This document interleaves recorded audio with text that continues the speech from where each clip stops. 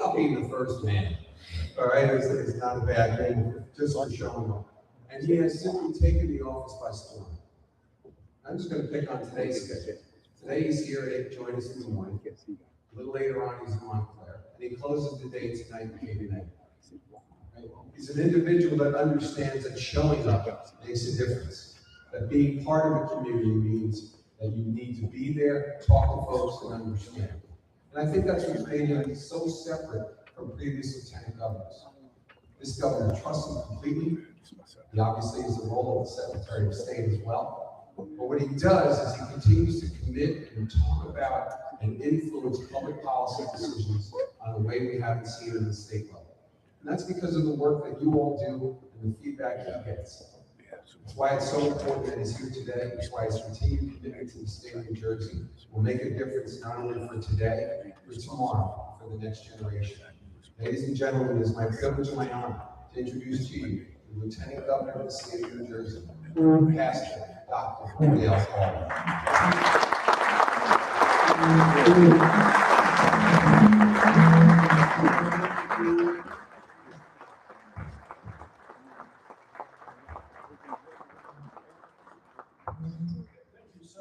So very much. Over the years, long before I was here, I got to know Senator Bryan, and there's no better, more dedicated public servant focusing on those who are often overlooked. And so it's an honor to have a chance to serve with you. And so it is such a blessing to be here. Before I begin my remarks, some of you, folks know Matt Stevens. I know. Matt and I started the program as Fathers Make a Difference. It was the fathers coming out of prison. People don't know that their kids are often the most important thing in their life. And oftentimes they're not allowed to see them. So that's about 20 years ago we were doing this. So what we're talking about today is so very important. Assemblywoman Keano, who I'm really learning from you and enjoying working with you. And County Commissioner Miron and Signorello, we're going to be working on some big projects together. There's the mayors, Shaw, Roselle, and Armstead of Edmond, Ron, and the entire leadership group behind the coalition and conference. I wanted to congratulate all of you on the continued success of this Fatherhood Committee and this initiative. It's hard to start a community initiative, and it's even harder to sustain it. A lot of people start stuff, but they die. But you've grown and thrived over the past 12 years. 14 years, all right? Spinning up new programs in areas like mental health, forging new partnerships with universities like King here, and hosting important conversation on issues that matter to all fathers from ages 18 to 80. And so it's important to always say thank you. So thank you for giving yourselves to others. So often people do things behind the scenes, and they're the ones who are doing the work. But it's organizations like this that make New Jersey a great place to live. One of the blessings of being on a campaign and now being lieutenant governor, as you heard, we're covering the entire state. We're starting to see that New Jersey is great because of organizations like this. And so I know that you draw inspiration from President Obama's Fatherhood Initiative. So I took a moment to really look back at his first speech on fatherhood 17 years ago, and the message still holds. One of the things that he said, of all the rocks upon which we build our lives, we're reminded today that family is the most important. And we're called to recognize and honor how critical every father is to that foundation. They are teachers and coaches. They're mentors and role models. They're examples of success and the men who constantly push us forward. Governor Cheryl and I were in to unlock the door of opportunity for everyone in the state, no matter what you look like, no matter where your zip code is. But every door of opportunity needs a frame and a foundation. A strong, supportive families and thriving communities are the foundation upon which all opportunity is built. This isn't just my guess, it's born by the data. Last year, the National Fatherhood Initiative released a report called the $154 billion man. It estimated that present engaged fathers could save the country $154 billion in social safety net programs. Investing in our fathers pays dividends for the entire community. It's in our interest as the state of New Jersey to support and show up for you, to make sure government delivers for you and your families and the people it's meant to serve. So as many of you know, I'm the father. My daughter, Ashley Marie Caldwell, is a senior at Rutgers this year and public policy major.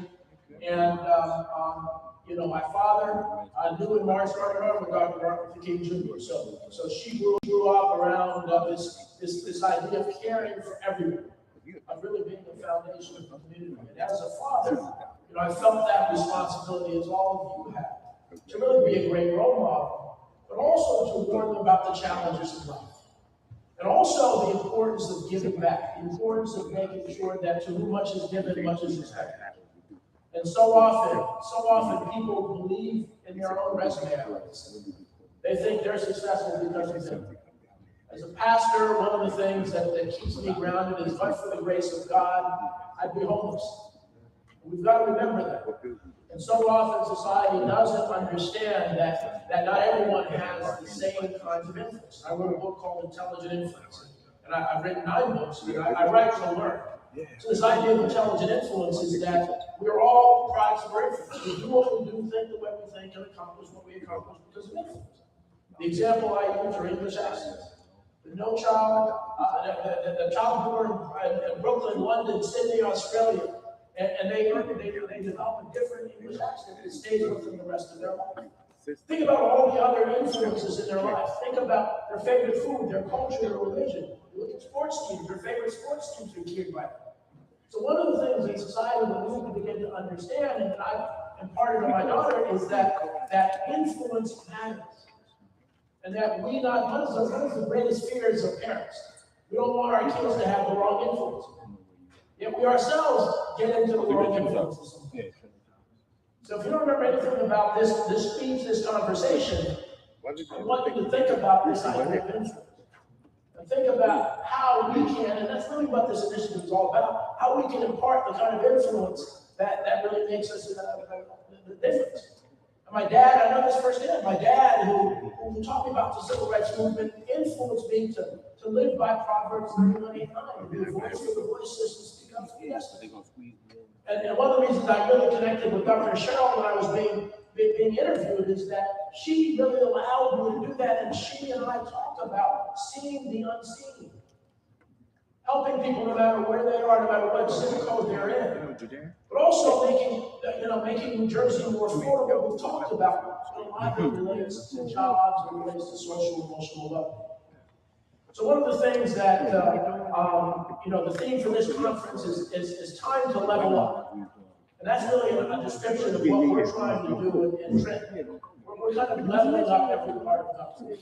One of the realities is we're trying to build on some of the success that the legislature has done and really help the budget and other things focus on those who may not have a voice, those who may not have influence in the earth.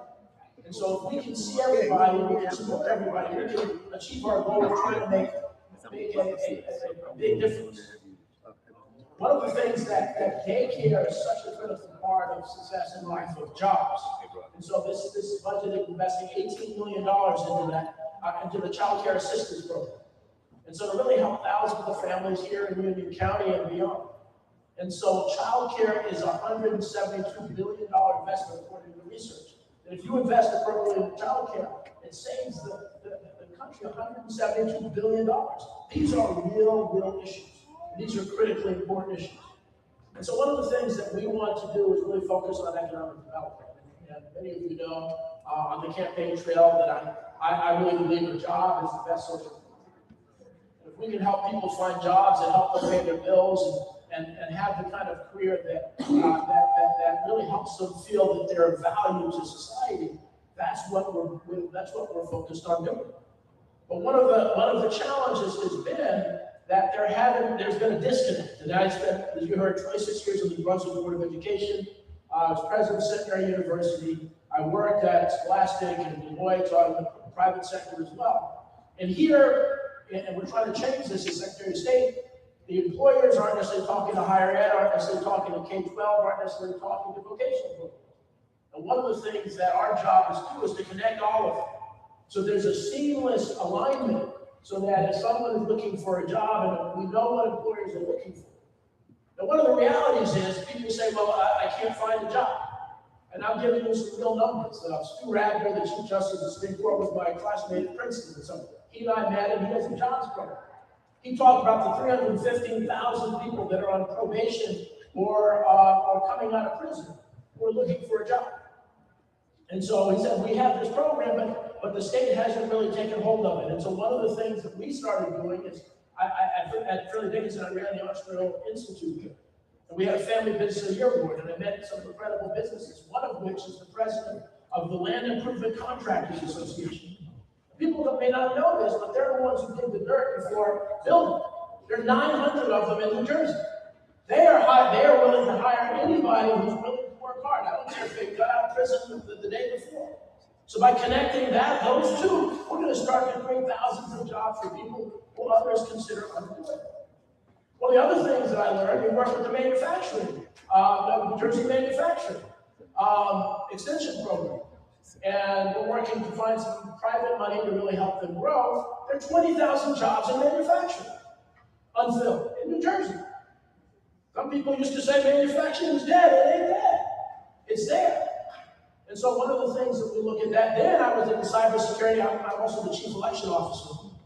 So I can't take pictures with candidates who are here. You can't post them if we take pictures. But we oversee elections for the state of New Jersey. So I was in the cybersecurity, our cybersecurity office. And we were talking about there's one profession that has 0% unemployment. That's cybersecurity. And there are 13,500 jobs in cybersecurity. So if we look at that and we try to make New Jersey more affordable, we try to help fathers make a difference, what we want to do is really make sure that we have this connection with jobs. Now, one of the other realities that I've talked about, I spent my life working in urban communities. And so often people are dealing with trauma, and people call it post-traumatic stress disorder, PTSD. But it's not post, it's continuous. So I actually coined a term called urban traumatic stress disorder. And spoken at the government review, New Jersey Reentry Corporation, and his chief medical officer and I are trying to get a DRG code for it. So urban traumatic stress disorder is very real, and people are dealing with it. It has to do with the amygdala, nothing to do with how smart you are. But if you grow up in poverty and you're dealing with stress and you're dealing with abuse and dealing with some other things, the amygdala part of the brain is activated. It's as if there was a tiger in the room. So as we look at the Fatherhood Initiative, we look at really working with young people, we have to understand that and be sensitive to this issue around trauma. The good news about that is things like mindfulness and art therapy and prayer actually can help us address them.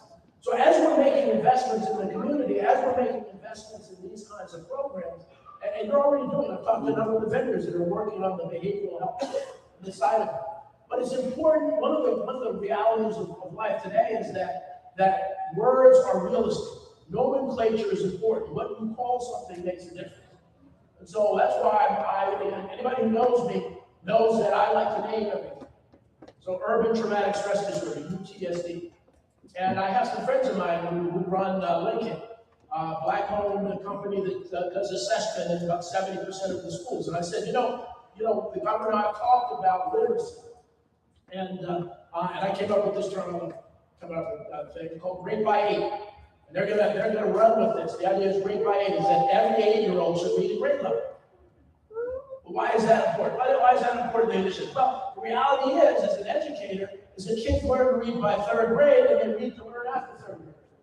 What happens is if you're not reading a grade level in 3rd grade, you fall further and further behind, you drop out, and oftentimes you commit crimes. That's why 70% of people in prison are illiterate. So we've got to make that investment, and the governor and I are really focused on making that kind of investment. We have the superintendent, my good friend up Plainfield, who knows this better than anyone. And so together, if we can really look at those issues, dealing with trauma, dealing with literacy issues, but also dealing with jobs, and helping folks who are older like me, to really understand that they have a lot to add to society. Too often in this world that I argue with my daughter, if you're not young and sexy, you're all young and sexy, of course. If you're not young and sexy, you're bad. So when I grew up, we sat at the feet of senior citizens to understand they're the ones who have lived this life experience, and they saved us a lot of time. We've got to get back to that. We've got to make sure that the OGs, as they call us, that these folks need to understand that the OGs have brilliance. The OGs can save you time. That the OGs can really help you be successful. So with that, I don't want to take too much of your time. I know we have a panel afterwards. But I wanted to be here to let you know that Governor Sherrill and I see you. We see these initiatives, and they're very important. So I want to end on one of the things that we haven't been in office 2 months that I'm so proud of that we started. As a pastor, and as many of you know who are people of faith, the faith community is extraordinarily powerful. Okay. The faith community really is the glue that makes the world run together.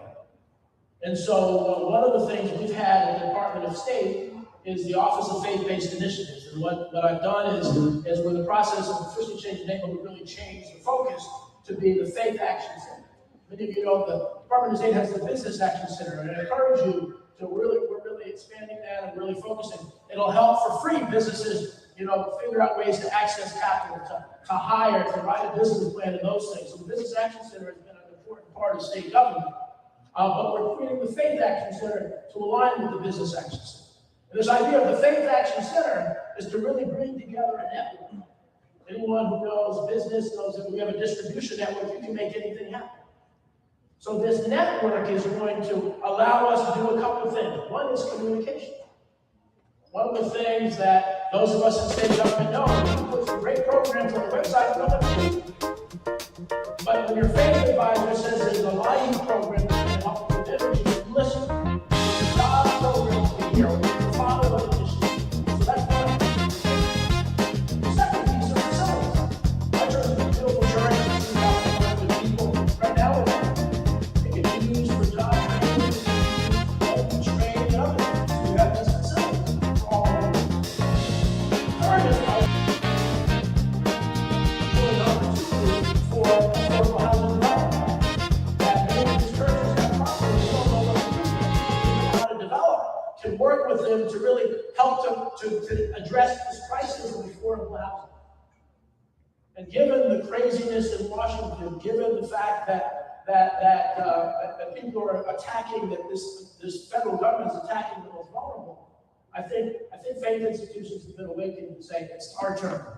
We can't just sit on our duff. We need to kind of get busy and really do this Proverbs 31:8-9 and be a voice for the voiceless and speak up for the destitute.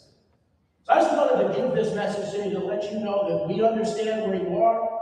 We are looking at solutions. We're not just looking at marginal increases. And the other thing is the state is not just, I say this all the time, state is not just a piggy bank. It's not just about money. We need to empower you. We need to support you. And we need to help you find other private money because there's money out there to do programs. So let's work together. Let's partner together. Let's create a model. Anyone who's heard me talks about how great New Jersey is. And I'm tired of hearing people talk about New York and Philadelphia. No offense to them. But we're New Jersey. We're New Jersey. If we were a country, we'd be the 22nd largest country in the world. We're larger than Poland in terms of GDP. We're the same size as Israel in terms of population and geography. So let's think that way. Let's think about how great we are. Let's work together and focus on the most vulnerable. Focus on those who are often overlooked, which is what you're doing. But you come to these things that the teaching requires, we say in church. I'm encouraging you to preach to folks who aren't here, to understand the importance of what you do, and to relate it to the fact that if you want New Jersey to be more affordable, support programs like this that are going to help people live the lives that they should live in the state of New Jersey. So thank you all very much. God bless you, and let's have a great conference.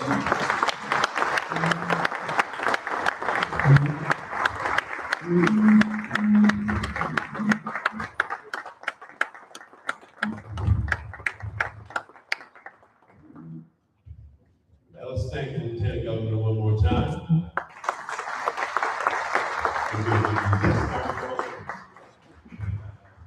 We got about 10 minutes to have a conversation, not even, so I'm going to get right to it. The first thing I want to do is recognize an important community partner who we overlooked earlier, that Kim Nesbitt Good. Where are you, Kim? The commissioner talked about, brothers get engaged, but women were the ones who light the fire. Well, she lit the fire for this organization, which is celebrating its 14th conference today. Very quickly, what data would be most persuasive to you and other legislators? Attendance, discipline, reading efficiency, graduation rates, or family stability members to justify sustained investment in initiative activities? Well, I talked a little bit about literacy. Literacy is, all of those are equally important, but literacy is easy to measure. And the research shows the impact of literacy on every one of those things, whether it's family life, whether it's crime, whether it's jobs or other things. So that literacy thing, if we can focus on this idea of grade by 8. One of the things I didn't say is that kids from urban communities are 1 million words behind before they get to preschool. And so they start from that. So we need to really catch up and work on that. So that really is what in your mind is the most important factor in that 1 million words behind, that entire framework, that entire environment that has many kids who look like me and you so far behind the 8 ball here in 2026? Well, it's struggling in life. And that so many of the families are working 2 or 3 jobs. They don't have time to tutor their kids. They don't have time to read to their kids at night. And so many of the dads are dealing with the stresses of being in America, being a person, a man of color in America.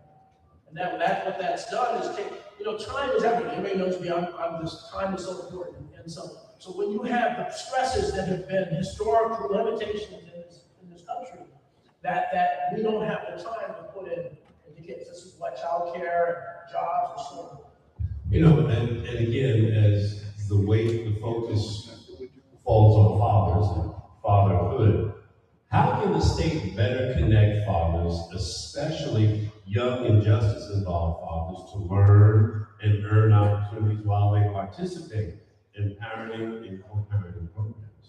Well, you remember those of us, those OGs, I talk OGs, remember a day when you were raised by the community. Right? That the neighbor said, hey, don't hang out there. Don't hang out there. I'm going to give you a spanking. If I got authority from your parents, I'll give you a spanking. And so we need that kind of thing. And it's hard to recreate that, but this faith action network, I really think, and again, this is not biased. You don't have to believe in God, but you have to have faith in people. So you don't have to go to a church or a synagogue or a mosque or a temple. But we believe that this can provide, with your guidance, the kind of support, because exposure is everything. What I've learned in my life, growing up in urban communities with blue and white schools, is people don't know. They really don't know. I was testified, I had a budget testimony, the Assembly budget testimony, and a lot of people were talking about voting. And a lot of them, and I said in the thing, that a lot of people can't get a driver's license. It's a foreign language to a lot of folks who've grown up in privilege. They just don't know, and I taught my team when we did the Senate one, is let's give examples as to why. And I don't think they're evil. I think they don't understand that when you're on the other side of the tracks in America, how hard every aspect of your life is. I'm glad you talked about the other side of the tracks. I'm a member of Fountain Baptist Church, and we just did a 13-episode podcast called Dialogues with the Disinherited. It's about people who have been in the prison pipeline, and we're trying to break that pipeline. We're trying to break that chain. Along the same lines, what do you see as the most effective ways to reach fathers who distrust formal systems or have been segregated from formal systems? In other words, haven't been given the opportunity to get off the block instead of being put on another block, the cell block. These are the kinds of programs that are most important. You folks know that, you have a passion, you care about them, you know the issues. And so one of the things that people don't understand is that most money in this country comes from individuals giving to faith institutions. It's not the big corporations.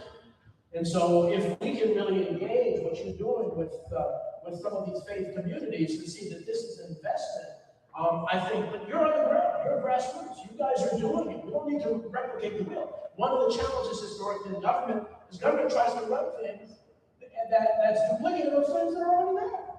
And Governor Sherrill said, we don't have enough, it doesn't make any sense. First of all, we don't have enough money to do that. Let's help the groups that are actually doing that and support them in any way we can. In other words, empower yourself. You do have that power. You do have that ability. What are your priorities at the state level regarding reentry and recidivism reduction? Well, it's we talk about affordable New Jersey. We talk about tax reduction. And the reality is the money trickles up. It doesn't trickle down. And policies have been, let's give a billionaire a tax break, and that's going to trickle down to the community. We know that doesn't happen. But the more people that we get into jobs, more people we get off welfare, the more people we get into jobs that help to pay their bills, the better the families are, the better the education is, the cheaper New Jersey is, and there's more money to actually do something with taxes. We've got to commit as a state that we've got to help the most vulnerable become middle class, and that is the way to make New Jersey move forward. Well, let's stay right there. What policy barriers do you hear most often from returning citizens? Things like IDs, employment restrictions, housing, transportation, child support arrears, and which of these can the legislature realistically address? Well, it's and again, this is not, we're not bashing the previous, but it's just government anywhere. And I used to consult governments across the state. The governments historically have had this bureaucracy. And the trouble is when things get big, there's a natural bureaucracy. So I don't put it on the legislature, I kind of put it on the administration to clear out. And you've heard, Governor Sherrill talk about saving time and money, clearing out the bureaucracy. We hired Kelly Doucette as the first chief operating officer, and that's where she's stepping in to really say, why is it, and we want to hear from folks. I talked to someone yesterday who's the largest affordable housing builder in the country. He was saying that the DEP took him 5 years to approve a project. That's unacceptable. And that's one of the things we want to hear about. There are people trying to get their license and to be a mental health practitioner. It's taking 6 months to 8 months. And so the government, and we're serious about that. This is one of the biggest obstacles, government not working for the people. And so, again, we're not going to fix it overnight. It's 88 days. We've been in office. We're doing a good job. And we're trying. And again, it's not perfect, but we also want the partnership with the legislature. That this is the team working, and they agree really with virtually everything we're doing, but we've got to do it together. Final question for me regarding fatherhood, regarding a budget perspective, regarding programs like this. What outcome measures, I should say, would be most pervasive to justify sustained funding, employment stability, child support compliance, reduced reliance on benefits? Well, I think one, obviously, we talked about literacy, math scores, like I create some of the reading level index and the math level index. Also, graduation rates. Also, looking at some of the assessments. And one of the things we're working with, I was talking to ET, Educational Testing Service, ETS, talking to this group, Linkit, about assessment tools to really measure, growth. And I think sometimes we get so focused on grade level, really look at age, where kids are age-wise. And we also have to identify the extraordinary talents. As I was talking to the folks in cybersecurity, there's some kids who are naturally great, gifted at math and other things that don't even know, how to use their gifts. So if we can help to give them an opportunity to grow. So it's really a partnership. And I also want you guys to really, talk about the measures that you found. I would love to create an assessment of urban traumatic stress disorder assessment, kind of a behavioral health assessment to see where people are. And so it's important to really look at that to see the progress that we've made in really helping kids emotionally be ready for life. We've got a couple of minutes left, and we'll let you tie this up, put a nice little bow on it. For the men and fathers here and watching online, what do you want to say to them? Well, first, thank you. Thank you for stepping up as men. There's a lot of stereotypes about what a man is. But a man is someone that takes responsibility to make sure that not just their family, but their community is healthy. And you're doing that. The thing that I would say, as I kind of alluded to here, it's your job to get other people in. They may not be able to make it on a Saturday morning, but maybe you have local groups. Now that we're getting faith involved, really, and what I used to be a certified executive coach, one of the best ways to do things is not to tell anybody, but to ask them. To say, hey, what do you think? How do you feel? What do you think your responsibility as a man? What makes a man? What makes a father? And begin to have that dialogue, non-judgmental. One of the things the governor and I are trying to do, we're in this judgmental society. We got to get away from it. And the reason I talk about influence is I can't judge you until I have your exact same influence. I think somebody could be in the Klan or somewhere. I wasn't there. I'm going to try to persuade them to understand that we're all equal. But it's important for us to not judge, but to listen. And listen between the words so that we can understand why the brother is not getting involved. We're doing the wrong thing. We're hanging with the wrong people. And I think we have more influence than you think. So I want to thank you, but encourage you to take what you're doing to the community. Lieutenant Governor Dale Caldwell, thank you. It's been an honor.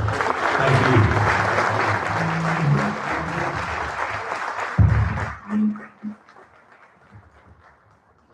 So I have a job to do to keep you on schedule. That means at 9:30 we start breakout. My watch says it's 9:48. My wife says something else. Anyway, breakout session number 1 will be between 9:45. It will start at 9:45 from the 3rd floor, room 306. It's physical, emotional, spiritual wellness with Trube and Paul Newell.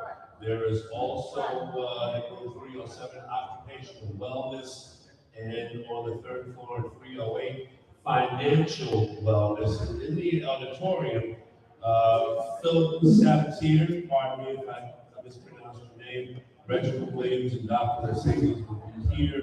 So there is something for everyone to do, questions to be asked, and things to learn. So let us begin our breakout session right now. We'll reconvene down here somewhere around 11.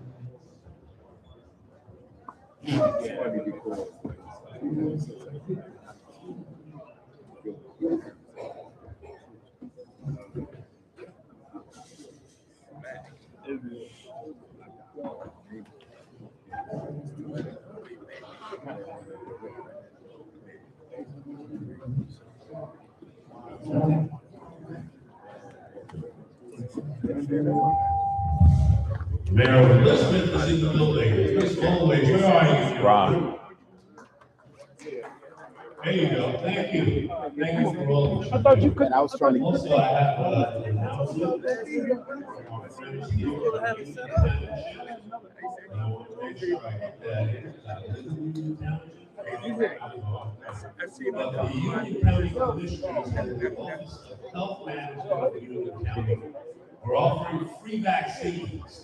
There's also free cancer screening certificates for those who don't have health insurance. They're in the back of the room in the corner on my right, so go back there and you can get more information from them.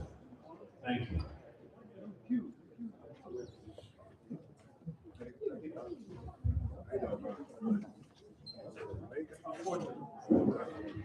Almost.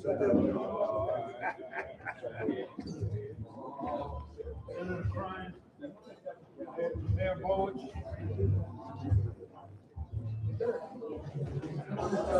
I'm not gonna put this down. I'm not hiding. I don't hide. I just want to hide my purse.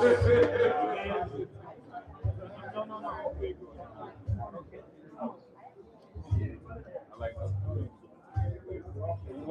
Where's the mayor? Hold on. Where's the mayor, please? Sure, now you know you can't get through there. You know you can't get through there. Oh, shit. He tried to squeeze through there. He tried to squeeze his ass through there. Hey, look. Ain't no way, look. Ain't no way. You try to squeeze through there. Oh, man. You're ashamed of yourself. Shame yourself.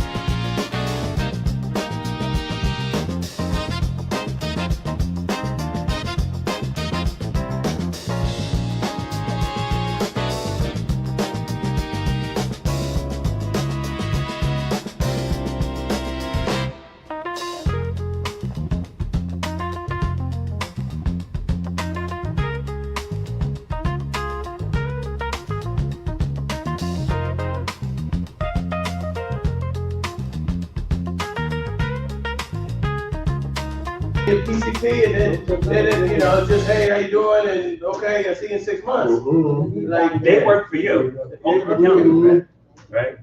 You're not paying out of pocket, your insurance is paying, they're your partner, they work for you, right? So, 70% don't fight. So, nutrition, sleep, and fitness, and there's a reason why the fitness is that. Most of us guys, you know, we say, okay, I gotta eat right, I wanna start to take care of myself. We go to the gym and we start eating salads. But there's several things that need to happen first, right? So nutrition and sleep, which work together. And then as far as your life, there are some supplements. I'm not a proponent of, you know, spending a lot of money on supplements, but there are some that you should have at a, you know, at a basic level. And your financial health, right? So strong credit score, or if you don't have them, working on it. Emergency fund, right? 3 to 4, 6 months of your monthly expenses put up. Do you have a living will? Right? If you don't have a will, the state will make one for you, and you might not like it, right? I can't tell you how many times working in the ICU as a tech, the daughter's saying, let him go, and the son is saying, no, he didn't want to be on these tubes. So having that stuff ironed out, your children should be able to mourn you in peace or go through that with you in peace rather than what's going to happen, right? And then the last one, not the least, or just to back up, your brotherhood. So, and we struggle with this as men in our communities. Men need to have healthy relationships with other men, right? As the saying goes, still sharpens still, right? You all are in this room. The relationship started in this room. You met each other. I met some people. It doesn't have to end here. And then ask yourself, if the people in this room are in this room because they're working on themselves, they're probably some good guys to build a relationship with, right? At 9 o'clock in the morning on Saturday, look who's in the room.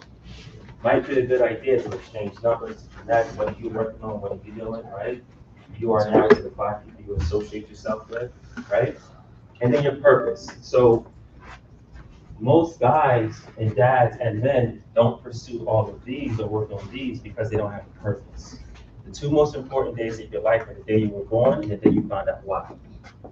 So when you have a purpose, it helps you drive and focus on all these other areas. So we're going to go a little bit into each of these areas. So nutrition, sleep, fitness, and the annual checkup.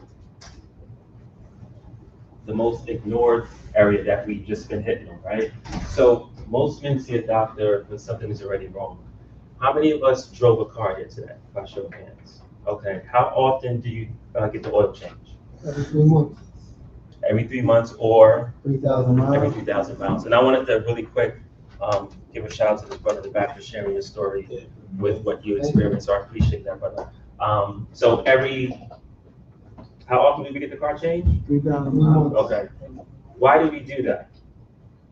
So it keeps running. Keeps it running. All right. So your body is a machine the same way. Your software and your hardware. Your body is the hardware. Your consciousness is the software. So you are part hardware and part software. So it's the same thing. So one of the things you can do a really quick check as men, a diagnostic, similar to seeing the service engine light on, you know something's going on. One of the things you can do in the morning, this is a very quick way to know and gauge how healthy you are as a man, all right? So when you rise in the morning, something else should rise at the same time. Does that make sense? Right? When you become erect and you're getting out of the bed, something else should be rising with you. If it's not, that's an issue. That's a diagnostic test, right? There's a reason why it looks the way it looks. It's supposed to stand when you get up. So if you want to check in the morning when you wake up, right? Or if you want to have if you have a partner in your life and you want to spice things up, you can say, babe, I met this crazy guy today and he told me to check in the morning. So can you just check for me and just let me know how I'm doing? If you want to, and you're welcome. I'm not responsible for any child work that comes. But call your doctor. For the sake of time, we're not going to do it. What I was going to do is have everyone call your doctor right now and call his office and make an appointment right here on the spot. But for the sake of time, we'll move. But call the office. Hey, my name is True. I like to make or schedule an appointment for my annual checkup. It's been a while, right? You go to the doctor, you sign in, you give your insurance card, and when you remember this, you're interviewing. The doctor works for you. Depending on your generation, sometimes we look and we see the white lab coat and we think that we work for them or we're subject. But when you're talking to your physician, here's what I like to do. I want to get some labs, right? I haven't got labs done in a while because here's what I'm working. Share what you want to do. I'm trying to get better, so I want to get some labs. I want to get this checked, and that's what I'm working on, right? So make the appointment, go and get the labs done, and get that checked out. So, as I said, health starts in the kitchen. Most guys, which is why when I work with guys, we don't talk about the gym until like week 4 or 5. The first thing we talk about is, let's go into a supermarket. Do you know how to navigate a supermarket and grocery store, right? Let's look at your kitchen. Let's get rid of the hidden sugars, the seed oils, the ultra-processed foods. Let's audit your cabinets, because that's where it starts. The gym is meant to break your body down. When you lift weights, when you train, when you do anything, you rip muscles, and then when you get in the bed and get good sleep, you recover. But a good body, a healthy body is built in the kitchen and in the bedroom. When I say the bedroom, I mean sleep. Okay? And also, you know, the other activities can burn calories too. It's been proven, right? And if you don't need to wear around a grocery store, a gym won't save you. A gym is very mechanical. Do this, lift this. But the education is learning how to navigate a grocery store, right? So this is where a lot of the education is lacking in our communities, especially with men. So what are some of the tips you can do? Shop the perimeter of the store. So when you walk into the grocery store, most of the healthy options are in the perimeter. So your produce, your veggies, your fruits, right? Try to avoid the aisles. Of course, there's some aisles you go into for your, you know, your beans and rice, but for the most part, shop the perimeter of the store, right? Cook more meals at home. So Sundays, ideally, you know, it's the most slowest day for most men and most dads, and you can take your time. It doesn't have to be anything special. Just get some chicken, some beef, some fish, right? It's called cook once, eat twice. You batch cook. You might have in one pan in the oven, some sweet potatoes, in the other pan, some fish or some chicken, and then you prep your food for the week, right? And when you're redefining your relationship with food, we have to remove some of the things that we've become addicted to, because sometimes our health and our stress shows up in our cravings, right? So how do you replace those cravings? Cravings aren't really a bad thing. It's your body telling you something's missing. The challenge is, what are we replacing the cravings? What is it, a Snickers bar, or is it apples and peanut butter, right? And then sleep. So sleep is, if you can sell sleep as a drug, it would be the most powerful drug on the planet. And it's underrated. A lot of times we put sleep after we've done all the work, but thank God there's a lot of science around this now that's starting to become more obvious. But the people who will win and live longer are the people who sleep better. And there's literally a science to sleep. When you're sleep deprived, and I won't go into like the science of it, but essentially when you're sleep deprived, your brain accumulates plaque, similar to how your blood accumulates plaque, right? And there's a lot of science that points to what they're calling Alzheimer's is type 3 diabetes, sugar of the brain. And this, when you sleep, a lot of recovery is happening, a lot of cleansing is happening. So there's a certain amount of hours of sleep that you should be getting to allow that recovery to happen. Does that make sense? And then lastly, movement, right? So you don't need to do anything super complicated. Again, something as simple as, and even I put this on, because as men, we think when we want to get it together, we have to go to the gym and go hardcore. Something as simple as soon as you finish eating, within an hour or two, you go for a walk. That's been proven to reduce diabetes, right? You're moving that sugar around, because if you don't move it around, it's going to sit and accumulate, and it's that fat around the organs. Because we all have abs, it's just covered in fat and sugar. And especially for guys, our fat accumulates here, and it's the hardest area to get rid of, right? And that has your male hormones are severely impacted by that. So walking, right? If you are going to go to the gym, again, just walking to a gym or walking to any type of environment like that, and it doesn't have to be trying to become a bodybuilder. Just walking into a gym, if you want to incorporate a gym into your lifestyle, and just doing stuff. I go to a gym, and there's a guy, I think he's 79. He walks in, he says hi to everyone, and he just stands on the treadmill, and he just walks for a little bit. And he says hi on the way out, he gets coffee, and he leaves. Right, so just having an active lifestyle, and if you have young children, hang out with them, or just being active, right? If they're old enough and you want to start to incorporate some strength training, bring them to the gym with you, right? I have a question. Yeah. I tend to not eat in the morning. intermittent fast. I have a smoothie for lunch. And I'm doing myself justice because my job is physical. I do get the steps in, I'm doing maybe 10,000 steps. Awesome, yeah. Yeah, but am I doing myself justice to eat when I get home? I usually eat around 5, 6 o'clock, one meal. In But the evening? yeah, Yeah. but some people tell me I should eat during the day so I can, burn that off. Yeah. But when I get home, I don't want to take a walk after work. Yeah. It's a good question. So here's what I would say. The best diet is the diet you can stick to, right? And rather than diet, make a lifestyle change, because the diet is something you have to get on, which means something you have to get off, right? So it's very prescriptive based on what your goals are. So meaning I intermittent fast, meaning I don't eat until 12. So between 12 and 8, that's my eating window, right? Because the science is out that says when you fast, it's another way to reduce fat. And there's also some health and wellness stuff attached to it. So it really depends on the goal. If the goal is you want to lose weight, intermittent fasting can help. But also, what are you trying to achieve? Is it you want to feel full longer? What's in the smoothie, right? So it's that. I have a protein, and I have my celery and my blueberries.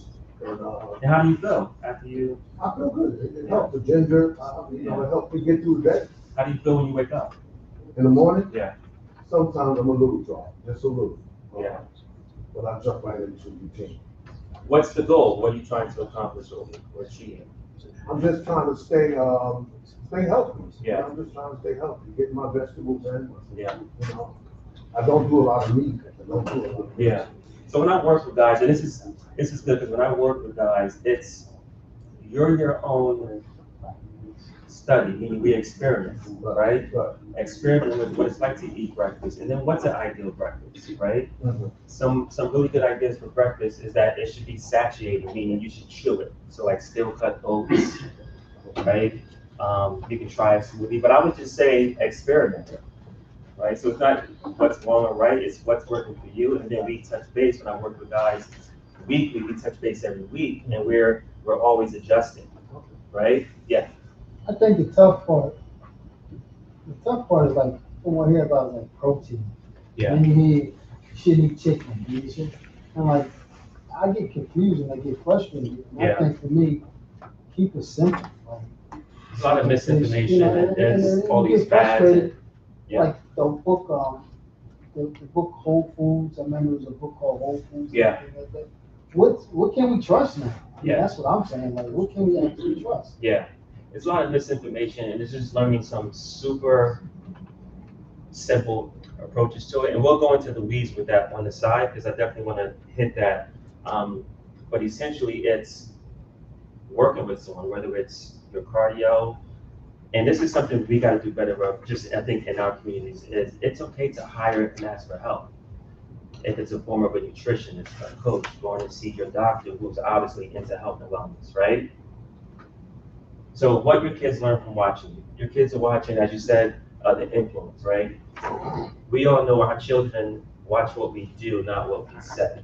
So you are your child's first nutritionist. You are your child's first coach, right?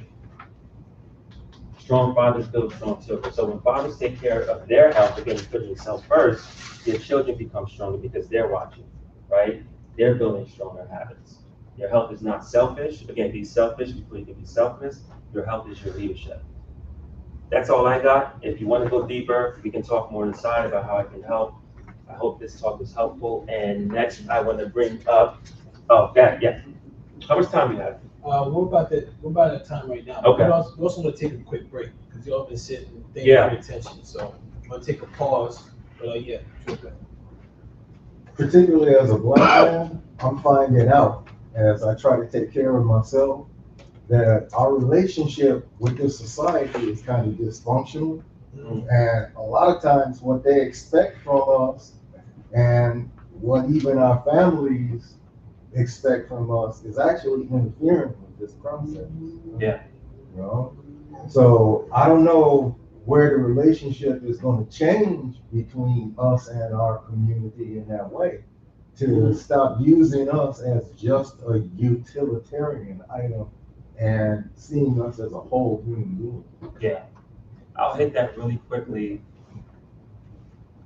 It's seeking out advice, meaning what you just said as far as most supermarkets in our neighborhoods are what's called food deserts. They don't have the best options, right? So it's like navigating the landmine. So it's getting with people who can kind of be that bridge to get you to the right information, the right area, and then just working as a collective. Any more questions? Want to wrap up? Yeah? Thank you. Quick break? Yeah, well, I'm just trying to see where we're going after this, because I was just adding. Can you put a I'm done. And then we're gonna come back. Y'all want a break? Or you want to jump right into the next? So, what do you think? Hey, Jump? Okay. Wait, pause for 1 second. If we can all just have another agreement, take care of yourself. So if you want to go get some coffee, you want to go get some water, you want to stand up, move around, take care of yourself. Cool? It's okay. All right, rest. Stop. Okay, so just a couple things, just from a physician standpoint, a lot of people avoid seeing a doctor, right? Because they feel like, oh, he's just gonna put me on medication, right? He's gonna give me another drug or another med, right? But what I tell my patients is, right, something has to change.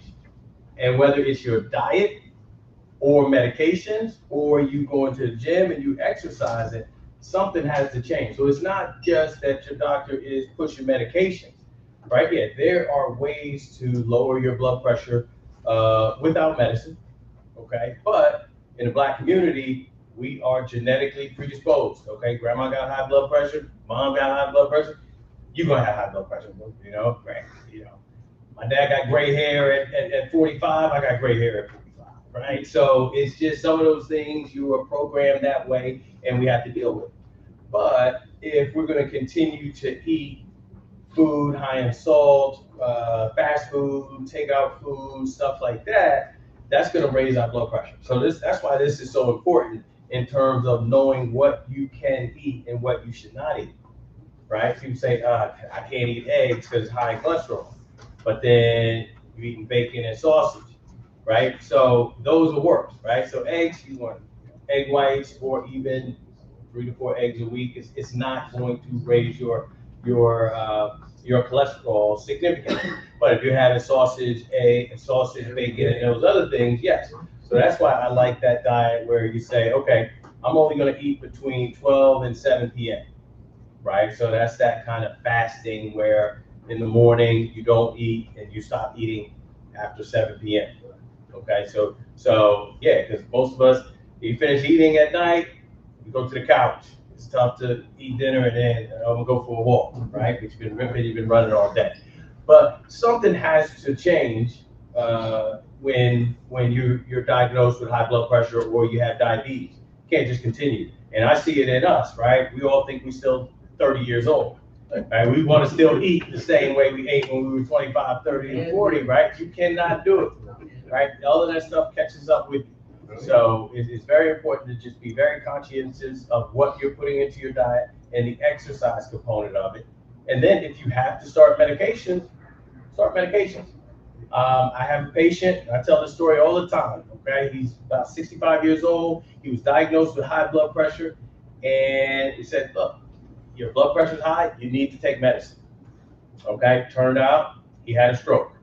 And now he is, can't move the left side of his body, right, after the stroke. So what he says now is, before my stroke, all I had to do was take one medicine. Now I'm taking 10. Okay, so now he's on cholesterol medicine, he's on aspirin, he's on 3 blood pressure medicines. All could have been avoided had he just taken that one medicine every day for his blood pressure. You have high blood pressure, you got high blood pressure. You got gray hair, you got gray hair. So it's just one of those things that, you know, we really have to accept what we have and treat it on all fronts, whether it's with exercise, it's with diet, and it's with medication. Okay, so yeah. I personally, I listen to my body. There's certain things that if I eat, my body reacts to it. I either cut it down and take it out completely. My regimen is I eat one meal a day. It's at 1 o'clock.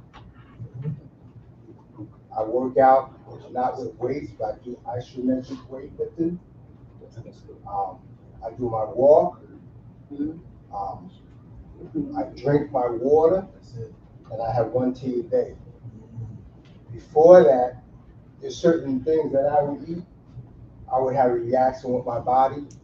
I would listen to it and get away from things that it may taste good, but if there's a bad reaction to me or does something to me that my body's telling me leave it alone, I leave it alone. Yeah. And that's the thing, don't, yeah. Because I'm on the same path as you. Yeah. Because I was like, look, I got a family history of high blood pressure. My brother had to get a heart transplant and kidney transplant. And my other brother had to get a kidney transplant. My mom was on blood pressure meds for a minute. So I'm like, look, I need to learn what to trust. And this brother over here is like, what do I trust? I have to learn to trust myself, is what I'm hearing you say right now. And the thing is when we can start to tap in, like, wait, hold up, what's happening in my body? Like, I ate something the other day. I started breaking out. I'm like, yo, what is this? So we get to start to look at, like, yo, do we fast? Like, I'm on the regimen right here with you too. Every month I do a 3-month water fast. Right now I'm focused on only 1 meal a day. My body, what does my body need? Right. Every morning we talk about movement, right? Sometimes I'm gonna be direct with you. I can't stand the gym sometimes because I can't stand people taking pictures all the time instead of get off the machine, man. So I stay at home, I do my squats, I do my push-ups, I do my sun salutations. I move my body, compound movement every day. Are you moving every day? Are you listening to what your body's telling you when it's like, oh man, like, wow, man, I got the bubble guts. Maybe that wasn't meant for you. So I appreciate what you say right there. I appreciate what you're saying too, Doc, because also we gotta be knowledgeable. Sometimes we gotta get on the med. Like we talked about the general practitioner. I didn't want to say too much, but I didn't want to go to a doctor because I didn't trust that cat. I saw him give my mom a bunch of medications, and when she needed her organs, she failed. She died. So I'm like, F you, doc. I don't care what you have to say.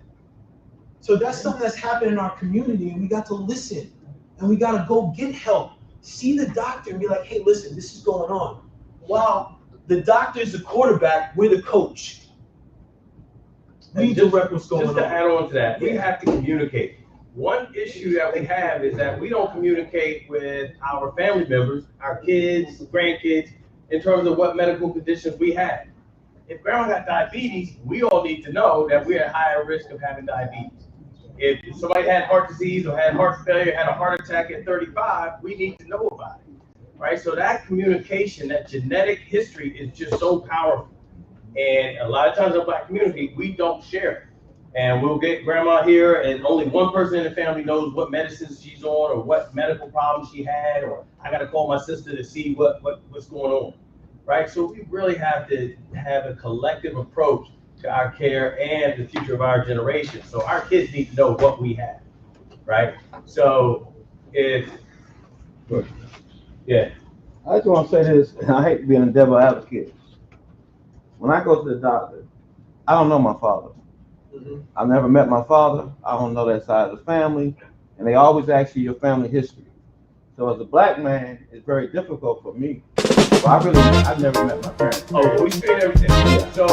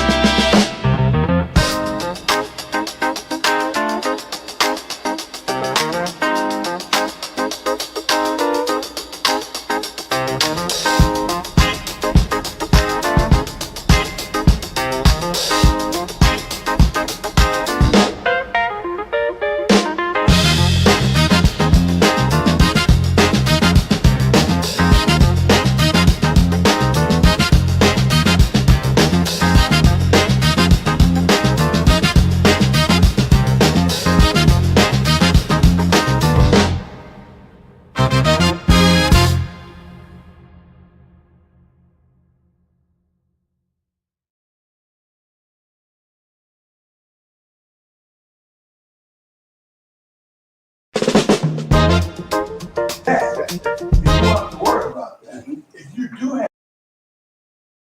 have children, and you make it your effort every day to see your children, whether you live with them or not, and you make sure that child is fed and money's there, never let the government get involved in your marriage. Absolutely, 100%. If you do that, you'll never be involved in this.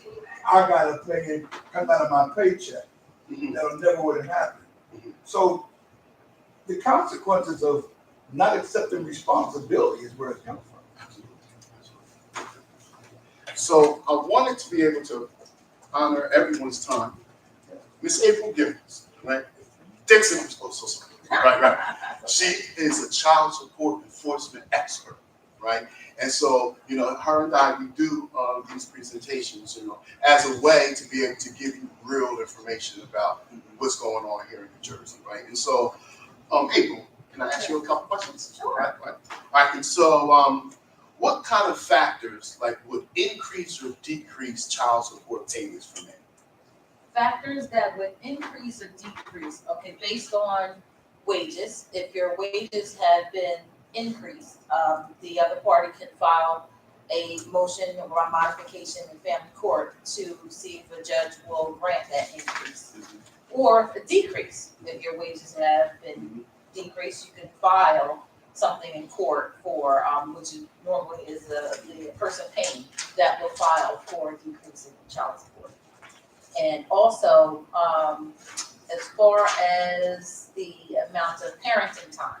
So if the other party has, the person that's paying, if they have more parenting time, they can apply for a modification in court based on that parenting time. So it's just, sometimes it seems unfair because you have some people, and mostly they're fathers, that are paying the child support. You do have some circumstances where the mothers are the people that are paying the child support. However, they say that I have my children all these, these hours, I have to pay for food for them when they're with me, and I pay X amount of child support and everything. And when I was working for the courts, I would tell them, listen, the money that you pay in child support, that's something that is mandated by the court. If you want to have a reduction, you have to file something in family court to have it reduced, possibly. It's not a guarantee. So with the reduction, it can be alleviate a lot of stress on the, and what you were saying as far as, with the marriages and then, people supporting them, a lot of times people on child support aren't married. And when I come into, I had a conversation with someone that, as a matter of fact, that met me here, still saved my information from last year. And he called me and he had a situation where his daughter's mother wanted to put him on child support. And he said he was having a trouble paying because his income was reduced and he wasn't working. He was in a bad car accident, everything. It was just, one thing after another. So she filed. I said, well, do you have capability to pay her something? He said, yes, I'm getting a job out of state. I didn't let her know that, but I have this court case coming up. I said, okay, you want to do the right thing, right? Of course I want to do the right thing by my daughter. So I said to him, try not to have it in the court, because if you do that, then it's going to be a lot better for you, because your passion. Mediation is better. Not even through mediation. Not even through mediation. You can go ahead and contact that person. You guys can come up with a written agreement, and it could be notarized and everything like that. And you don't have to file in court. She could just tell the court, hey, we have a private agreement, and as long as he honors that and keeps a paper trail, then he'll be great. I helped somebody with that before. He was paying child support to his daughter's mother. And she was adamant about, I want to, collect money from you, and he was like, well, why? I'm giving you money all the time. So I told him this. I said, well, I can help you file a motion in court so you can, and he was being proactive. So instead of her going to court to file for child support, he went and filed something in court. I said, now what we're gonna do, put in this modification, because it wasn't a motion because they weren't married, but it was for initial child support, where he did not have to go through the court system to pay her. As long as he proved that he was paying her directly, he put everything, well, I put everything in there, what he needed to do as far as, I don't want it to go through the court. I don't want it to have my wages be garnished. I've been paying every week and everything. He had a paper trail. So the courts honored it and he didn't have to go through child support. So you can have an agreement like that where it's goes through the court or where it doesn't go through the court. So, yes. I did have a question in terms of like how often is income reevaluated? No. So cost of living adjustment, you have to, so yes, you have to, a cost of living adjustment is something that's done every 2 years. Now, if your income has not been raised in a certain, within those 2 years, then they would do a cost of living adjustment. You would have to show proof, so it's in your financials, income tax returns, and then they would raise it by, I believe it's like 3-4%, something like that, depending on what the state consumer price index percentage is. So based on that, your child support could increase from maybe $150 per week to $160 per week. Can I just one other question? Yeah. Because I know sometimes on social media, people portray a lifestyle that they're not necessarily living. And what have you come across where, just say the mother decides that she want to go back to court because it appears that this person is doing better off financially than they are, and then what does that actually look like, if you don't mind? Sure. So again, everything has to be on paper. It has to be on paper. Now, if he's on social media, now you do have some people that are investigating in the courts. Well, they'll look at social media and they'll look at things like, okay, what kind of car does he drive? Where does he live? What kind of clothes? If he shows up in court with, like a brand new outfit, sneakers and everything else. I remember this one time I was sitting in court and this man came in and, with brand new sneakers, everything. Oh, I don't make any money. And the judge looked at him, well, you have this on and this on. So they imposed, child support on him at the minimum amount. However, they were like, okay, you are obviously making some money. I don't care if you have, a girlfriend that was buying it. You have some means of paying some sort of child support. But yes, Facebook is Facebook. And, so yes, you have to, everything has to be proven in court. However, if they can the courts can find something where you are making some money, obtaining some money some way, and looking at your lifestyle, then they can impose, a higher amount of child support on you. It doesn't have to be in the thousands. However, it could be fair for both parties. Can I add to that? Yeah. So with everything that April is saying, in regards to the New Jersey Responsible Fatherhood and Economic Stability Act, that's part of what we're asking for, is making sure that the modification process gets simplified. Right? I've been paying child support since I was 19 years old. Right? I'll be 53 this year. I'm still paying child support, right, for my 15-year-old daughter. Right? And so, right. So what happens is that it's been a lifetime for me, right? I'm a literal lifetime, and so I want to be able to, when I started to think about this legislation, and I started to think about, wow, man, that's a lot, right? And maybe at some point during my payment history, things could have gotten better, maybe things could have gotten worse, maybe I should have taken more control over the process, right? But it is what it is, right? Now I have beautiful children and they're really well accomplished, right? The one thing I will share with you is that this moment is so beautiful because it's like a 180 moment. And so Mrs. Dixon and I, we share children together. It's part of my struggle with, as an early father, we struggle together, right? I can't imagine, I can tell you how much we fuss and fight. So I understand this. Woo! Y'all have children together. Yes. Yeah. Wait, but that's why he said that he was paying child support at 19. I said, no, you weren't. So I don't know what it was. She gave a strong answer. So you know what I was talking about. Yeah. I had my mouth.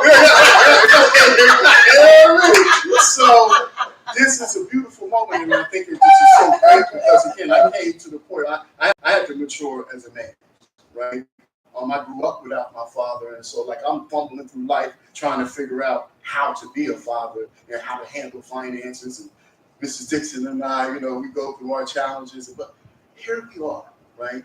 So many years later, with our children are happy and successful, and that we are able to work together. So two quick things. First of all, you got children with this woman. You got her last name wrong at first. I don't get that one.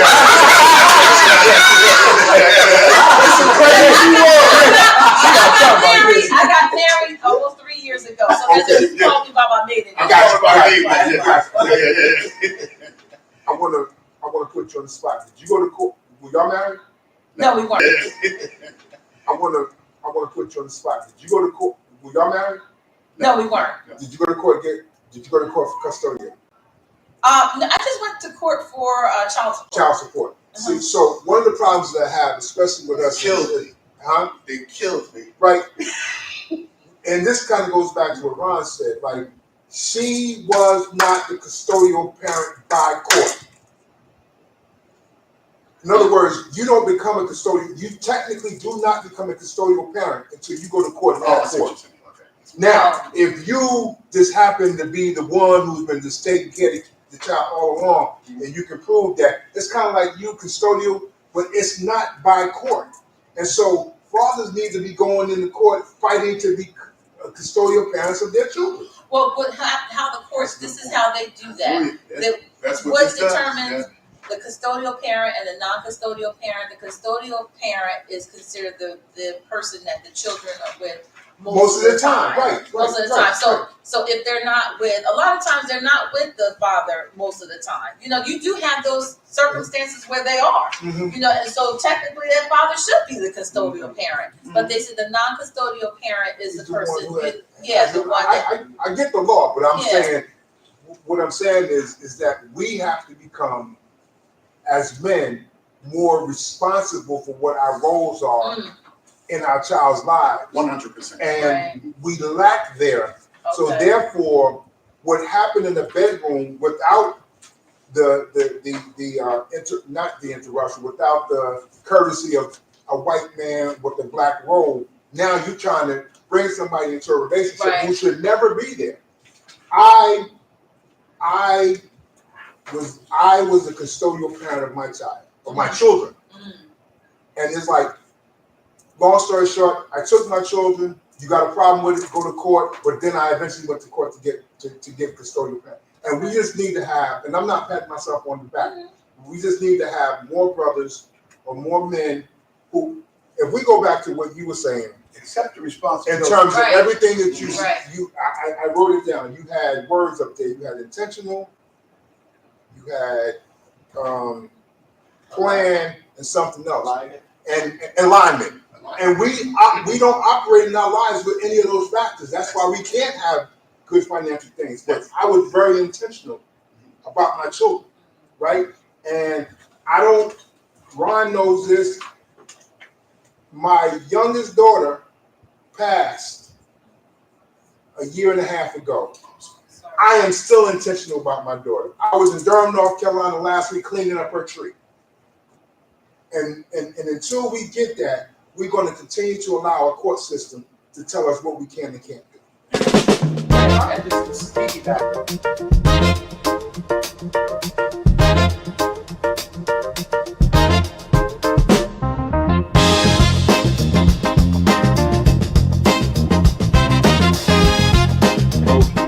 That stuff is what really raises your cholesterol a lot. Okay, so you want to avoid certain things, but know that if you have 4 or 5 beers, tomorrow morning you check your blood pressure, alcohol's going to raise your blood pressure. You smoke a few cigarettes, your blood pressure is going to go up. So it's things that we already know that if you eliminate, you can lower your blood pressure. So it's not like, look, you're going to see the doc. If you're drinking a 6-pack every night and you having Chinese food and stuff like that, I may say, okay, cut all of that out and let's see where your blood pressure is in 6 weeks. Okay. But if you say, look, doc, I'm living clean, I'm eating, only lean chicken and no salt diet, I'm exercising, and my blood pressure is still 170/90. But look, you did everything you can, right? You're doing it, you're eating healthy, you're exercising. gonna need medicine, okay? So, yeah. An experiment. Oh, right, because he was, yeah. I've been on blood pressure medicine since I was in my 20s. Uh-huh. Okay? And the key to it, like you said, you gotta go to the doctor. Now, I got sugar, I got hypertension, I got cholesterol, all of that. 3 months, I'll be 71. Okay? I ride a bike, go to the gym. Yeah. You know, you gotta keep up with the doctor, and if he tells you this is this, you gotta deal with it. Right. First thing I do when I get up in the morning, I take my medication before I eat. Eat, and drink water. And I don't have no problem. You don't take that medication? Because They that's came to my job 40 years ago. Uh-huh. I was 26. They said, you got the blood pressure of a 50-year-old man. You know what I did? I left that job and went to another job. I found myself laying in the street. I couldn't even help myself. They had to take me home. It was like somebody shot me in the head. Yeah. From that day on, I went on blood pressure, and I never got over it. And I feel great. And what you avoided is if you A go stroke. by a stroke, you go by any of these dialysis centers, Yeah. people look just like us. Yeah. You walk into a dialysis center, you see, wow, you see, boom, you see me laying there getting, dialysis 3 days a week because they didn't treat their blood pressure. And they didn't go see the doctor. And didn't see the doctor, right? So it knocks out your kidneys, Oh, your vision, okay? Stroke, heart attack, so all those things just important. It's important. My cousin, Yeah. one more thing. I had a cousin who was 63 years old. He used to come and visit the church and everything. I said, Wayne, the doctor gave you prescriptions for blood pressure. You gotta take it. No. I went to his house one day, stuck the key in the door, he was dead as a door. 63. Yeah. He didn't want to take it because he wanted to keep preaching. Yeah. Okay? And he died. Yep. Can't wait. Can't wait. I'm interested, like, if you don't eat salt, but when you season the food, You can season it with a lot of good things besides salt. but you don't have, No, after they give it to you, put on your plate on, you still not touch that salt. I know salt shakers in the house. You shouldn't be putting salt, using a salt shaker. I use that color that. I don't need no salt. I No use salt. that, and it works. So, this is, I'm digging everything that's happening, and I'm appreciating the, what this is, about how we take care of our health, water, the diets, the way that we move and stuff like that. What happens when and taking the meds, what happens when, you gotta take the meds, right? Oh, yeah. What happens if all that doesn't work? Well, the Lord says, come on home. Is there something else that we get to look at if that's not working? I don't know. Think about it. All right, so I'm gonna tell you a story. Maybe this will come to you. So I mentioned before, my parents, my mother specifically, high blood pressure. Even when I was born, she was dealing with high blood pressure. It was like a big thing when I was born. She almost lost her life because her blood pressure was so high. It was like what they call a rainbow baby. She had a stillborn form. So from then, there's that story of like I have a history of high blood pressure. So all through life, especially my 20s, I was really not resentful, but I did not want to deal with doctors. Because like I remember my dad had a doctor, in my opinion, he sucked. Because he didn't know that my dad had colon cancer. Oh, boy. Oh, man. Then when I get the call that my dad's dead, I'm seeing like, okay, he bled from his stool. Oh, like interesting. Now going forward, my mom, as I mentioned before, she had been taking blood pressure for years. Yeah. Everything was failing. So when she had a basic cut, by the time she went to the hospital, her organs were giving out. Her organs had given out. She was done. So now here I am. I'm like, okay, doc, I'm done. What's the meds you want me to take, bro? What do you want me to take? I'll do whatever you want. Yeah. Cardio, I'll do the cardio. Raps. I got my beats. I got my hibiscus. I come from a Jamaican household, so they're like, yo, man, you put some root right here, some ginger root, cook it up for the inflammation, right? So I was doing everything my doctor asked, everything he asked, and I was like, my blood pressure was still high. So I'm like, this man is, I'm freaking, like, this is crazy. I'm like, I'm talking to my body, like, body, come on. What's wrong with you? I'm hitting the weights, I'm hitting the cardio, doing my yoga. I started taking yoga. So I'm like, something's going on. Something else is here. So I'm in Barnes & Noble. If anybody remembers that story, you get there's a whole lot of books, right? And I'm walking in Barnes & Noble, and like, I don't know if you ever had where something just sticks out to you, comes to you. So I'm in Barnes & Noble. I'm like, yo, I'm walking, and I love the metaphysical in the health section because I would always learn something. I'm like, I see metaphysical anatomy. Hold up. This is a big book like this. Now, back in the day when I started doing personal training, I heard about this woman, Louise Hay, right? And she had this book called Heal Your Body. And what it was, she had a list of all these different health conditions and affirmations to address it. And most of it was about anger, about shame, guilt. So I'm like, yo, let me check this thing out. And don't you know, as soon as I opened the book, guess what page it came to? What? What do you think? You. No, it's true. So I was thinking about this as I was prepping. I was like, I gotta bring this back. I read this. I'm like, you feel powerless in your circumstances and you suppress rage. As a recovering people pleaser, I will push my boundaries to the side to make everybody else feel good. I'm like, okay, hold on, okay, that's a fool. Nope. Your parents may have always been occupied with problems, demand from others, responsibilities, and marital problems. My parents divorced when I was 5. I was like, okay, what's going on? You resent being controlled by chaotic circumstances.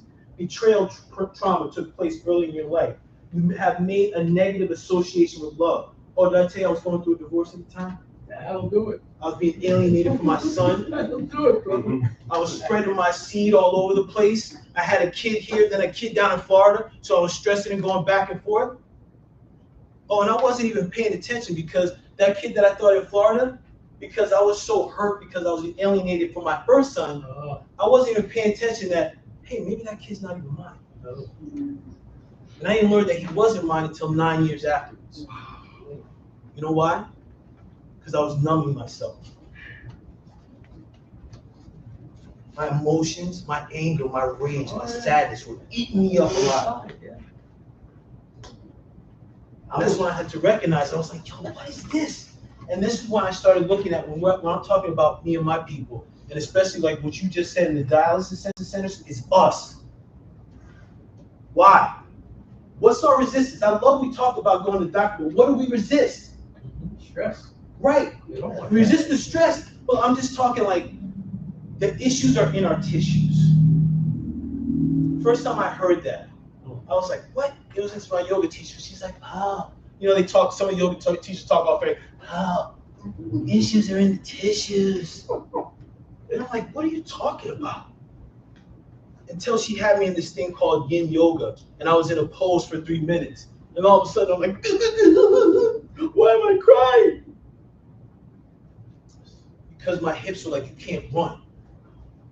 My heart was like, nah, man, stop protecting, bro. Open up. And that's when I recognized it's the physical component and it's also the emotional component, especially with our lineage. One of the things as I was researching, because I was like, yo, there's got to be something going on, because when I looked at the numbers, it's alarming. And especially when my brother started going to dialysis, bless up, he found someone to give him a kidney because he posted a billboard on Route 77 in North Carolina. He was at a wit's end, man. It was 5 years in dialysis. He wasn't supposed to be living at this point. It was like, yo, your odds, yo, good luck, son. And I told you my brother had a heart kidney transplant too, right? And I was desperate to it. Oh, did I also tell you my brother had colon cancer when he was going through his divorce? Oh.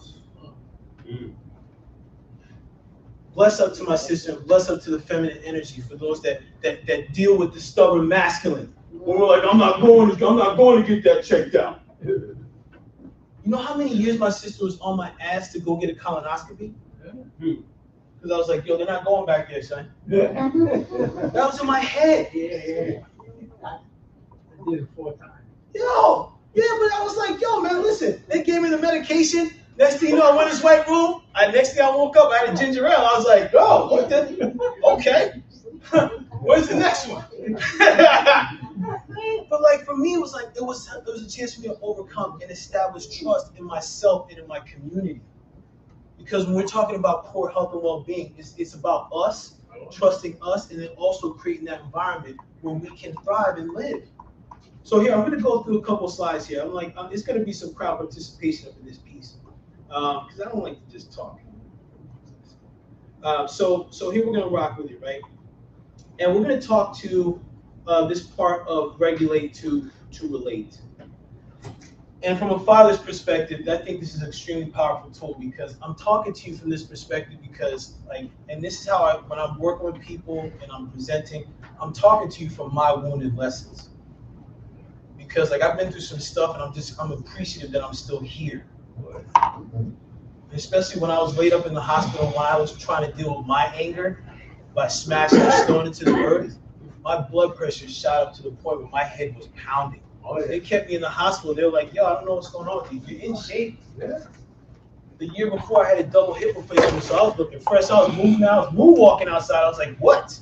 I was feeling great. What was going on? So that's when I recognized that, listen, a lot of stuff that happens for us, our bodies keep score. So when we look at this, and this is a stat here, 77% of men experience physical symptoms, yet fail to connect them to something that they're emotionally carrying. For the fathers, I don't know about you, but I know for me, there's a lot of stuff, when I'm going through it, I carry it, I hold that, because I learned from my dad, that don't let anybody see you sweat. Cry, boy, don't make me take this belt off. So I learned, I taught myself, I caught the conditioning, yo, what's going on in your side, inside your world doesn't matter. Just shut the hell up and keep moving on. So what do? Carry. Keep carrying it. And what's the end result? We talked about prostate cancer. We talked about colon cancer. And even just to break this down, just from our body as a natural environment, colon cancer, how are we processing what we take in? How are we digesting what's going on in our life? If we're having resistance to it, it's going to show up in dis-ease. And it takes us out. You talked about the high blood pressure, and also that was the chronic unexpressed rage. Because listen, God, if I got mad, and I was in corporate too, so listen, if I blew up, they're like, oh my God. In my head, I was like, angry black man. Call the cops. When I get bull crap from a cop, when I get pulled over, I'm like, yo, just shut up. Because I think in my mom's voice, like, yo, just get home. Now, every time I go by a cop, my butt puckers up a little bit, and I start getting stressed, like, oh, shoot, are my papers in order? This is all stress. You see what happened in my body? I tighten up. What is right? Kills. And also, even the chronic fatigue. We talked about sleep. Look, man, I tell you what, sometimes, especially when I was going through the divorce and being alienated, and I was struggling to pay my bills, like, look, I know about shopping on the end of produce, but when my bank account was closed, was at $5, I'm like, yo, can I get the Wendy's double stack, please? And then be like, you want some fries with that? Can't afford it. But that's what I had, because I was like, yo, man, and to top it all off, that's really what I wanted, because I was feeling emotionally, I was feeling like crap about myself. So when you talk about eating the Chips Ahoy and the soda, yo, my question is like, yo, what has you eaten that? What's going on? Let's talk about it. You see? By a show of hands. Has the doctor told you recently that your blood pressure is too high? Well, actually, I'm good now. But he has told me that. Okay, by a show of hands. Have you had trouble sleeping in the last month? That's okay. You can put your hands up. Yo, it's a confidential space. Right? So when something's bothering you, how do you deal with it? Seriously, how do you deal with it? Escape is entertainment. Escape what? Escape is entertainment. Escape is entertainment. Yeah, like blockbuster movies, just anything. Just take my mind up. Yeah, Columbo's my thing. Columbo, I love That'll be some Columbo. Yo, right, yo. I get my car. You drive, right? Yeah, I like that one. I like going on 70. Do you listen to music when you're driving or just drive? I can't drive without music. Yeah. What kind of music you playing? Jazz, bourbon. I'm a vocalist, I can sing too. So. Oh, let's go. Now, as he was sharing this, did anybody notice what was going on in his energy? You got excited. Got excited right away. Did you sense any stress there? No. That music brings that stress down. That's right. That's his mode. Oh yeah. Right. That's what calms and soothes him. Entertainment. Listen, when I'm dealing with people all day, I'm like, sometimes I don't want to hear a voice talking. I don't want to get a phone call. Do not disturb. How about anybody else? Yeah, I do the music too. Okay. I love my gospel. And prayer and meditation, it really works. I'm not talking about just open my mouth praying, just sit there, meditate, talking to God in my spirit. That helps me, calms me down, and it's like a de-stressor. That's some of the things I do. Yeah, and do you do that every day? Yes, I do. So it is. Yes. I listen to the soundtrack of the ocean. Oh, That's nice. good. Yeah. Nice. Yeah. Oh, nature's sounds. Yo, the ocean and rain. I never thought rain would sound so good. But good God, it's amazing. I mean, so I asked that. Oh, how about you? Yeah. For me, yes. I think since we're talking about fatherhood, sometimes you gotta just go back to if you got grandchildren. Right. You know, and I'm a grandfather. Right. So just 6 days a week working, 12-hour shift.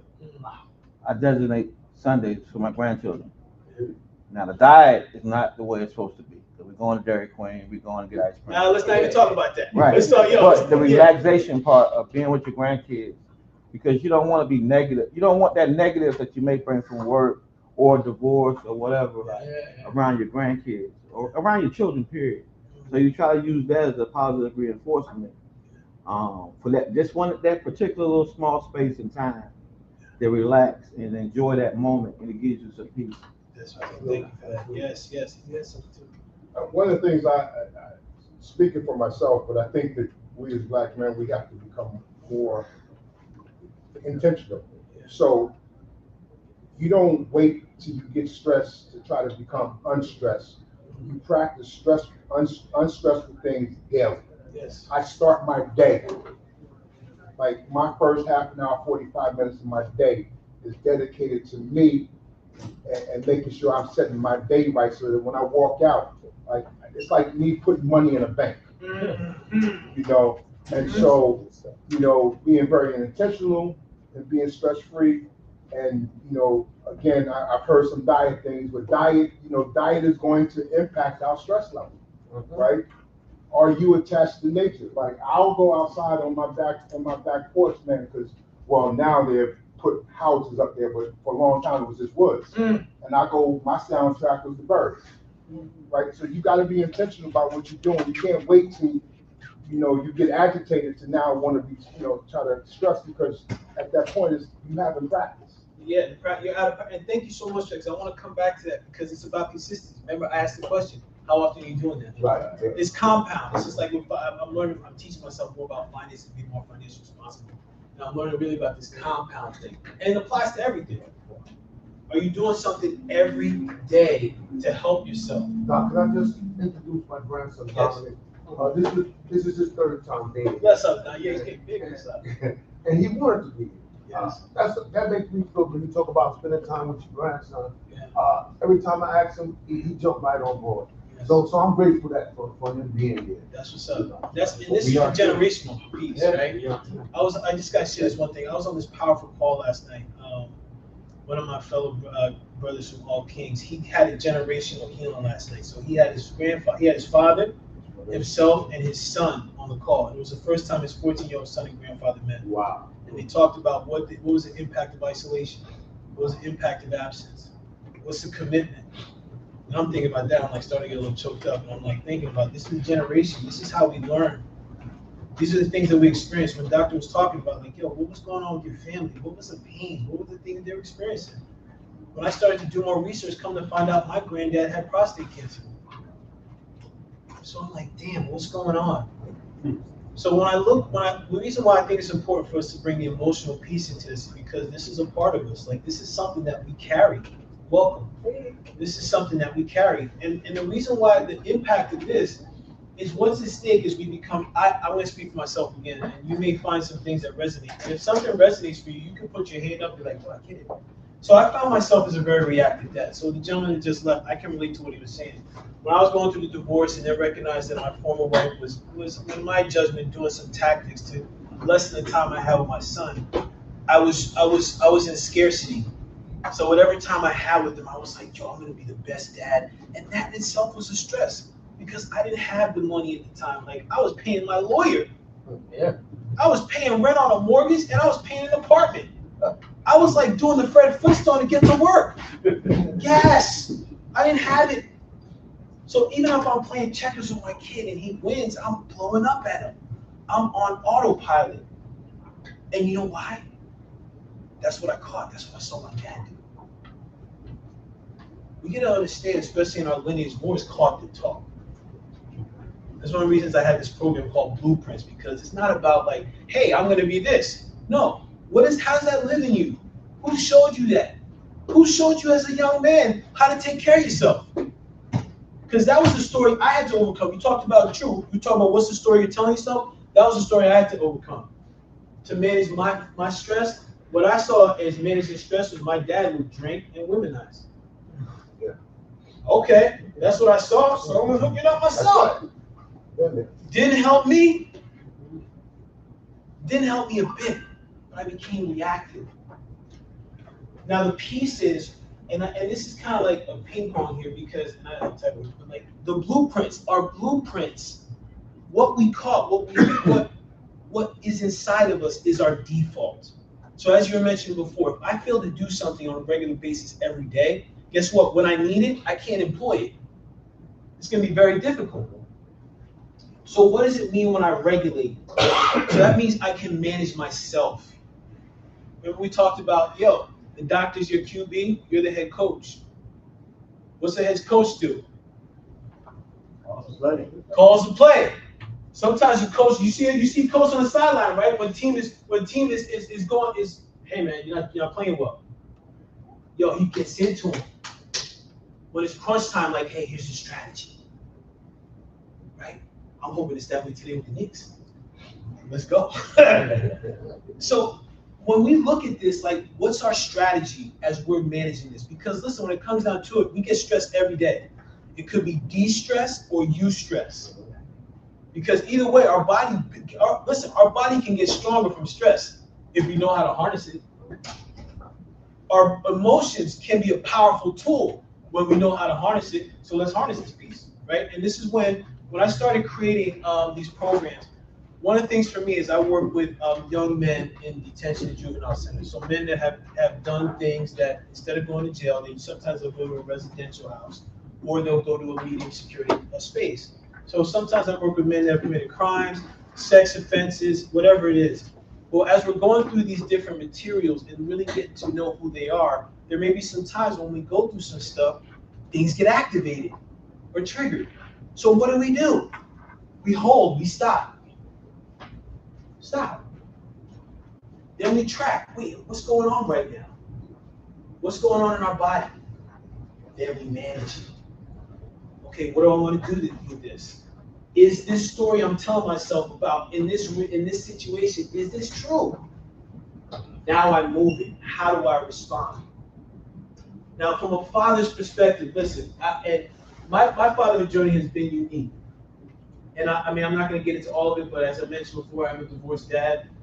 My son, I have a relationship somewhat where I send out texts and messages, and maybe every once a month or so he'll respond back. I still stay in it, and it hurt in the beginning until I had to learn to detach from any type of expectation. It's okay if you want to call back. It's okay. I'm still gonna be here, bro. And I had to learn, how do I manage these emotions when I do have time with him and he's pushing my buttons because he wants me to react and be the story he thinks he knows about. What do? This is when I had to develop this. So what we're going to work with, and especially with fatherhood, the reason why I was bringing that up is because, listen, father can bring a lot of stress. especially for me with child support. I had child support for a couple different kids, man. They were taking my paycheck out. I was like, good gosh, man, this is crazy. I don't know how I'm gonna live. That stress it alone, and it had me reactive. So that's when I started to really employ this technique. So we're gonna go through this, okay? We're gonna go through this. I don't know how I'm doing on time to keep you track. Yeah. So when we talk about hold, and now as fathers, you probably had this moment. You come home, house is chaotic. Kids like, kids arguing, whatever it is. If you close your eyes, can you experience it? You know what I'm talking about? You hear it? Yup. Kid is acting out. You feel, and actually I'm gonna ask you, as you think about that, what are you feeling? What are you feeling in your body? When you think about a stressful situation, if you close your eyes and just keep open, when you think of a stressful situation, where do you feel that in your body? Depressed. Where? Depressed. Your chest right here? No, I feel depressed in my mind. Ah, like tension, tightness. Gotcha. You said chest. Anywhere else? In my neck and belly. Your belly. Yeah. There we go. Yes. Now, what we just did there, we actually did the first and the second. We took the opportunity to acknowledge what's going on. How often do we get to do that? Like, that's one of the things when I teach yoga, I'm like, man, listen, after we get out of the pose, I'm like, let's just hang out here for a minute. And people are like, wanting to move. Like, no, chill. You're good. Just stop for a second and manage and see what's going on. Because the pause is where the power lives. Did anybody say you got to answer right away? Did anyone? Right. So now that next part is we tracked. As you were looking at, hey, okay, I took the pause. Now, oh man, where am I feeling this right now? In my neck? Like, I know when I was going through some stress recently, I got the gout. And I never thought I'd get that. I was like, dang. But I tell you, after 50, man, it's crazy. Things happen. But again, at that moment, I was holding a lot of anger. You know what I was doing? I was eating a whole lot of Twix bars, sugar. Yo, he's like, I told you. Remember, that's why I asked. Like, yo, I was eating a whole lot of Twix. I was at work, stressful. I was like, and a little Twix mini. So it made me seem like, oh, it's not a big deal. Chop, chop, chop. All of a sudden, I'm like, oh, chop. It's not on my hip. And my brother, my mom, my brother used to get gout. It was all there. So it's being real. We're ready to acknowledge what's going on. Where am I feeling it? Then what is it? Is it anger? Is it sadness? Is it fear? Now here's the key thing. We judge. That's our mental faculty, is to judge and assess for safety. So it's gonna happen.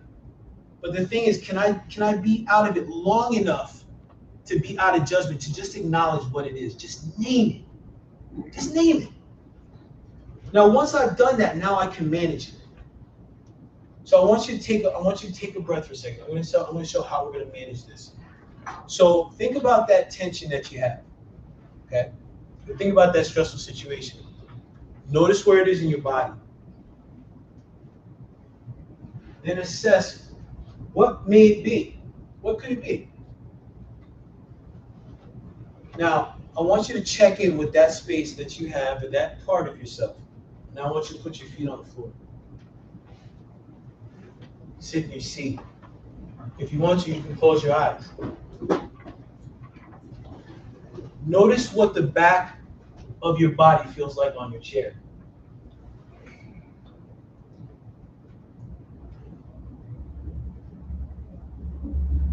Take a nice deep breath. Inhale.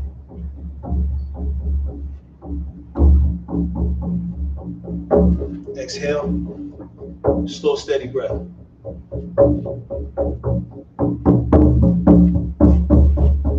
Now, as you breathe, 3 more breaths. I'm going to have you see if you can breathe all the way down into your feet.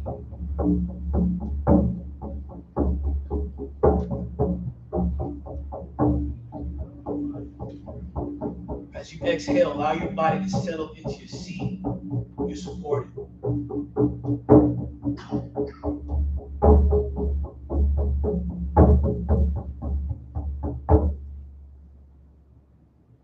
Slowly open your eyes. What's your experience right now? Different from what it was before?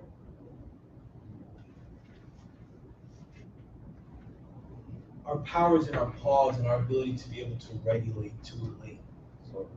Because if we can take the moment, we can take the pause and learn to manage, hold, track what's happening, manage it, now we move it. Now we move it. Think about what kind of decision you can make from this place. Think about how our lack of education on how we regulate our emotions has more people that look like us in prison systems. Do you think they may have been there if they knew how to regulate their emotions in anger or rage? Do you think we would have lost some of the people that we lost early if they learned how to manage and listen to their body when it's been talking to you intently? Just as important as it is for us to pay attention to our body, it's just as important for us to pay attention to what's happening within our body, within these emotions. Because really emotion is just energy in motion. If we fail to acknowledge what's happening for us, instead of it moving through, we hold it. And now once we're able to move, we can start to ask some of these bigger questions like, hey, who am I? Why am I here? What am I building? What's going on? What's happening? And now from that place, we can move into what I call the sovereign space. That's being able to manage ourselves, which is going to play into how are we managing our physical resources? How are we managing our environment? Because listen, when it comes down to it, if you're trying to have a lifestyle change and you're trying to drink your smoothies and juices and have some avocado with some arugula, but you got people that are always going out to Wendy's and Shake Shack, how do you think that's going to fare for you?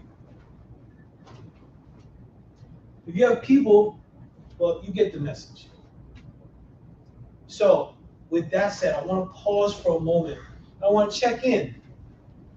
I know we have a couple more things. I have this, so if you want to stay connected, I'll put that up later. But then also there's the book here. I wrote a book.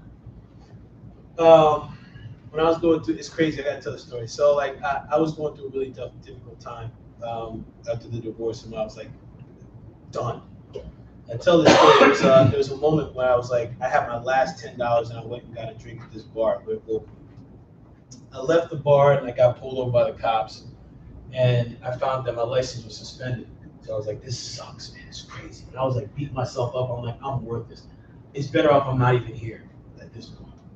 I had just got my life insurance policy too, so I was like, if something happens, man, my kid's all right. He's probably better off. He doesn't see me anyway. So I remember I was walking home and I was on this bridge, and I was just like, I stopped and closed my eyes. I just heard the whizzes of cars on the underpass on Route 24 underneath me. And I remember grabbing the fence high so I could just pull myself over and jump. And before I did, I heard a voice that said, it's not your time yet. Go home. And I did. I went to sleep. And the next morning, my mom came to me. And she had passed, she'd been gone, but I remember when she was alive and I went through some stuff. She was like, Paul, you should write a book. All the stuff you go through, you figure your way out, you should write a book. And she came and she said that to me in spirit that next day. And that's when I started and I wrote this. And this was a space for me to really look at these parts of my life where I could step into the arena, face myself. The fiercest opponent, most sadly, is me. I know all my loopholes. I know how I can deceive myself. So can I look in that and I step into the arena and face myself? Then can I master my mojo, my emotions, my sexual energy, my wounds? Then can I rise into my king, my sovereign space where I know how to manage my life? So that's where this book came from. There's prompts in there. You can do the scan code. I have a special price for you all today, so you all can rock with that. But I want to pause before we get into the next segment. I want to pause and check in with my co-hosts, True and Doc, and the good doctor. That I'm curious for you all, what wisdom you would like to add, and also I want to check in on questions too before we take a quick break or whatever you're gonna do. So Paul hit some favorite areas, and I want to go back to the potato chips and the cravings. Sometimes our cravings are coming from some emotional stuff we're dealing with, right? And the coping mechanism. So similar to Paul, went through a divorce and missed my children for a while. And I had to think about what separates the person who goes through a life event and decides to hurt themselves versus the person who doesn't. It's on coping mechanisms. So a coping mechanism is a muscle that you can develop. But sometimes, as the brother in the back mentioned, stress, sometimes we're stress eating and emotional eating, right? Because when we eat that Oreo or that salt-laced chip, Wendy's double stack, frosty, it's triggering certain things. We're high. You ever see a child eating ice cream and they're happy? They're high. So it's an emotional thing. So that's what I would say is that I know Paul's going to come with that, so I was saving it for that part. Sometimes the cravings are from emotional eating, unanswered stuff that we wrestle with. Yeah. Yeah, I'm an emotional eater too. I really got We all do it. That's one reason why fasting helps me, because it helps me to see my urges. Like, what's the reason I want a brownie sundae at 10 a.m.? Yeah, of course you have to deal with it. Of course I gotta deal with it, man. I gotta sit there and breathe. Yeah. So thank you for that, man. Thank you. Yeah. What's Anybody the else is tip stressing to- What's the tip to walk the other way? I mean, from emotional eating? yeah, from stress eating. What we just did, the hold. Before you do anything, listen, this is for anything. Before you, like, whatever behavior it is, like, that's the piece with the emotion. There's usually some sort of emotion tied to it. Usually. So if I'm like, yo, I'm gonna do something bad, hold on for a second. It's almost like you gotta step outside of yourself and be like, hey, what's going on? Do you really want that burger? Like, that's what to be like, yo, this is about being real. I had to do that. I had to kind of make it a game. Like, yo, bro, do you really want the extra large fries? You know you got a sweet potato at home. Pop it in the air fryer, it's done in 15. You know what I'm saying? It's the little pieces. It's the little pieces. Yes, please. There's a lot of what we don't recognize is, like, especially when eating, there are a lot of replacements. There are a lot of good replacements that are very simple. We just haven't found what those replacements are. Right. So, and again, rather than it depleting your body, whatever that thing is you're going to eat is going to give nourishment. Thank you for that. Yeah. And I want just to add to that wisdom for a moment. Are we? And they taste good. And they do taste good. There's a lot of good. stuff you can do that tastes good, though, right? Mm-hmm. That's the piece. But there's almost a conditioning to, like, whatever we see on the TV. Like, programming is real. It's real. Like, you see stuff, it looks all great on the commercial. All of a sudden, it's attached to something in your brain that makes you think you need it. And to add to that wisdom, what you were saying, hey, are you? And this may sound crazy, but inside, do you really believe that you're worthy of finding the replacement? We just add too. One thing that I always want to be is in control, right? We all know what the vice is or what we go to when things aren't going well, right?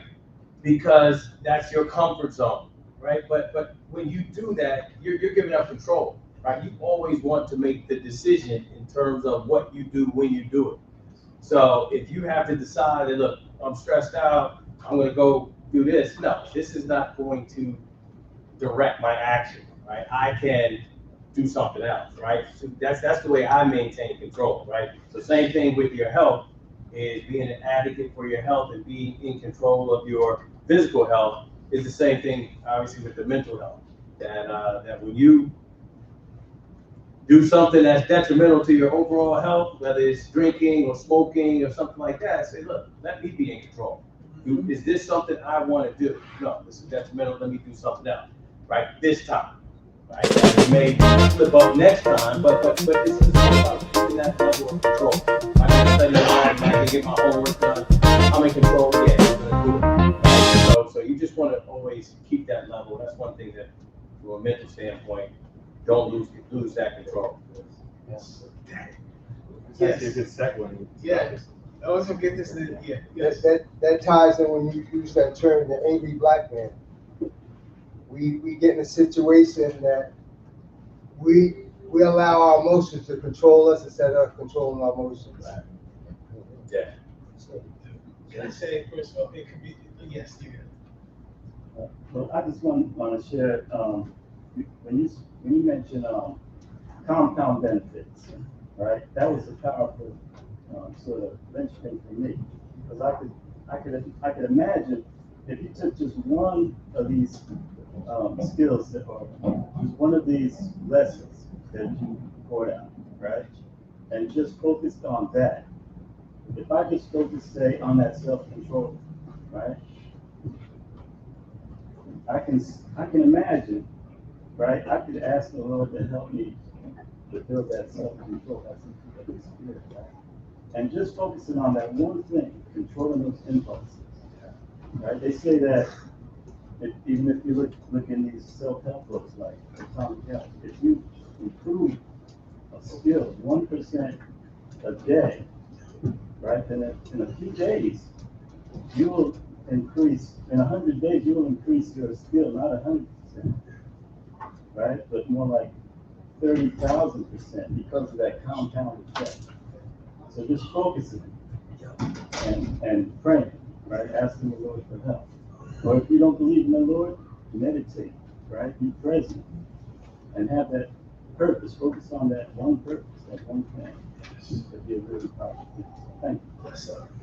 As you mentioned that, I keep thinking of the scripture, be still and know that I am God. Go ahead. Go ahead. Be still and know that I am God. If I can be still and hold and pause, I can acknowledge the true potential of what resides in me. And that's a powerful thing for us to recognize, and I think it's really powerful. First of all, I want to acknowledge the community and what's happening here.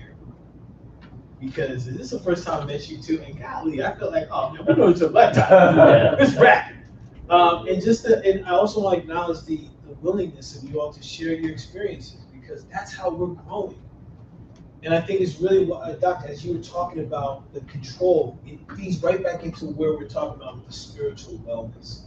And true, you talked about this before, where it's like, what's the story I got going on for myself? It's really, I gotta look at me. As a father, one of my stories is like, I gotta take care of everybody else. You good? Hey, you good? Yo, you good? You good? Then when it's time for me, I'm like, yo, let me go get that Wendy's double stack. Maybe I'll get a milkshake this time. Because I didn't have any bandwidth. I was taking care of everybody else. Anybody else experience that? You put yourself last, what's the impact? Yeah, he was like, you were about to do the double. Yeah, that impact is serious.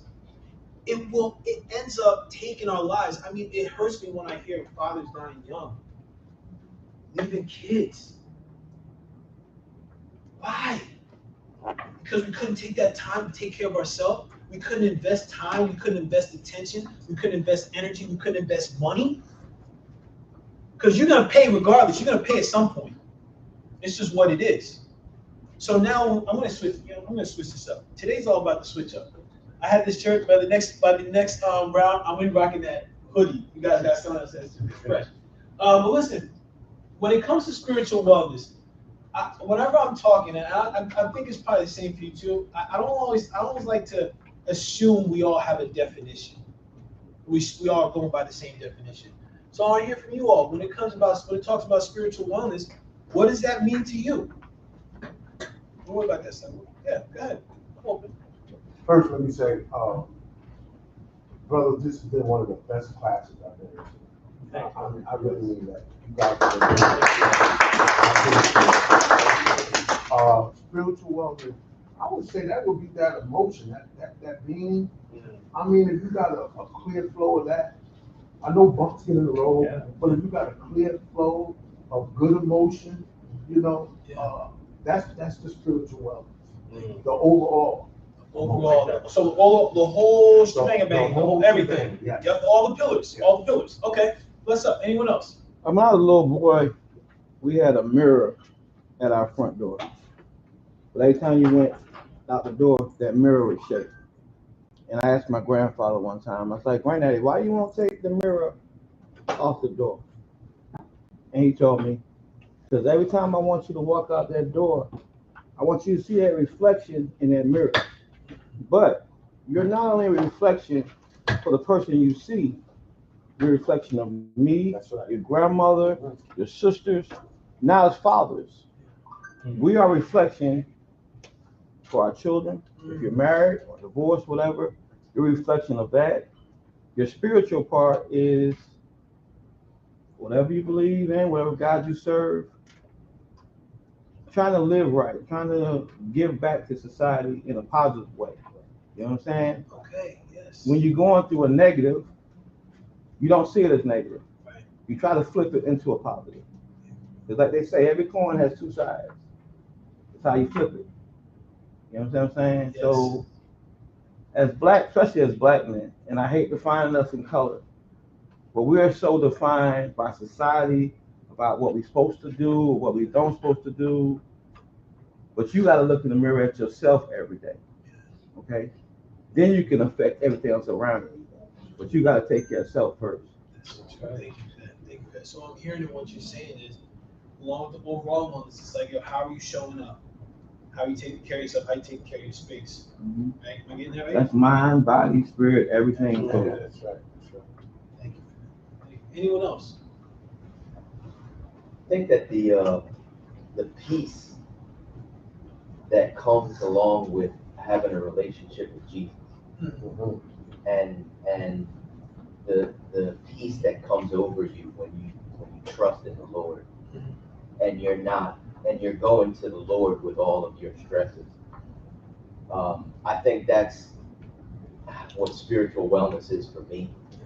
It's that peace that I get from letting go and just letting God, and not trying to take everything on myself, knowing that I can't handle it without Him. That's right.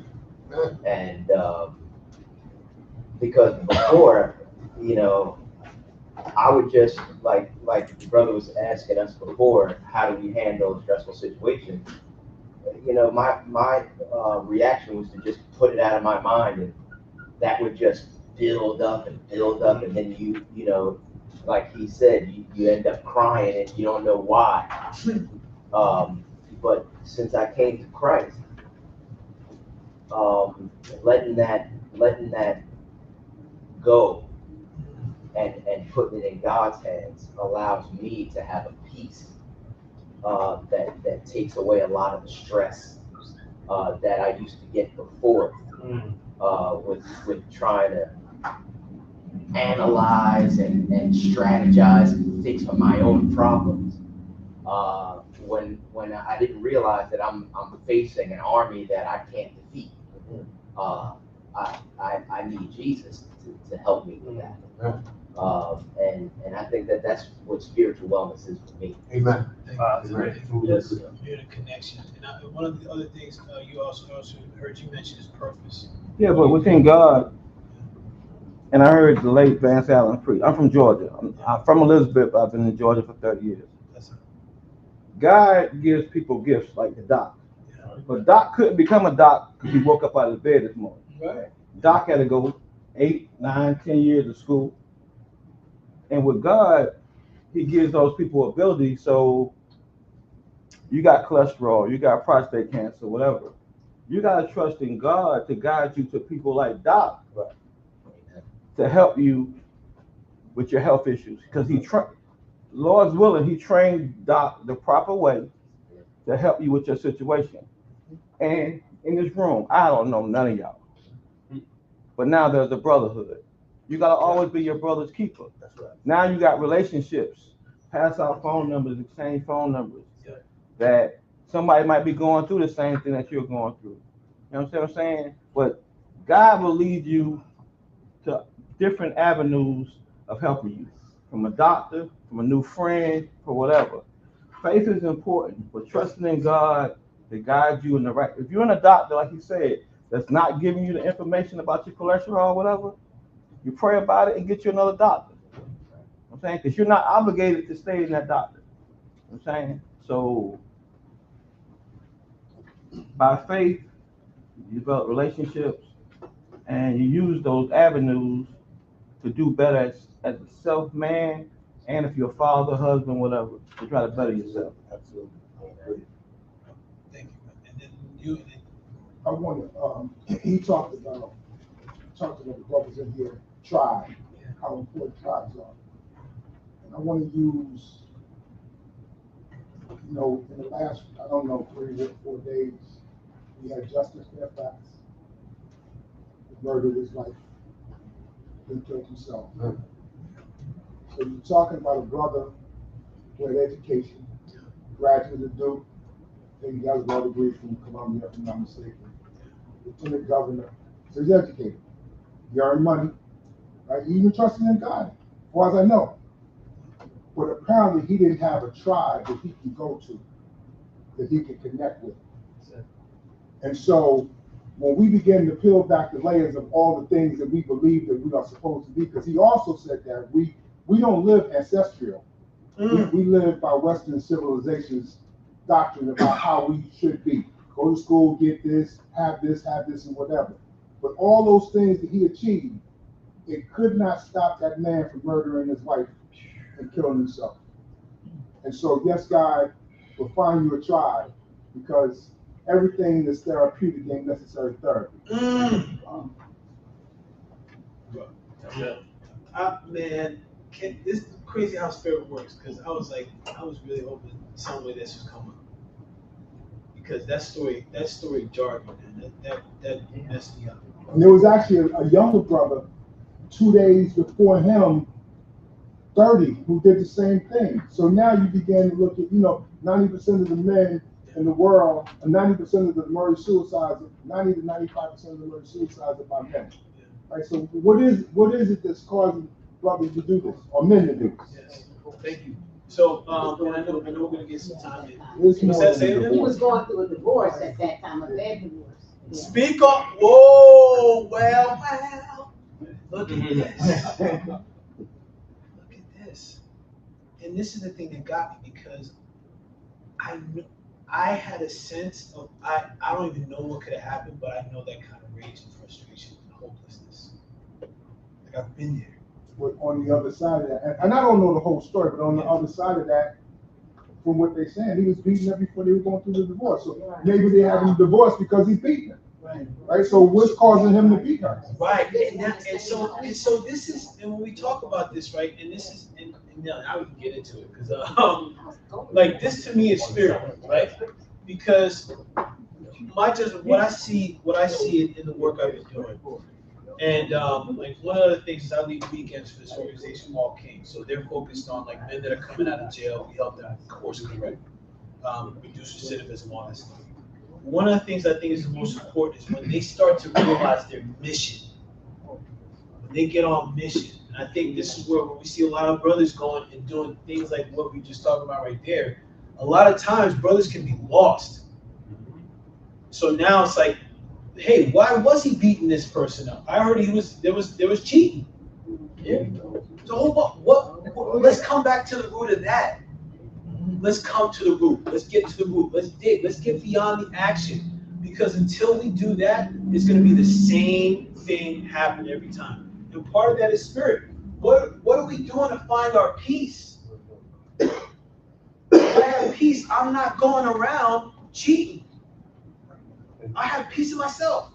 Like, I also got the overall well-being, purpose, and connection. So I'm bringing this here, and I'm gonna pass this over to the doc. But when we're thinking about this from a spiritual perspective, these are the components. This is how we learn to control ourselves. What do we do to find our peace? Is it a group? Is it our overall well-being? What does that look like? What are we doing? What's our purpose? Hey, listen, if you didn't have the role of a dad or your job title, how would you describe yourself? I'm cool. There you go. You're cool, right? Of course. Listen. And then what's the spiritual connection, the spiritual and physical connection that we have? And listen, it's the physical, spiritual, and emotion. What's that connection? What is it? Because that's the crown and the sovereignty that we get to tap into. We'll stop talking, Dr. Let's get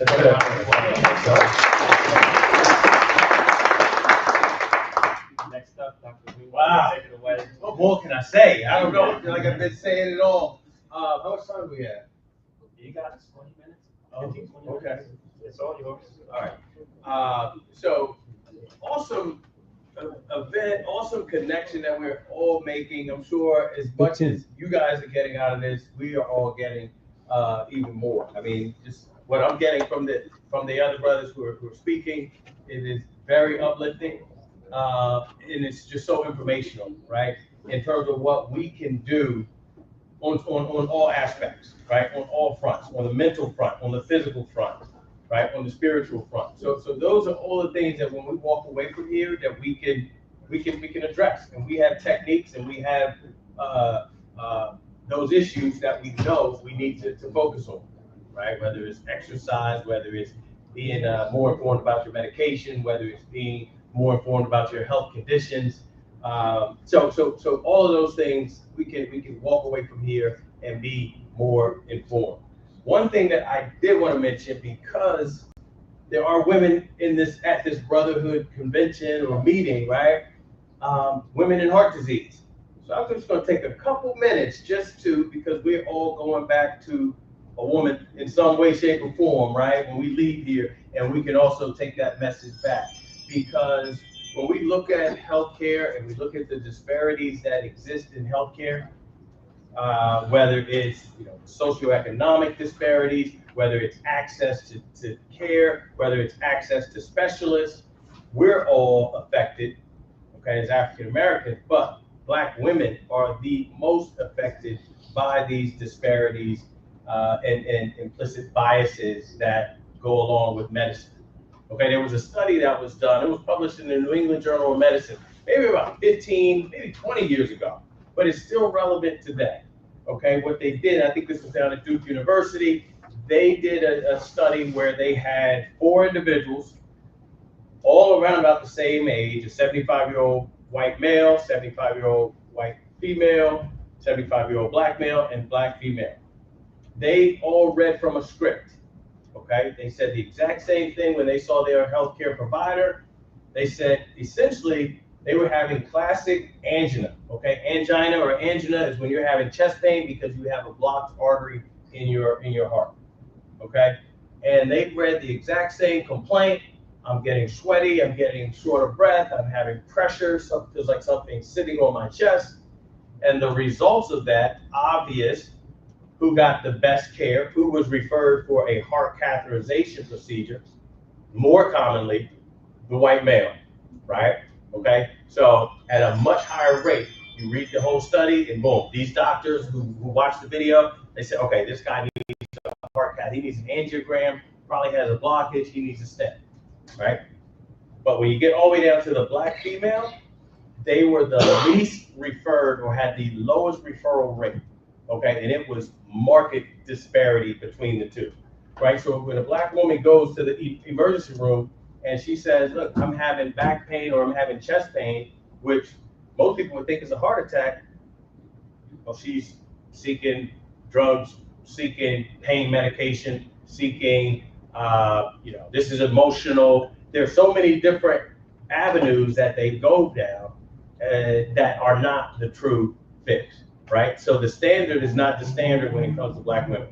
They don't, and women in general, okay, women in general don't present with the exact same elephant sitting on my chest. They may have back pain, they may have neck pain, they may have, we say, epigastric pain here in the upper stomach.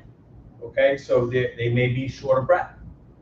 Okay, their anginal equivalent, which means chest pain equivalent, which is equal to chest pain in a woman, could be short of breath.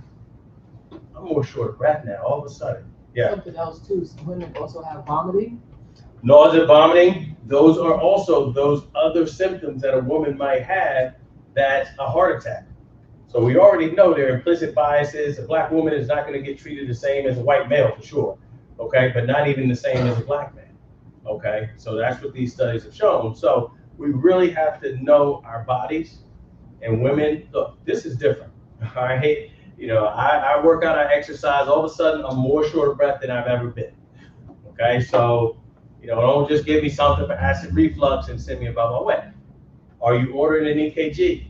Are you getting a stress test for me? These are the things that are you gonna order some blood work? So many times I see patients in my office and they say, well, they sent me home, they said everything was okay. and I order 1 or 2 tests, and I'm calling them like, look, we got to get you in right away because I think you have blocked artery.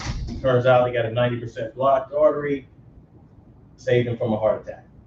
Okay, so it is those things in terms of knowing the battlefield, knowing the playing ground that we're on, and that we're not going to be looked at the same way as other people.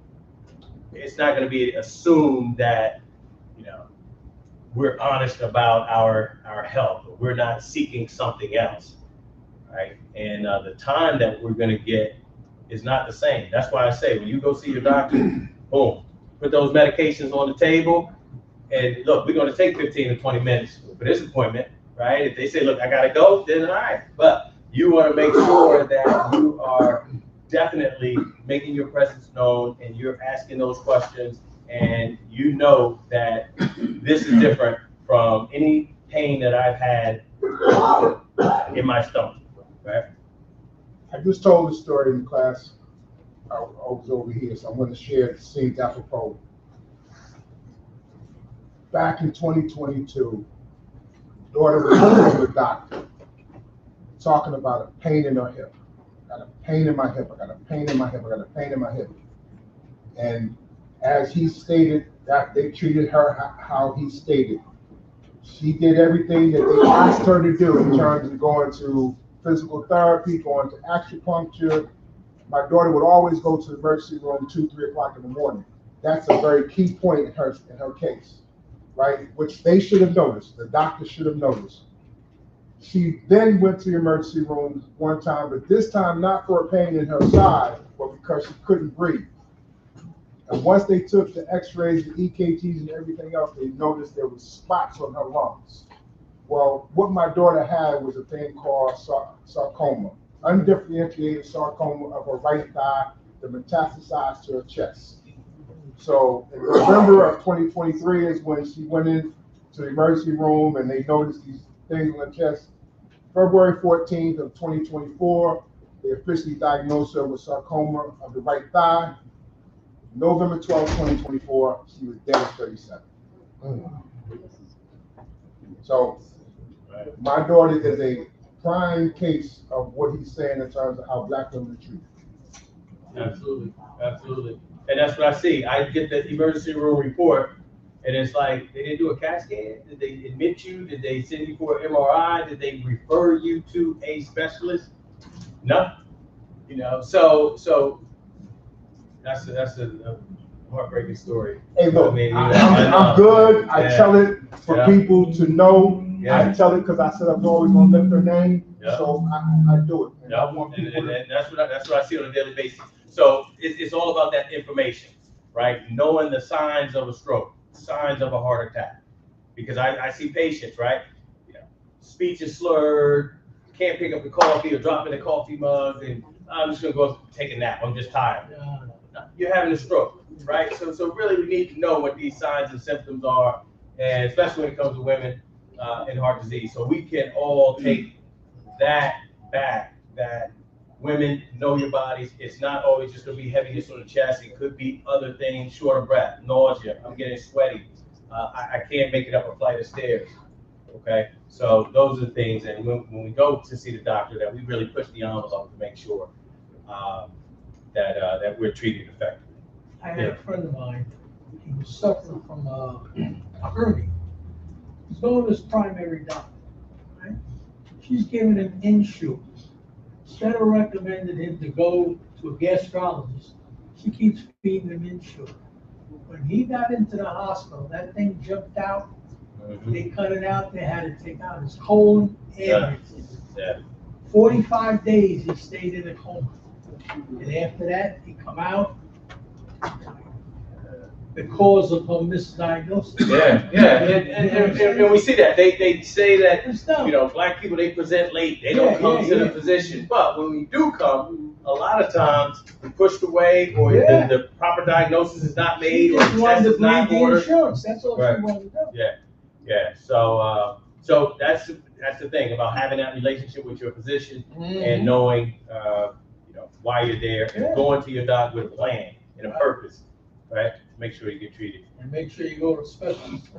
Yeah, well, like I said, those disparities in healthcare, like how many urgent care do we have here in Union? You got an urgent care here, you got urgent care there. You can always find somewhere to go see a doctor. Yeah. Right? You go to Irvington, you go to Newark, you go to certain areas, you're not gonna find an urgent care, right? You're not gonna just to find a pharmacy to get your medications is gonna be maybe tough, right? So there's so many obstacles that we have to jump in order to be healthy. Right, so you're fighting the odds, right? Because 60% of us have high blood pressure, like 40% of us have diabetes. So, and that's just a at quick 50. question. Yeah. MRIs, like how often should you have an MRI? If you had an MRI a year and a half ago, and now your doctors often want you to get one now.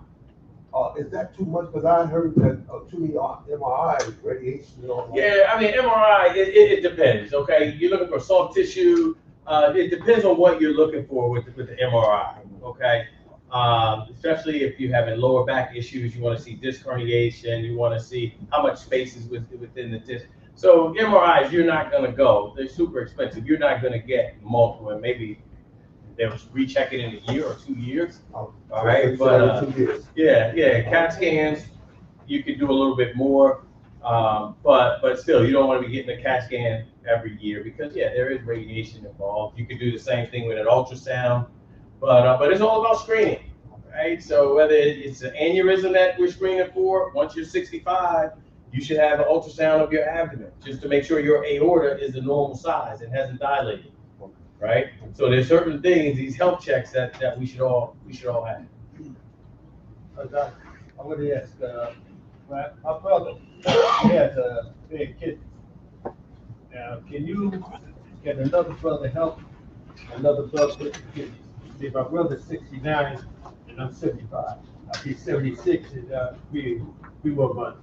Yeah, no, they do have some age cutoffs in terms of donors if he had a son or a family member. Kidney, he's on dialysis or not? Yeah, he's on dialysis. He's on dialysis? Yeah, I mean. He has 2 dialysis. He lives up here, and then he goes down to Georgia. Yeah, I mean, down there. Yeah, kidneys are hard kidney transplants, they're hard to get, but they're possible, right? So if you're on the list and you're following up with your kidney specialist and you're getting your stress tests every year to make sure your heart is okay, you'll get listed, and you get listed at different hospitals, so you're in different hospital systems, and when you get a call for a kidney, older you get, the less likelihood of, if you got a 32-year-old who's looking for a kidney versus somebody who is older, they just have certain weights in terms of who gets what. I just want to know, Doc, can I help my brother with that kidney? Nah. So they're not gonna put you through a kidney, take your kidney out and give. That's putting you at a very high risk. So I don't think the surgeons would take that on. Right? If you both were 40 and he was 45, or something like that. But generally speaking, though, right? If someone needs a kidney and they're a good candidate, would you look within the family for the donor? You would start there, right? You start there, check the genetics and blood typing and all of that stuff, and then see if that's a possibility. And beyond that, there's this thing called the sharing network, right? Where they can match you up to the kidney. Is that something you would do sort of independent of what the hospital is doing, or would they take care of all of that looking for them? Well, you would be connected. You would be connected with that network. You'd be connected with your hospital system to who's doing the kidney transplants. So again, you want to be the head coach and kind of connect. Well, your kidney specialist for sure. Yeah, your kidney doc would be the one who would quarterback that to try and get you, listed. Once you're on the list, then it's just seeing how you move up the list in time. You move up the list, and then that's definitely a possibility. And if you have a twin, that's probably a good. Could be, yeah. Right, yeah. So what's the take home? I think we gave so many messages. The biggest thing is making sure you're connected with a primary care physician and you're seeing them. Okay, we all paying health insurance, right? So what's the point of paying your health insurance for the whole year and you didn't see the doctor all year, right? So you paying money for the family, whatever. You guys got to utilize that. All that testing typically is covered. You may have to pay a copay, but what's health is wealth, right? So you can have all the money in the world. If you don't have health, That's right. it don't matter. There's a table down in the atrium for folks that are not insured, especially. Yeah. County offers a lot of services for folks with screens and whatnot. Yep. Before we go, I had to get this in. Go ahead. My mother lived 86 years, right? Mm-hmm. Now, I told you, I got every disease. Yeah, but you see a doctor. Yeah, but here's this. Mother lived 86 years. I said, Mom, I want to find out why I'm a diabetic. I tested her sugars, 96. She never took a pill in her life of nothing. Right. And died of natural causes. I think it was the dad, but I never knew it. Yeah, but that's the whole thing about genetics, right? Genetics, It depends yeah. on how you're wired, how you're Yeah. programmed. So we'll leave it at that. But you got to find out. Yeah, If well, you I don't want to know get his death certificate. He died in 09. No, but you got to find out what your genetics That's what I'm talking about. I'm gonna Yeah, get his death certificate Yeah. and see what he died of. yeah. You know? All right. So guys, I'm going to leave some information from the hospital. It does have appointment information and at least a number to connect. And also there's some cards up here with just some information because if you want to see cardiology, RWJ, whether it's Rahway, whether it's Trinitas, Newark Beth, Cooperman, we're part of that system. Okay? So for sure, make sure you get that calcium score. We talked about that, right? That's a $49 test. Scan your heart, make sure it's no plaque. If it is plaque, then we need to deal with it. Get a blood pressure cuff, okay? Know what your blood pressure is. And then those other things like cholesterol, your hemoglobin A1C, all those things are super important. Get them checked a couple times a year. Black men, we all gonna get prostate cancer, all right? It's all about when do you detect it. You just gotta have that mindset. Like at some point we get it, so let me just get my PSA checked, okay? All right, that's all I got. And when you call anywhere in the system, you say, Dr. Winfield told me to make this happen, so get him on the phone and get me an appointment. Yeah, I got 3 Use his offices, name. so you should be able to get in there. Thank you, Dr. Offices in the MOB Medical Office Building at Trinitas, in Elizabeth, Rahway, at the hospital. Yeah, they have kind of outpatient office, and Newark Beth in the outpatient tower at Newark Beth Israel. So give them around there.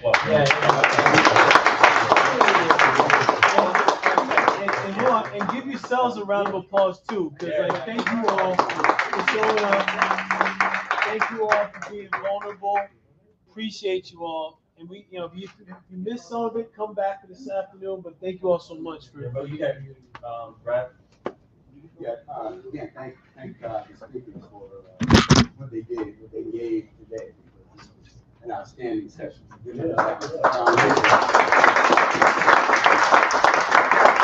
So, this was the largest group, breakout group, and obviously a very engaged group.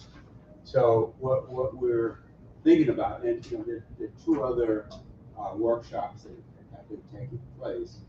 And we really want to make sure we meet, really the needs of people that are here. We are the largest group. So, so we're considering some options. There's a small number of people that haven't come to your session. So we're thinking about adjusting the schedule. Let me put it like that.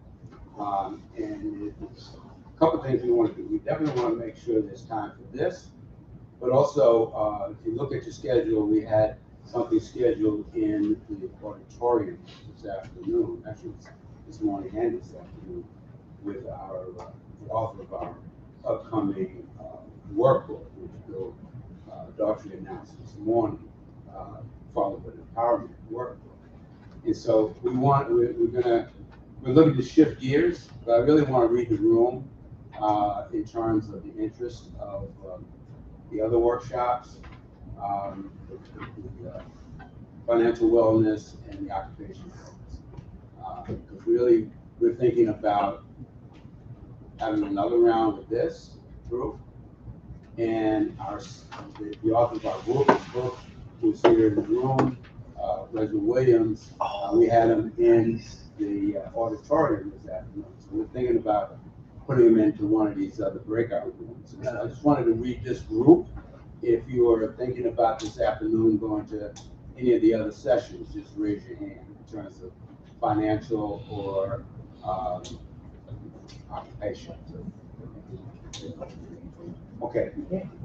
So we're gonna work this out. Right now is a break. I just wanted to kind of get a sense of it, but we're gonna make a shift because we really want to make sure that we have time more this time, as well as an opportunity for our author, Reggie Williams, to do a presentation, not really a presentation, but really carry out a conversation, thank you, around a couple of topics that we want to do. You know, one of which is about co-parenting, and one is about improving your father, your ability as a father. So we're gonna do that. We will gonna huddle with my guys, these guys. We're gonna figure it out. We'll make an announcement. So right now is a break. You can go downstairs. There's some old food down there. And I like that breakfast food. You know, some fruit. You know, some things like that. So just go downstairs. You know, visit some of the tables. A lot of good information there. And we'll be reconvening in about 25 minutes. All right, we good? Thank you so much.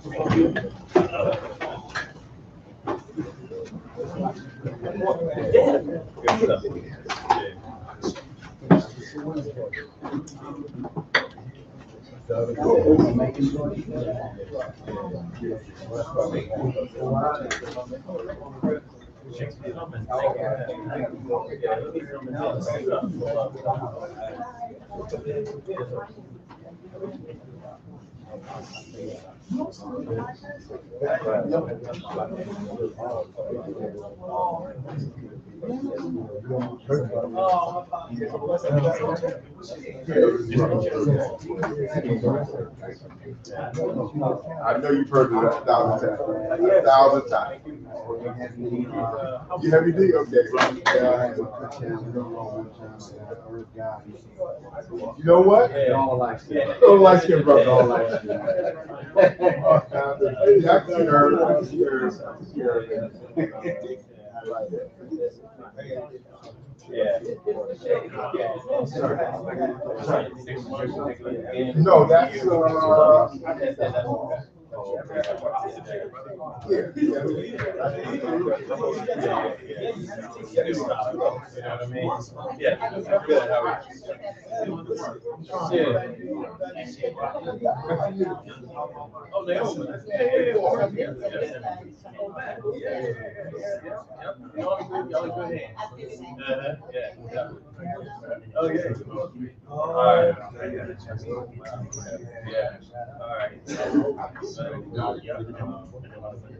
And it's as beneficial to me as it was, right? So it's good.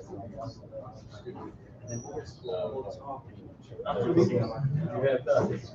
I believe you can.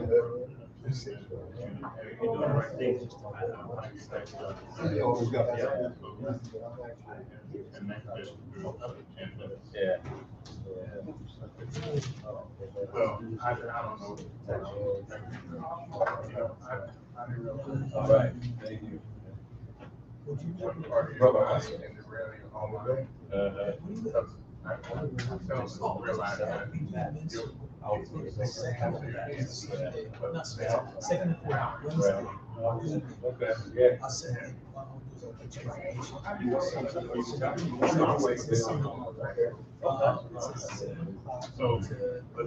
you got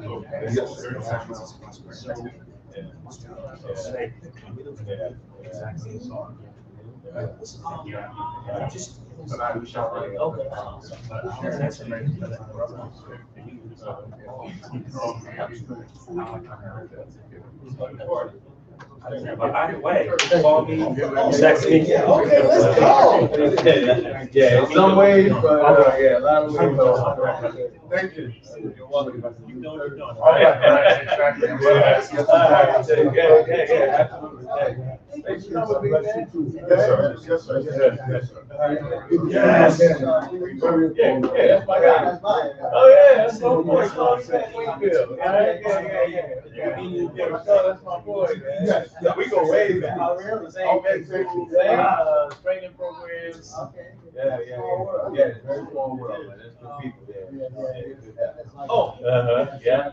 All right, we're doing good hands, all right? Sure. Yeah. Thank you. Yeah. Where the heck?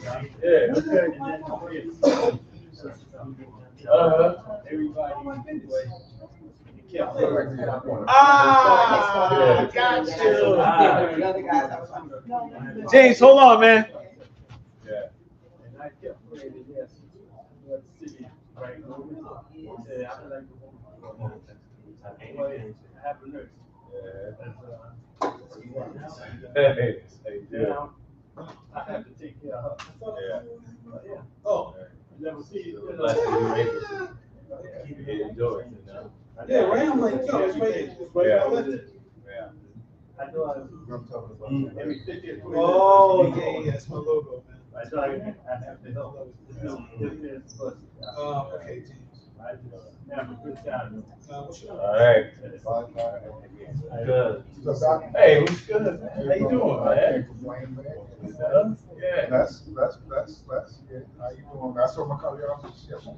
Okay, that's it. It's all about having that relationship, having that connection. Great. How are you?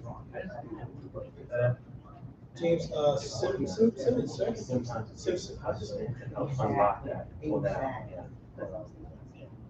Okay, now I'm gonna say. Now, is that your regular, so you had EKG with a primary care? With a primary care? Yeah, Well, one, it depends on the interpretation of the EKG, kind of why you had it. Was it because of just routine screening? Was it because you said, I'm a little short breath, I'm having a little chest pain now? But just part of the routine? So depending on what your interpretation, what I see on the EKG, that kind of matters where we go. If we say, look, stone cold normal. Yes, sir. EKG, then, Yeah, I guess so, yeah. So I mean, got to break out. yeah, but whether or not you get a stress test and screening test, expanding cholesterol profile, those are things that I wish I could see a cardiologist where it would come back and share.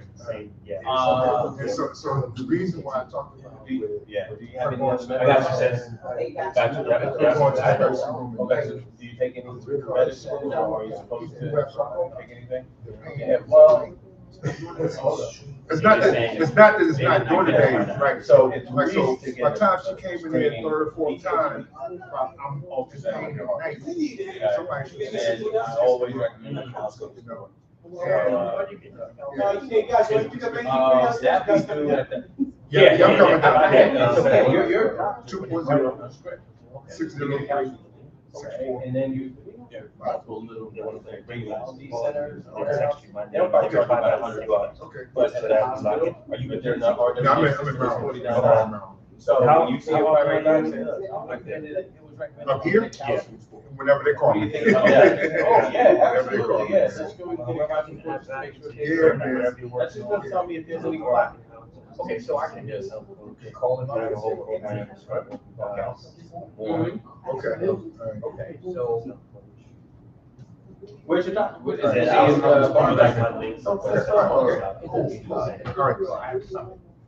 Okay, so many cardiologists. I know Aaron Hall is. Aaron Horn. Aaron Hall. Aaron Horn. I know Aaron Hall. I'm old enough.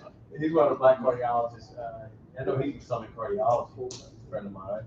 I'm with Trinitas and Rahway. No, it doesn't matter. No, but you just need, obviously, I don't know what EKG looks like. Okay. Yeah, so, I think, at 76, at least see a cardiologist. Okay.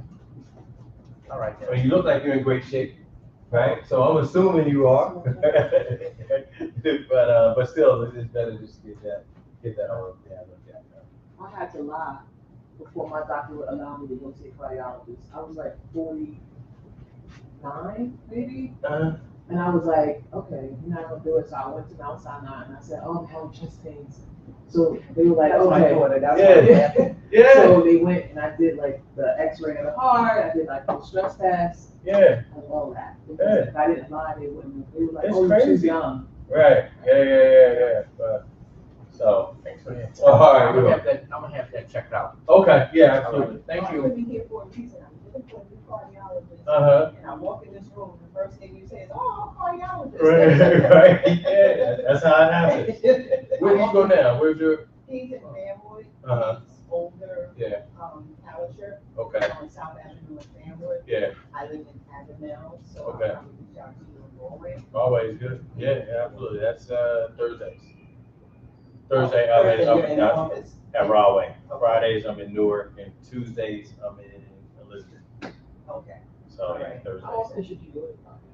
The last time I was in 2023 when I lied. Uh-huh. And everything else has been okay, relatively? Once a year. Yeah, once a year. Dependent, I mean, if you have diabetes or high cholesterol or you take medicine for blood pressure, those things matter. But at least that initial visit, make sure everything's good. But if mom's good, then it's a good marker. So you're probably okay, right? Mom's doing fine right here. You know? I try my best. I try to go to all the doctors as you get older to see every kind of allergist there is. Yeah. All my life I only saw primary care and gynecologist. Now I'm 74 and I'm seeing all kind of allergists. I had 2 bouts with blood clots. Okay. So now I'm seeing rheumatologist Mhm. taking blood all the time. So Yeah. You take a blood thinner now? You take Eliquis or what else? Yeah. Okay. So, I try to stay in tune with my body, which Mhm. is how I found the first blood clot, because I knew Exactly. something was Right. wrong. It Yeah. gave me signs Yeah. that something was wrong. So I knew something had happened, and I took myself to JFK. Uh-huh. Of course, they admitted me, and I was in there for. Yeah, that's what happened to Serena Williams when she had a blood clot the second time. She said they tried to send her home or whatever. This is Serena. And she's like, no, I had it before. This is something more, right? And then they did more testing, and then boom, she had her second blood clot. So, I had it 8 years ago, then just this August, I had it. They can't figure out why. The first time they thought it was because of a long flight. yeah. This time I didn't travel anywhere. Oh, yeah, I'm there's no active, trigger. I have a trainer, so there was no trigger for it. Yeah. But I'm doing what I'm supposed to, hopefully. Yeah. All right. Well, I'll see you soon at Rahway. Okay. Yep.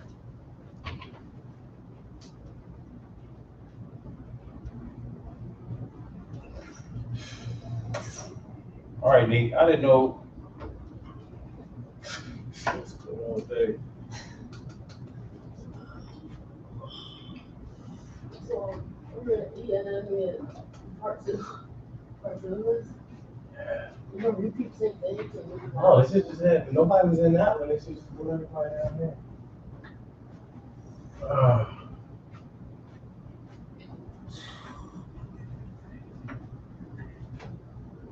We did that. They were at like that. We were shopping. Yeah. Yeah. You gotta go? You gotta go? Which one did you shop at? Kiwi? Yeah, I think it was like. Man. All right, we're gonna do it.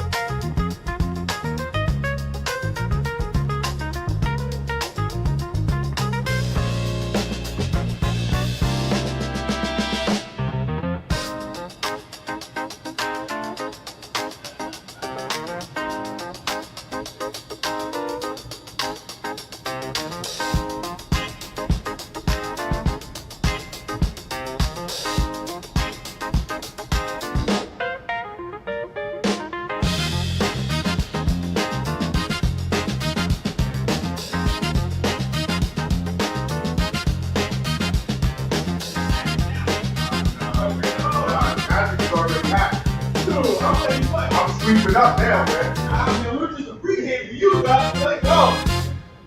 That's what's up.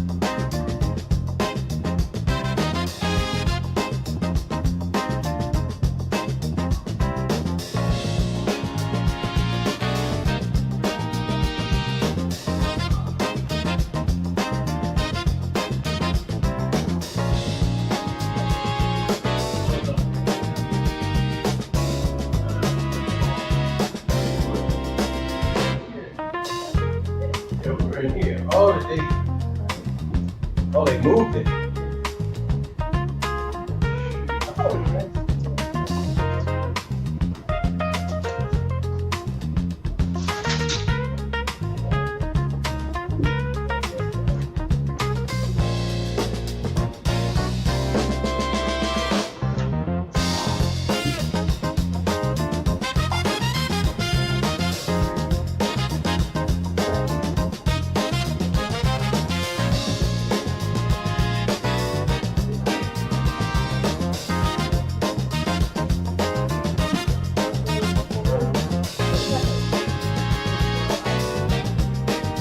Oh, yeah, yeah, I'm sure you can work that into some project, you know what I mean? You can just,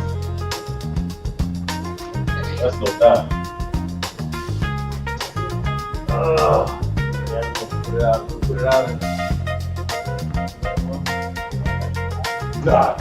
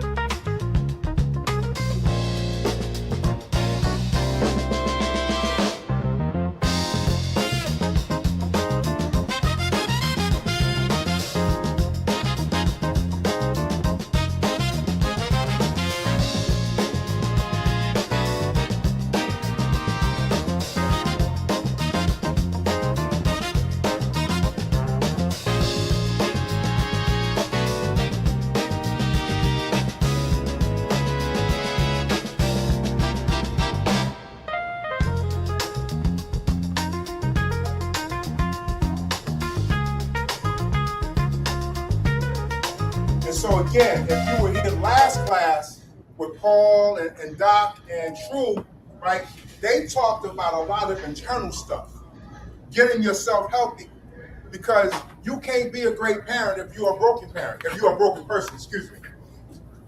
You cannot be a great parent if you are a broken person. Because if you are broken, that's what you're going to give to your child. I have y'all attention. Hey, if I got y'all attention, give me a clap. All right. So, two of the chapters that they asked me to talk about was elevating fatherhood. And the other chapter was it, what was it? Co-parenting. Co-parenting, cultivating a co-parenting ecosystem. Who said that? I like the Taking notes. And actually these chapter names may change, right? But true enough, the chapter that precedes elevating fatherhood is health conscious fatherhood. Right? So again, this the way I wrote this curriculum was about discussion and about things that are often not talked about as it revolves around fatherhood, and a lot of it is internal, right? Because in order to be the best father you can be, you have to be the best you, right? So, elevating fatherhood. And I'm going to actually just pull right from this. How many of y'all buy big screen TVs on Black Friday? Anybody? You? I did once. You did once, Yeah, okay. one time. Why? My only Black Friday purchase. Look, that's the time to do it. Right? Yeah. So. Right. But you had television, huh? What you say? What you say, Carl? It's a major purchase and you want to save some money. Major purchase and want to save money. Okay. I gotta go back to Doc. Doc, why you do it? You got it right there, number 2, to save some money. All right, but check this out. Let me ask you a question. Did you have working TV in your house? Absolutely. Had a few of them in there, didn't you? Right? But that deal was so good. It's so good. It's so good you had to get it because you're going to save some money, right? Well, as parents, for the sister I'm talking about today, right? Why isn't it that we don't have the same approach about parenting? Why isn't it that we don't believe that we need to get a new model of parenthood? That we need to have a clearer picture of parenthood? Because a lot of times as fathers, we think that we are the be-all, end-all. Yes or no? I am an authority. I've been here before. I know what it is. You have no idea what it is, so you need to listen to me. Yes or no? Yeah, right. So when I was a young boy, my grandfather said to me, we were talking about something. Me and my cousins were talking about something. My grandfather said something to me. I called my grandfather Daddy, and my father wasn't my life. I called my grandfather Daddy. I said, Daddy, you don't understand. He said, son, I've been 15 before, you've never been 65. That thing stuck with me for a long time. But here's the reality, at least in 2026. Your children are experiencing things that you have never experienced. Come on. In a way that you have never experienced. And if you're not going to take the time to listen to what they have to say, I can't call you a great parent. Right? So what is elevating fatherhood? The subtitle is Elevating Fatherhood. The subtitle is Parents Must Never Stop Learning. You have a responsibility to learn. With my man back here in the white shirt, white sweater from Douglasville, Georgia, who's somewhere from here, he talked about a tribe in the last class. And that's where I start off with this thing. How does a father become better? He has a tribe. He has a tribe. He has other people who look like him. What I say, chronic stress intensifies by social emotional suppression, highlights the youth. I don't want to read all that. But you got a tribe. People who understand or at least can listen to what you got to say in moments of distress, right? I remember the situation. I had vertigo and was going through these machines, and long story short, one of the tests, I had to do a CAT scan, and one of the tests, I had to stand there for 45 minutes, and I had to stand still. And I'm not claustrophobic, but when the test was over, the nurse was nowhere to be found, and I started tripping, right?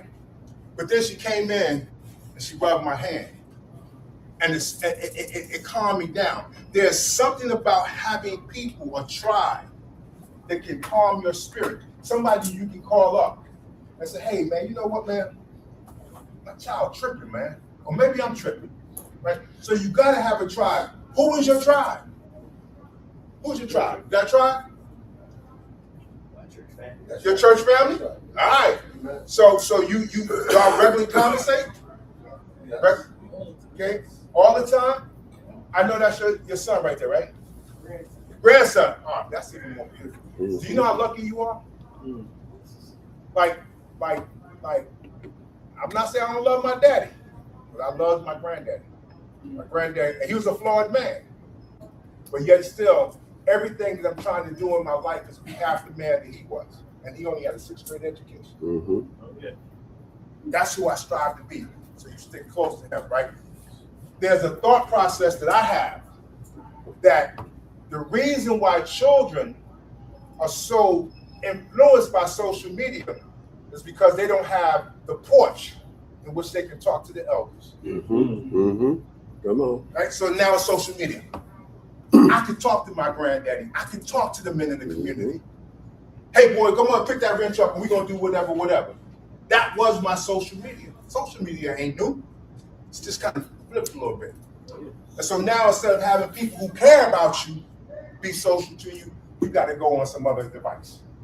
All right, so again, elevating fatherhood. You're doing this today. My second point was seek workshops, symposiums, and conferences.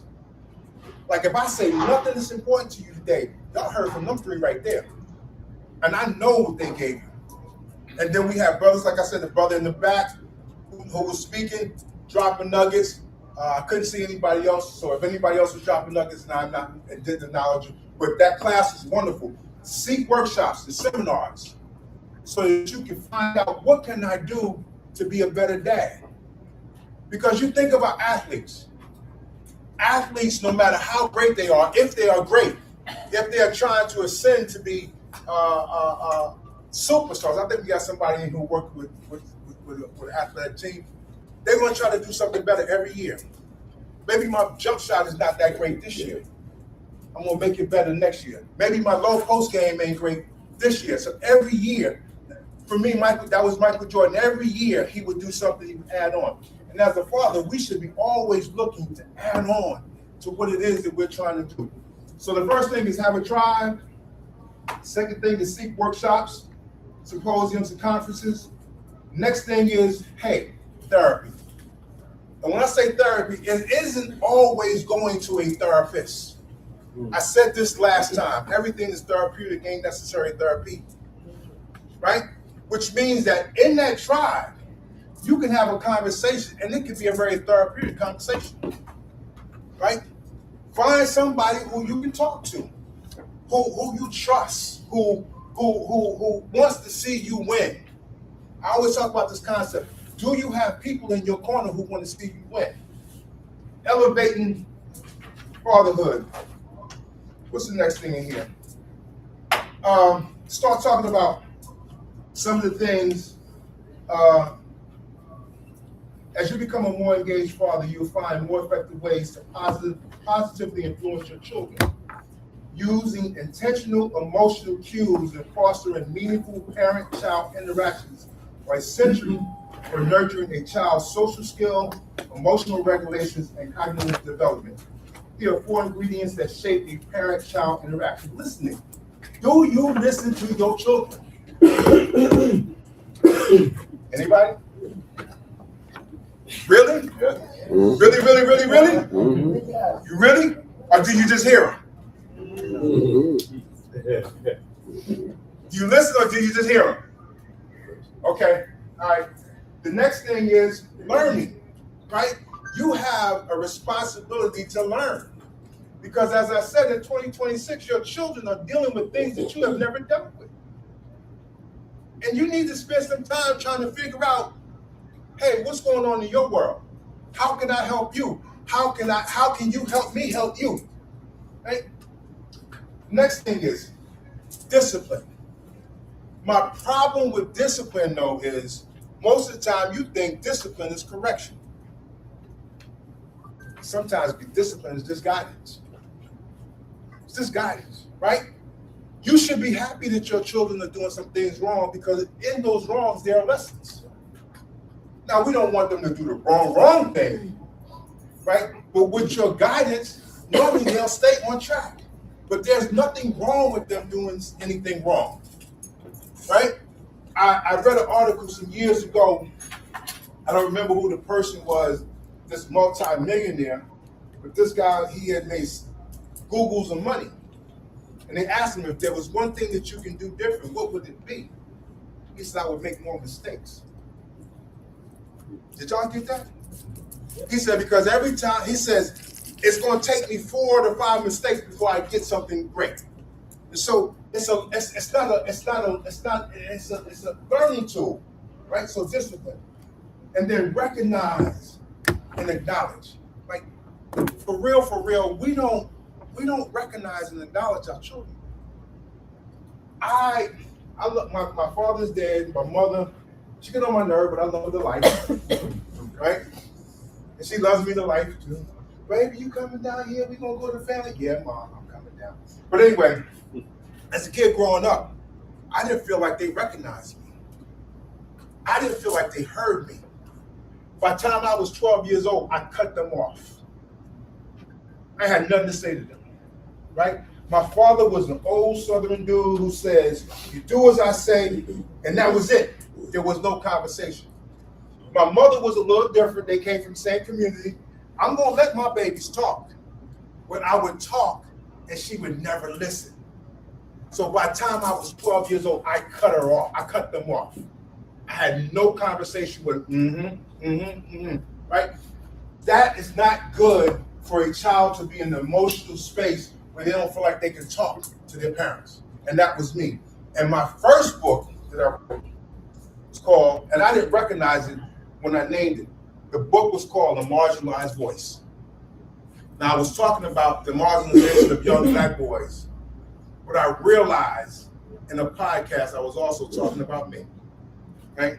So, gotta make sure that you recognize and acknowledge them. There's an African proverb or saying, it's Sayuboa, and it means I see you. And when it says I see you, it doesn't just mean I'm looking at you. It's like I understand you. I want to know what you're dealing with. I want to know. I see you, right? And we should have that spirit. I got to put that. I need to put that in. All right. Okay. Right. When you're listening to your children, you learn to pay attention to their emotional cues. You learn to make eye contact with them, get their attention, right? And then another thing, language, right? The language that we use with our children is critically important. I have a friend, she always says, I'm going to this little event, or he got a little business, right? When you say things like that, I think it has a negative tone. She means nothing by it, but still, you got to be very careful the language that you're using with your children. What do I say there? What do I say here? Children learn through language. Their cognitive, social, and emotional development is shaped by what they hear and how they hear it. Nonverbal language like gestures are communication cues. Language lays the foundation for critical thinking and meaningful relationships. The words you choose, whether spoken to or at your child, and how you frame them play a powerful role in shaping your child's identity and self-perception. Just as the sheep recognizes the shepherd's voice, children internalize the language and tone of their caregivers. That's who y'all are. So talk to me. I need somebody to tell me about that. What you think about that? I'm gonna talk the whole 10, 15 minutes. I ain't got, hey, what you think? Yes, ma'am. Sometimes we're dismissive of children. Yes. Oh, you don't. Why? Why? Sometimes we're in a hurry. We're in a hurry? Sometimes we don't have the time to really listen to each other. So just go and say, we're just too busy. Don't have the time. Anybody agree with that? Yeah. Not that we don't have the time, we're just not making it. I like that. No, you don't cut yourself short. Sometimes you don't have the time because you work with 2 or 3 jobs, doing something like that.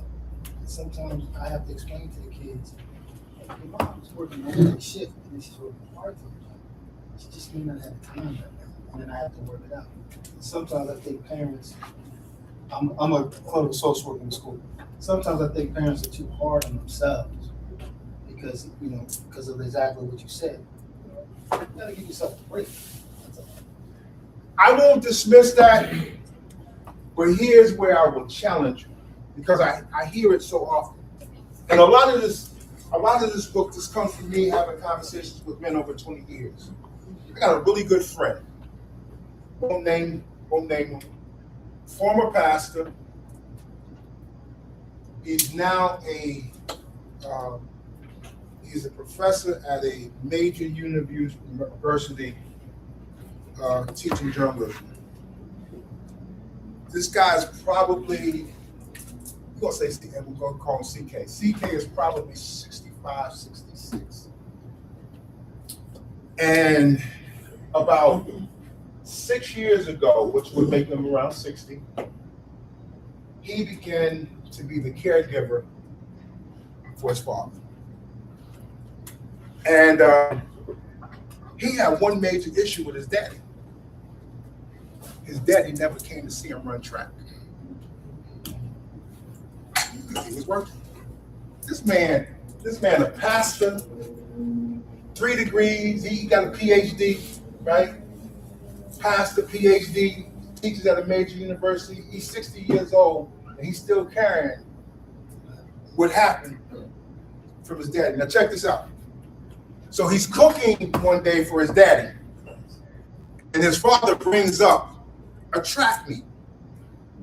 He say, "You remember when you was running in the curve, man, and you overtook them and da-da-da-da-da, right?" And he had this conversation with his dad like it was yesterday. He was all excited, right? This man is now excited at 60 that his father came to a track meet. But then 10 minutes later, he's like, "Wait a minute, my daddy never came to a track meet." Right? So what had happened was somebody called his father and said, "Hey, he get ready to run in 10 minutes. He was able to leave work, go down there, watch the track meet, go back to work. I don't know why he didn't tell his son he didn't see the track meet. But do you see at 60 how excited he was that his daddy, right, came to see him? Means a lot. So I get we gotta work, but that don't mean they won't carry the fact that you wasn't there. Anybody agree, disagree? Agree.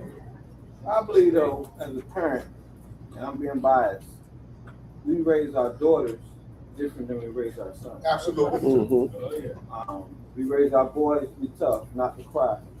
So when they become men, and you have never had that emotional connection, it's very hard to be a good father. Sometimes it's even hard to be a good husband, because we was always taught as men, get up, don't cry, brush your shoulders off. You know what I mean? So I think that when we start looking at relationships of the way we were taught, and go in reverse sometimes and do it the opposite of what we were taught, things work out better as parents. I'm a father of daughters, and I don't know what to do with my grandson. And I'm 60. I don't know what to do with him. He gets 30 minutes of my time, whatever he wants to eat. He want to go to the store. Then my granddaughter, I can hang out with her all day because I raise girls, and I know what to do with a little girl. So I think that sometimes we have to go in reverse, and that's what I'm doing right now. I'm going to reverse with my grandson to try to be a better grandfather. You know what I'm saying? Because I never had a son. You know, I don't know if there's some books I can read or what, but we'll talk. So let me tell you what he said, right? And it's all up, bro. It is the most divisive thing that you can tell a young boy, not to cry, right? Because if you tell him at 3 years old or whatever time that you tell him not to cry, you're telling him to lie to himself because he can't even feel his own feelings. Word. Right? He begins to suppress his feelings at age, whatever it is, and then you applaud him for it, and we move towards the applause. Right? So now at 3 years old, when you teach me not to cry, I can't honor my own feelings. When I'm 30 years old and I'm messing with this woman, I'm gonna lie to you because I learned to lie to myself. Right? There are 3 things in tears. There's 3 types of tears. The first tear is a basal tear, right? A basal tear is the water naturally that's in your eye. It's naturally, right? You ever see people who put eye drops in there because the basal tear ain't working, right? Then there's a reflective tear. The reflective tear is a tear that allows, like if something got in your eye, that tears up to try to wash it out. The third tear is an emotional tear. And according to research, 90% of that tear is filled with toxins, which means that every time I cry, I'm releasing toxins from my system. Well, because you told me not to cry, I continue to hold those toxins. And I think, what's Paul? Paul talked about how we hold stuff in the last session, right? We hold. So I can't cry. So now, at some point, I'm getting angry. So it's very dangerous to tell a young boy. Now, quite naturally, you know, there may be times when you gotta be careful when, right? But you gotta honor what's in you. And so I don't know how we got there, but yeah, time. I get it. We gotta work, right? We gotta work. But I'm telling you, I heard dudes come home from prison. Man, my daddy didn't come to my football games. I've heard that. So now we got to begin to figure out how do we balance this thing where we're paying these bills, but also when we're in their lives in the space where they feel like, my daddy here. Something? Anybody got anything they want to add, take away? Y'all a quiet crowd. All right. But again, language matters. Okay, let's go to. I'm gonna skip a little bit. How many of y'all? Who has it? You want? No, I was just gonna say we always talk about what you shouldn't do, and so what should you do? In terms of if a little boy is crying, you got a grandson, and he's crying, and one of the things that I would do is answer, why are you crying? Okay, because we can always talk about what you should do, but sometimes we don't give advice on how should you handle it. What should you do? Exactly. The first thing you can do is what you just said. Hey, what's wrong? Talk to me. Who hurt your feelings? So how are you feeling? Help him process what it is that he's feeling. Because a lot of times they don't know how to articulate it. So right. So help them. Right? Help them. Right? That always, you know, again, I talked about touch, right? Touch is important, right? You ever been, as an adult, you've been mad with your significant other, and they went to touch you, said, don't touch me? Reason why, because touch has a healing feeling, right? Hug them. Tell him it's all right that he's crying, right? Don't make him feel shameful that he's crying. It's a good thing. You're getting that stuff out of you, right? Who has the youngest child in here? All right, I'm gonna ask. Now this ain't really your responsibility, but I'm still gonna ask you this. Since you have how old is your grand? How old are you? How? 13. What's your grandson's learning style? His learning style? Yeah. Just all right. There's basically 4 different learning styles. There's a visual, auditory, kinesthetic, thank you, and reading and writing. Does his parents know his reading style? Yes. I mean his learning style. Yes. They do? Yeah, he talks about it with his mother. He tells me. He just talked about that last night. Okay, that's good. You gotta know your child's learning style because how you parent them will be influenced by how they learn. Right? So if they're a visual learner and you're doing some auditory, they're not going to catch it, right? So you got to spend some time, and they may not know what their learning style is, but you got to spend some time finding out what their learning style is, right? See a young man over there that know his daddy is a doctor. I know that's your father, right? Yeah, now. What's your learning style? Visual. Tell them about being a visual learner.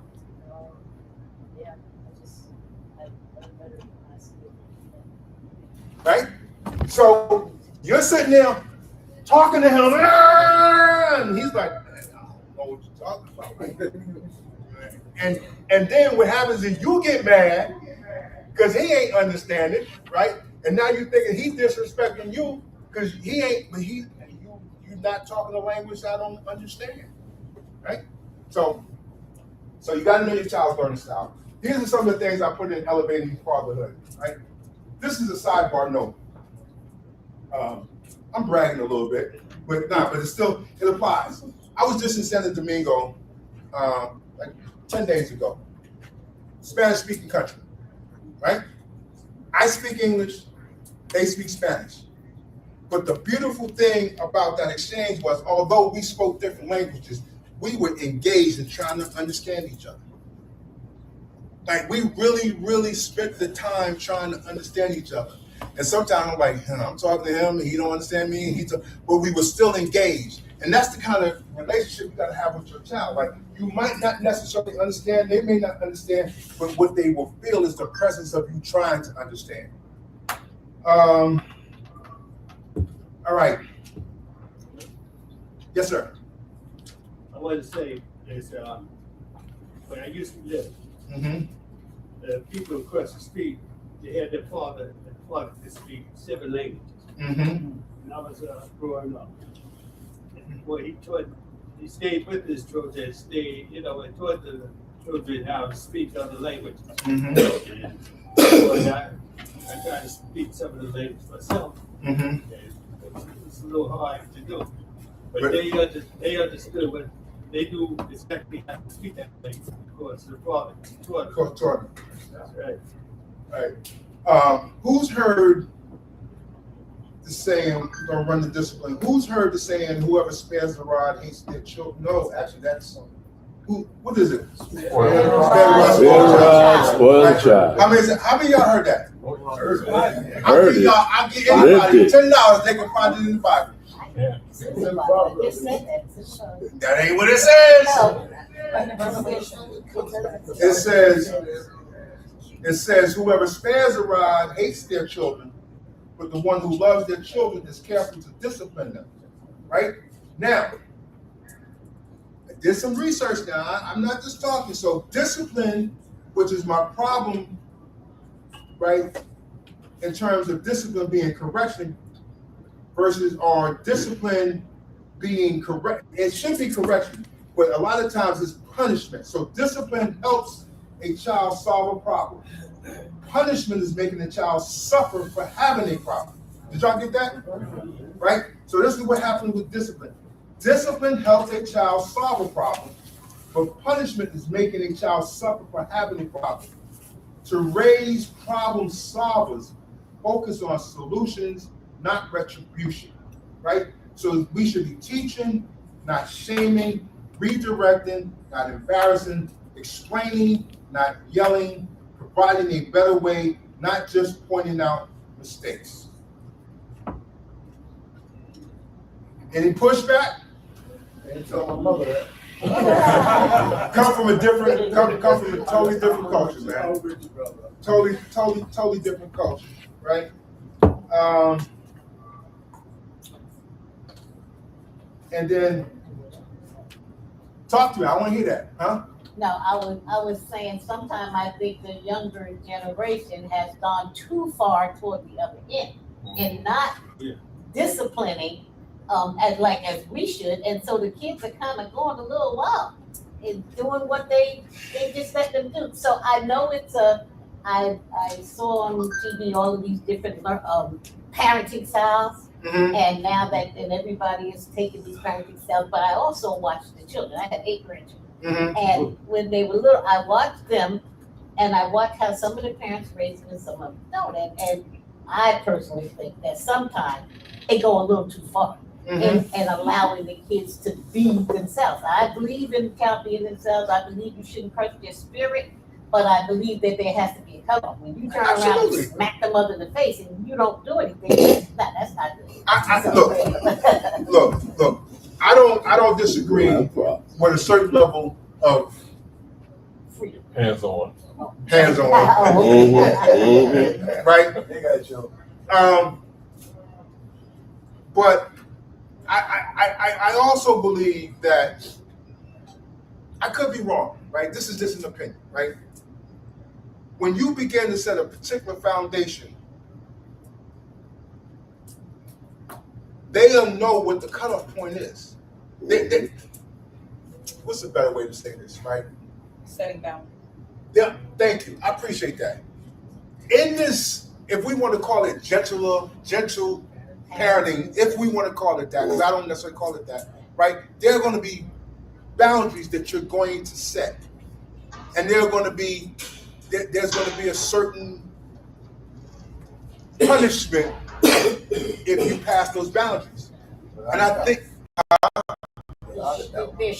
there should be, right? And there are teaching, but again, I think the evidence shows that there are a whole lot of folk who just believe that I can punish them into their behavior, right? Behavior is not to be corrected, it's to be cultivated. See what I'm saying? It's not to be corrected, it's to be cultivated, right? And I believe that when you set the foundation, and I believe that most children follow it, and when they don't, there is a penalty to pay, right? But when you gotta constantly evoke that penalty, my thing becomes, and it's just a question: are they not listening to you, or are you not listening to them? Okay. So in my experience, I feel like the correction has to come from a place of love and not be like reactionary. Mm-hmm. And like what I've seen, for example, like with my wife, like her mother, very strict, very traditional. And when my daughter was 2 years old, you know, we're talking about a 2-year-old, I think one time she like kind of swapped at her, and her reaction was immediately to slap her hand. Now, that to me is like reactionary punishment, right? There is no context provided to the child as far as what they did wrong. There is no conversation. It's just, you disrespected me. I have an ego. I'm an adult. Therefore, I have the right to impose physical punishment on you.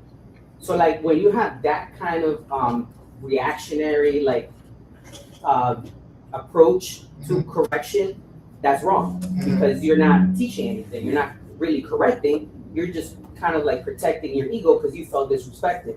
And when you're a person that comes from trauma, I feel like that's what you learn. But if you're coming from like a place of love, you can kind of just step back for a second, analyze the situation, and then go into it with the teaching mindset, as opposed to you're disrespecting my ego, therefore you have to be punished. You know, so I think that's kind of like, to bring it back to like what you're saying in the beginning about trauma. You know, this is all very much like related to that, you know. So it's self-defense, bro. It wasn't. You know, she's a strong girl, but at 2 years old, it's like. So to his point, right? That was the reason for my initial question, right? Because what happens is we got a lot of trauma-filled adults because they were trauma-filled children, and then they have children and then inject them with more trauma, right? Yes, sir. On the flip of that, parents today, I would say, use the word punishment, but they don't punish the child. For example, my sister told my niece, "You're on punishment. Go in your room. You're not coming out." But the TV's still in, the game's still in there. All the things they like to do is in there. She went in and closed the door. It's the same punishment, but they're not really being punished. Go ahead. I have a 25-year-old. I raised a male. I'm a mother of only a male. So reinforcement, it was a little different. So my mama was from Mississippi, a Southern, and I didn't really be a father. So yes, it was definitely a lot of rods and a lot of do as I say, not as I do. And then when I became a mother, I'm sorry, I am a disciplinarian. I have spanked my son. At a certain age, though, it did have to become natural consequences. One of the things I did not want to do was I did not want to raise an anxious, scared son in a world where he had to, making mistakes is human. And I never wanted my black male son to be afraid to make a mistake in a world that says a black male has to be perfect. So a lot of times my mother would say, "You let him get away with murder, and why does he have a say-so?" And we would oftentimes be at odds in the parenting style. But for me, because it is a different time, the parenting of our day, and I'm almost 50 years old, it does look different than when our parents were children, because unfortunately we are the generation that shared. There is a lot of trauma, like what you shared about the 60-year-old wanting validation and presence and time. That stuff did destroy us internally.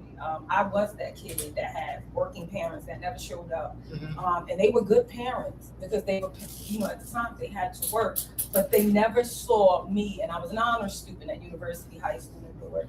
And I graduated with accolades. I played 5 sports. And it was like, a lot of times, they didn't know who I was.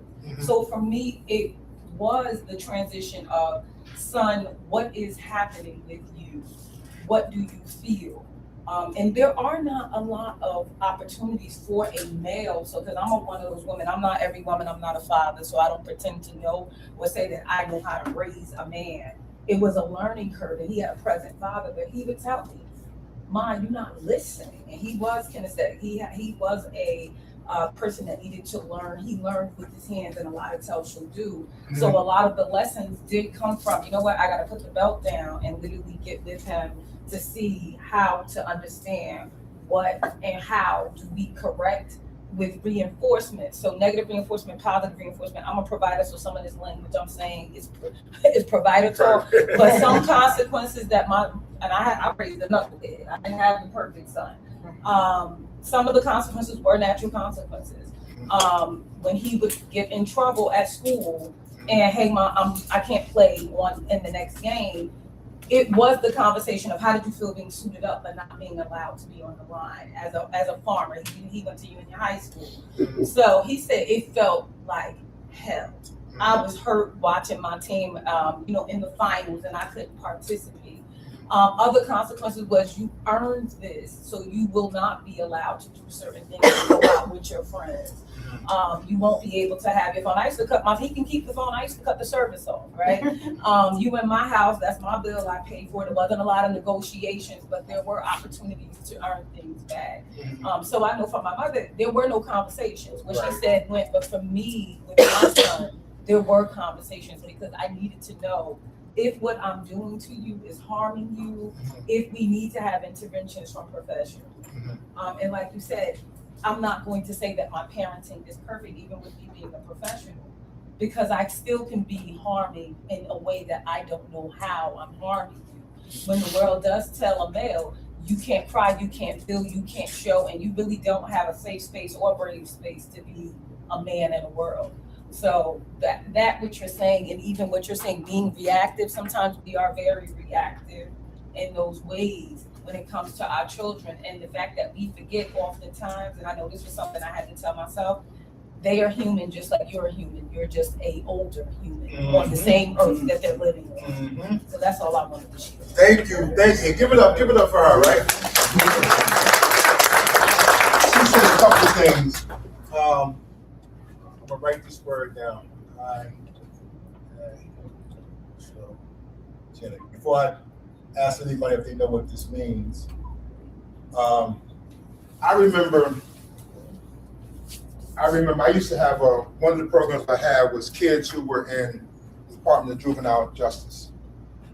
And so normally when I have these kids, I'm going to houses that are single mothers, and I'm going into the hood.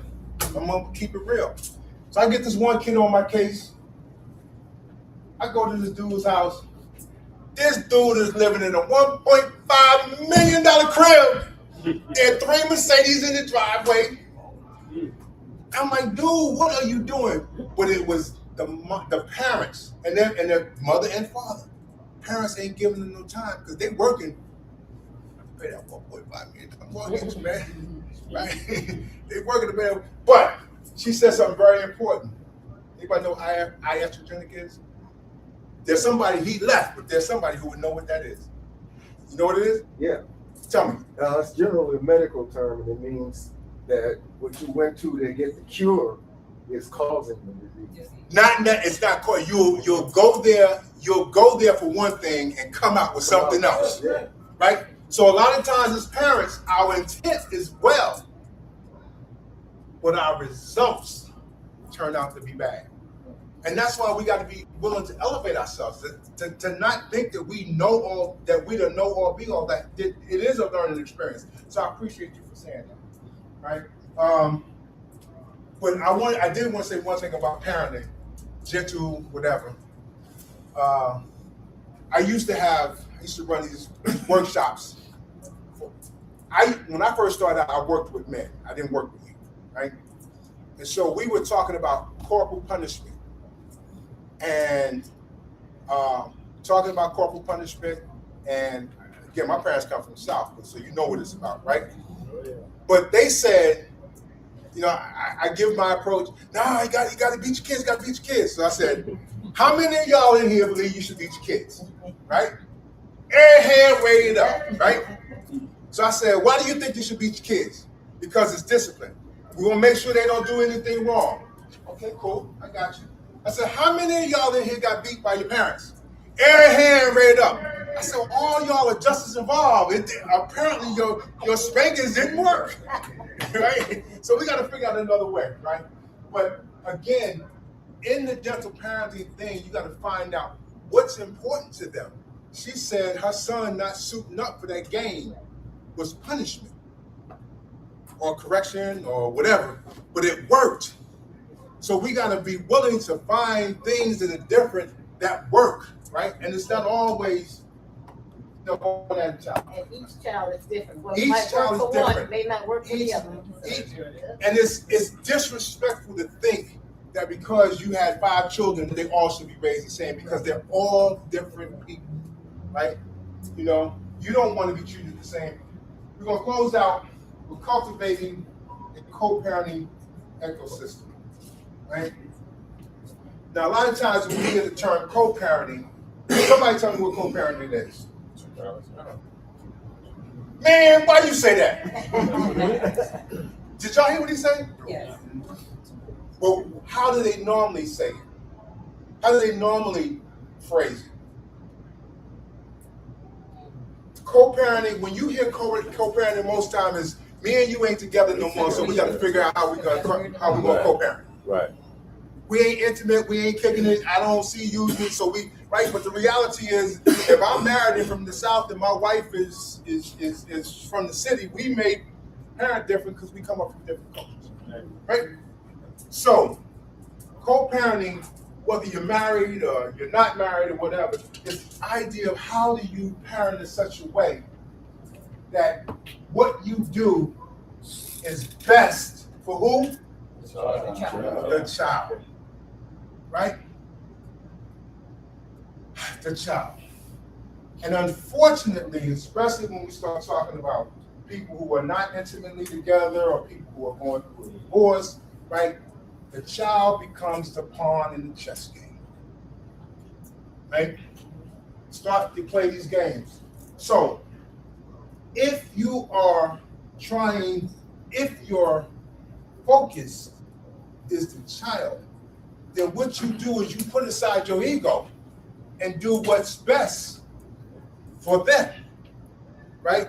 When you go to work and your supervisor, your boss, or whoever it is agitates the hell out of you, right? You gonna keep it smooth, because you know what? Every 2 weeks you want that paycheck. You know, you ain't trying to mess up that paycheck, right? Especially if it's a good paycheck, right? So we got to make sure that in parenting, man, when we're not together, or even when we are together, I tell you the story, right? So I had 2 kids. I had 2 kids out of wedlock. I was a custodial parent for both of those kids. Then I got married and I had what I call a non-biological daughter. I don't call her a stepdaughter, right? And one day she is playing soccer and she's on this end of the field. We're on this end of the field. She gets knocked down. She's a little dazed. And on the end where she is, there are actually grown men who are cheering at her. Right? So my wife, who has a very calming spirit, jumps up because she's going down there to take care of her baby. That's right. Right? She's going down there to take care of her baby, right? I was like, nah, sit down. I said, nah, sit down. Sit down. And I said, nah, please, just chill, right? Now, it took everything in for me to not get up. But I'm trying to sit her down, right? So I sit her down and we go about our business. But later on that night, you know she brought that thing back up, right? Why would you let them do that and not say nothing? I said, baby, I said, sometimes in life, you're gonna get knocked down. Sometimes in life, when you get knocked down, you're gonna be dazed. And when you're knocked down and dazed, there are gonna be people jeering at you. If she doesn't learn how to get up in this moment, you may be stunting her growth in terms of how to get up with it in other moments. She says, that sounds good, but I still want to take care of my baby. I said, okay, good. We had different parenting styles. Very different, right? But I only got 5 minutes. But here's the thing I will say.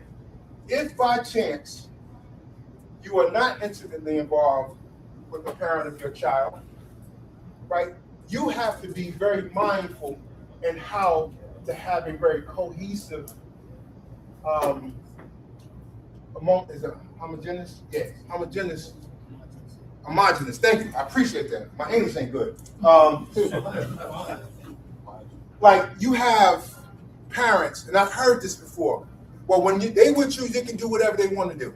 Or you can't tell me what to do when they're with me. That is not good. It creates friction. If the child has a 9 o'clock curfew here, it should be a 9 o'clock curfew here. Because if it's 9 o'clock here and 11 o'clock there, when that child comes back, there's going to be a conflict. Well, daddy let me stay up to 9 o'clock. Then mama's arguing with daddy, right? You got to be willing to sit down and say, what are we going to do that is best going to protect our child and help our child grow? If you're not doing that, then it's not about your child, it's about you, right? And so again, my man in the back talked about it, right? The reason why we have so many trauma-filled adults is because they were trauma-filled children who never got anything addressed, right? And I always ask this question. Somebody tell me, anybody got a dog? Have one? You got one car? Yeah. Your dog takes a dump in the middle of the living room. What do you do? Clean up after the dog. Anybody got any difference? Clean up after the dog. That sounds good. For most of us, what we do is we sweep it under the rug.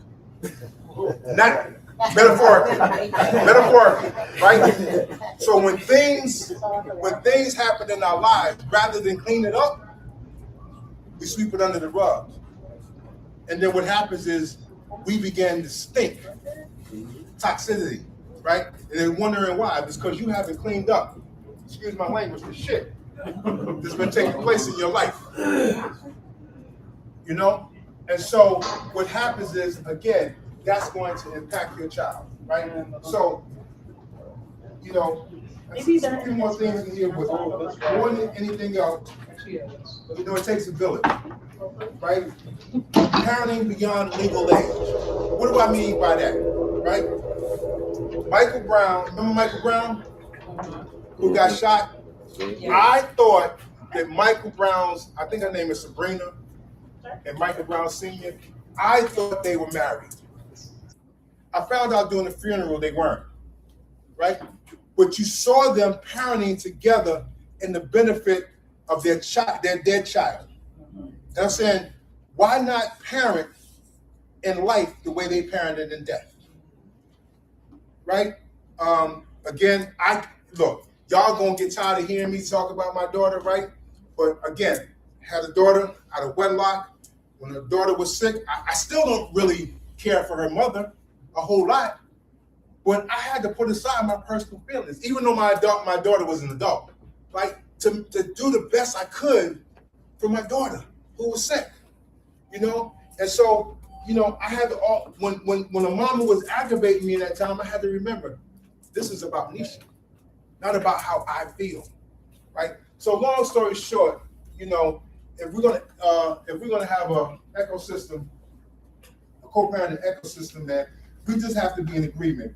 And I know that sounds easier said than done. But again, here's some of the strategies I said. Be mindful and foster respectful discussion. So again, have the discussion. Be proactive, promote unity, collaborate, right? Seek support when needed, right? So you might have to go get a mediator, right? Establish consistent cohabiting blueprint, right? Do that in advance. What else did I put in here? Proactively address potential issues by developing solutions together for common challenges. Bedtime, television, diet, extracurricular activities, individuals who will play significant roles in a child's life. These are all the things that you can do in advance to create the conflict that could happen because y'all are not together. Again, it takes a village, right? It was important to me as a single dad. I had my mom's who was always helping me. She was a part of my village. My brother was a part of my village, right? Have a village. And because of my personal situation, even though I don't put it in here, sometimes you got to start with that, right? And so for me, I'm going back to Durham next week. It's my daughter's birthday on the 24th, right? So me and her mother, we have to get together, man, to figure out what we're going to do for her birthday. And this is the second birthday since her death. Right? We coordinate to have a dinner to make sure that we're honoring our daughter. So even though my daughter's dead, we parent through death, right? And so because it's about the child. That's it.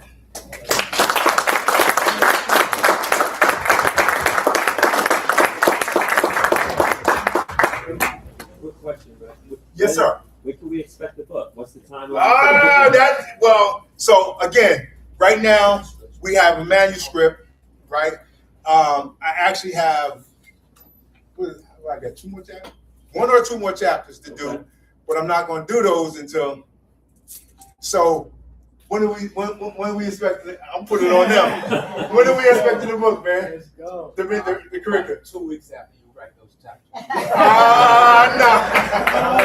No, because anybody, and I know Paul has written the book. Anybody who has to work with editors, man, like editors are very meticulous, and they can draw some stuff, and they're doing good work, right? So, I think the target is by the end of the year. Yeah. Okay. By the end of the year. Okay. Seriously. But there's a lot of work to it. And again, let's thank Brother Williams. I'm sorry. Thank you, Brother Williams. Yeah. Is there a chapter in your book on parenting as a father when the other environment that they live in is highly toxic?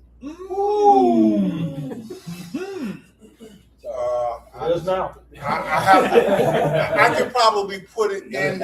I could put a section in a chapter that already exists. So I duly noted because actually I know we got to go, Ryan, but actually, so like I said, both of my children were from the same woman. So I had my son, who's the oldest. She had my daughter, right?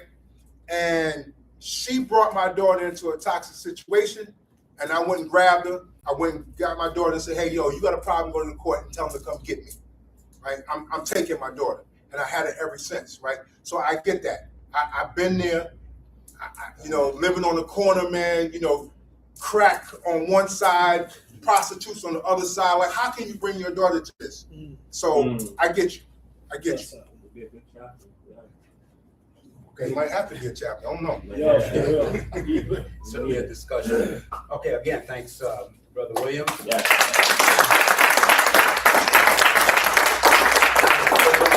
About a 5-minute break, and then we're going to come back, and we're going to go back into the core wellness session that we had this morning. I think most of you attended that, but we're going to bring in a mental health component this time, and Dr.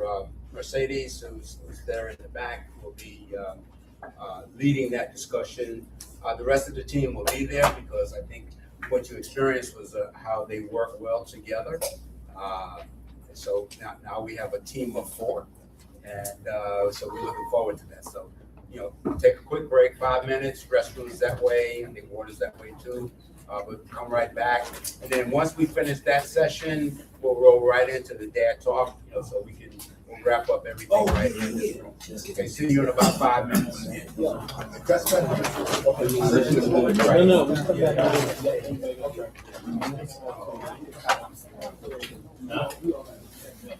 Oh, yeah. Yep. Perfect. We're gonna get a pick up before.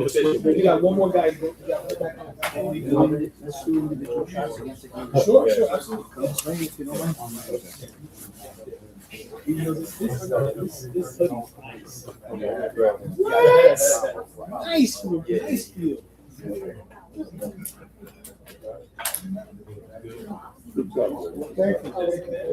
Is that I need to say it.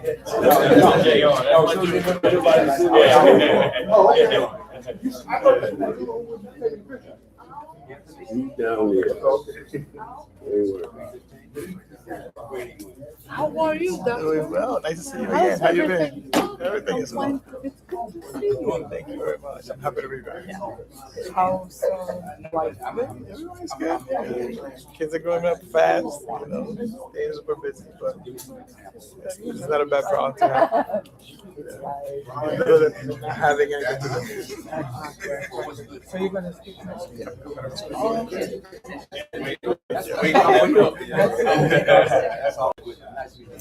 Thanks, I appreciate that. Come on, that ain't what they talking about. It's all good. I need to have somebody on my side, man. All right.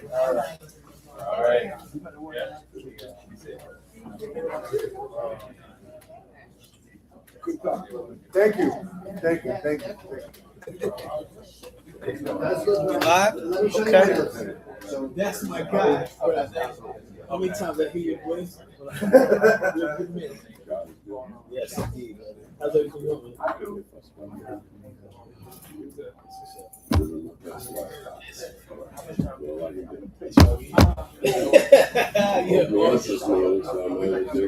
There you go, man. There you go.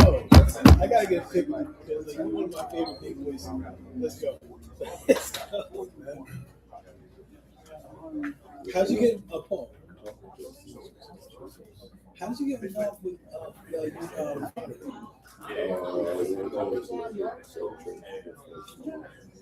Oh, okay, that's Summit. Oh, I didn't know. Okay. Yes, sir. Yeah, so I live in Southern, man. I gotta come check this movie. He invited me a couple times. I don't know. I'm stubborn. Yeah.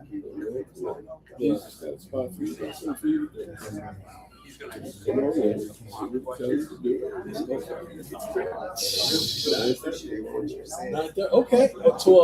I teach so on Sunday mornings. I'm done in 2 weeks. I teach some young kids in the juvie center. I come and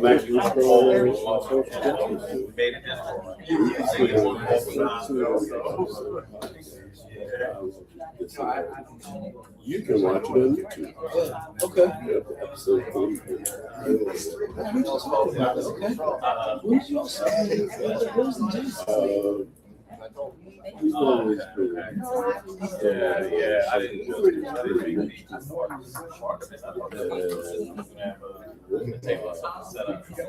Associate ministers.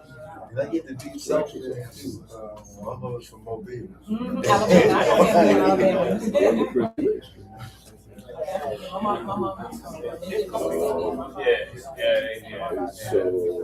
They don't move one way. I used to feel like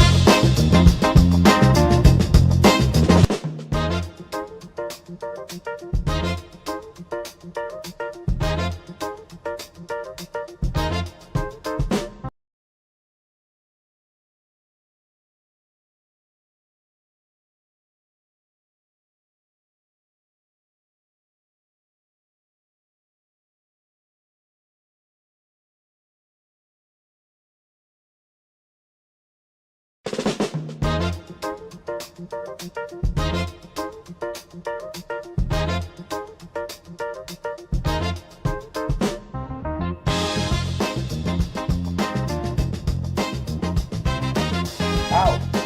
they can do right. They can't do right. But I'm not.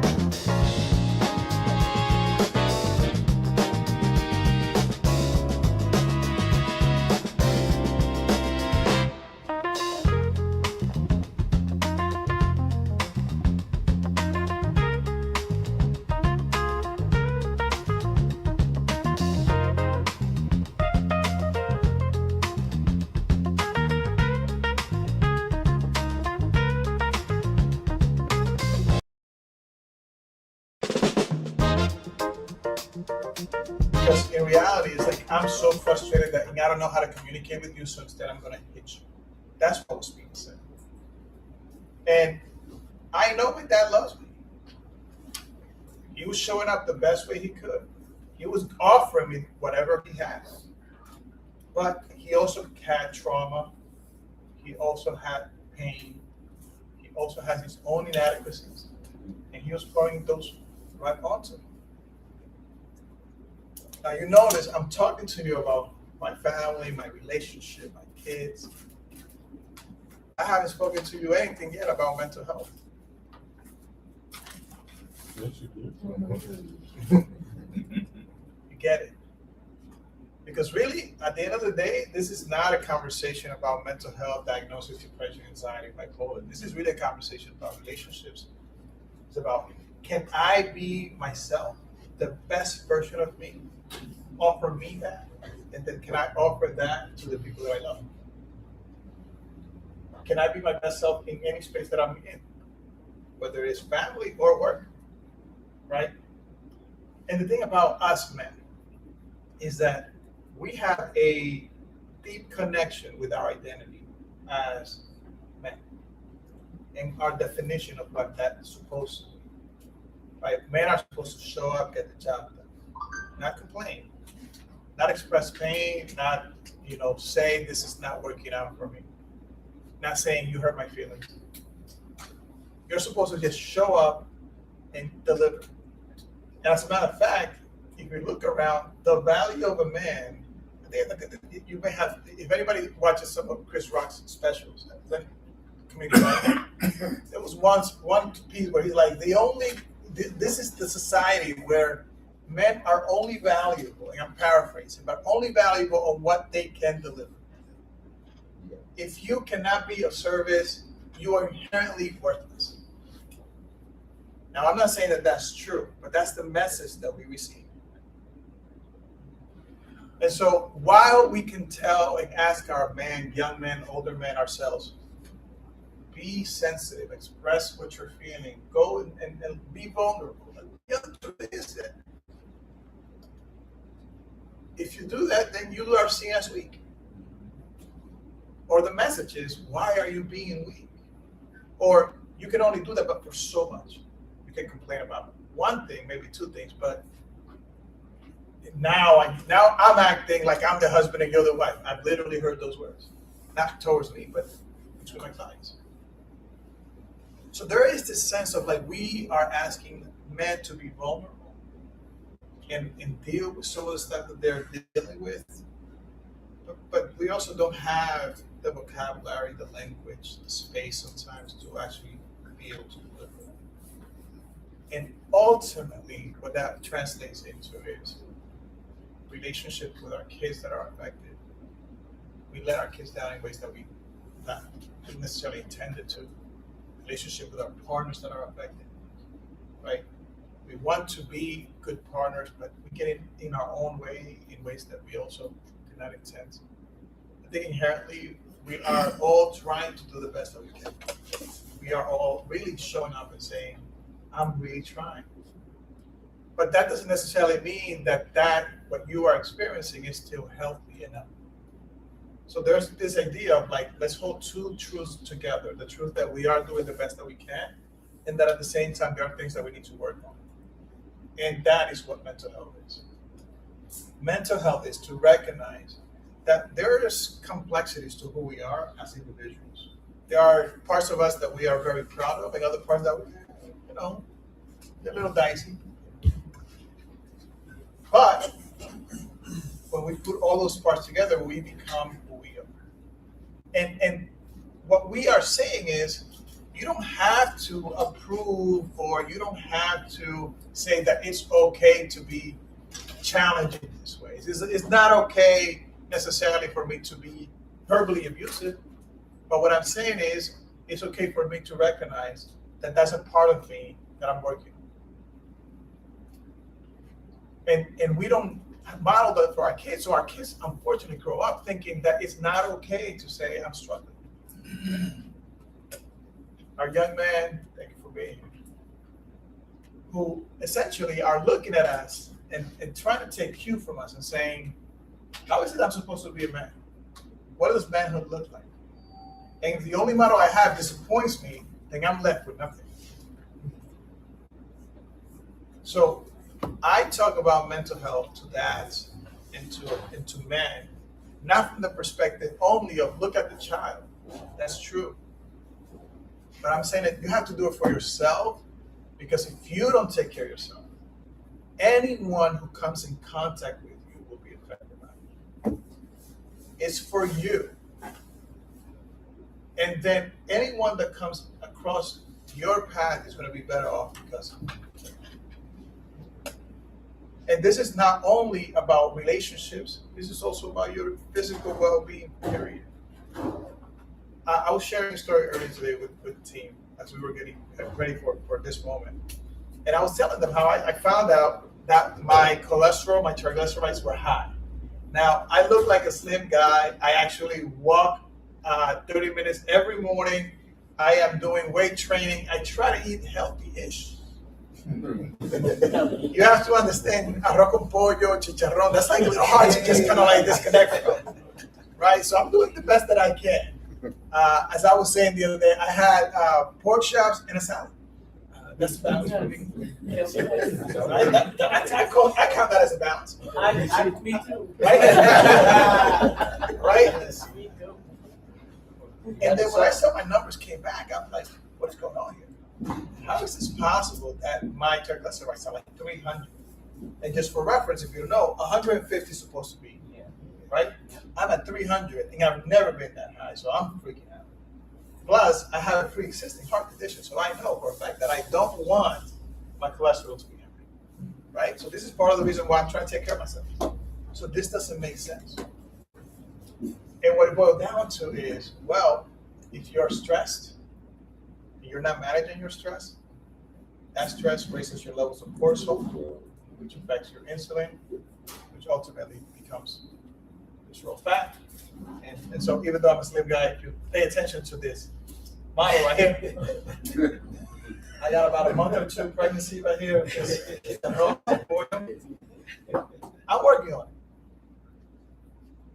But what I realized, besides working on my physical health, I have to stay on top of how I manage my stress.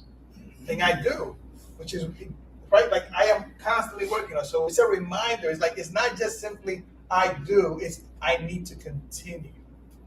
Because it is really all interconnected. What it's saying is that although this is a physical symptom, it's an emotional trigger. And that emotional trigger comes from relationship stuff that I have going on, whether it's at work, whether it's my family. It's all interconnected.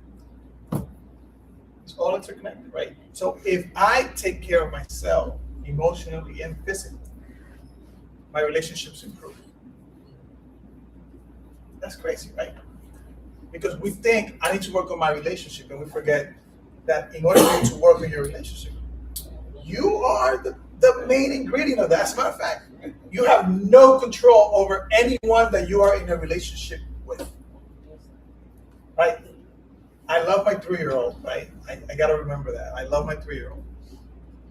I have to say it a couple of times because sometimes he pisses me off. But I love my 3-year-old. But if you know anything about the third child, he just makes up his own rules.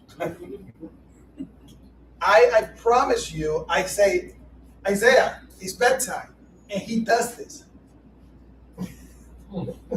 And keeps doing whatever he was going to do. I cannot control my 3-year-old. Do you think you're going to be able to control your older children, your spouse? I mean, the only ones that you technically have most influence are infants. And even then, if they say, we're not sleeping tonight, guess who's going to be up? We are all going to be up tonight. The only person that you have the most control of, even that to some extent, is yourself. The actions that you take. So mental health begins with you and ends with you. Because at the end of the day, our relationships require you. Our children require you. Our spouses require you. If you're not married, your significant other, or your complicated relationship, your situationship, whatever the situation is, require. Otherwise, we can point fingers in different directions as to what's going on, but never get to the actual source. I hope that when my kids are adults, and any of them speaks about me as a dad or me as a man, they're able to say, oh, Dad has some issues. But he also showed us how to resolve some of those issues. Dad, you know what? He lost his temper, but I also recognize that Dad actually really helped us understand ourselves better. Actually, I would like to be like my dad. Like the 5-year-old's biggest compliment to me is that he constantly tells me, Dad, when I grow up, I want to be just like you. I don't even want to have hair. I'm like, that's my man.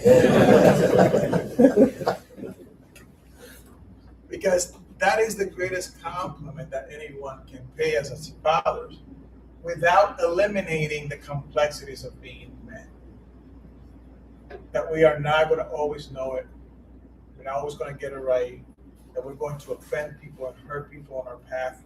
And we're going to have to learn how to reconcile with those hurts and ask for forgiveness and be able to repair. That's all mental health. All of it. And ultimately, we carry this need to have a sense of purpose. And they can feel fulfilled as individuals. And if you follow any of the research that talks about what leads to a sense of fulfillment and a happy life, there are 4 ingredients.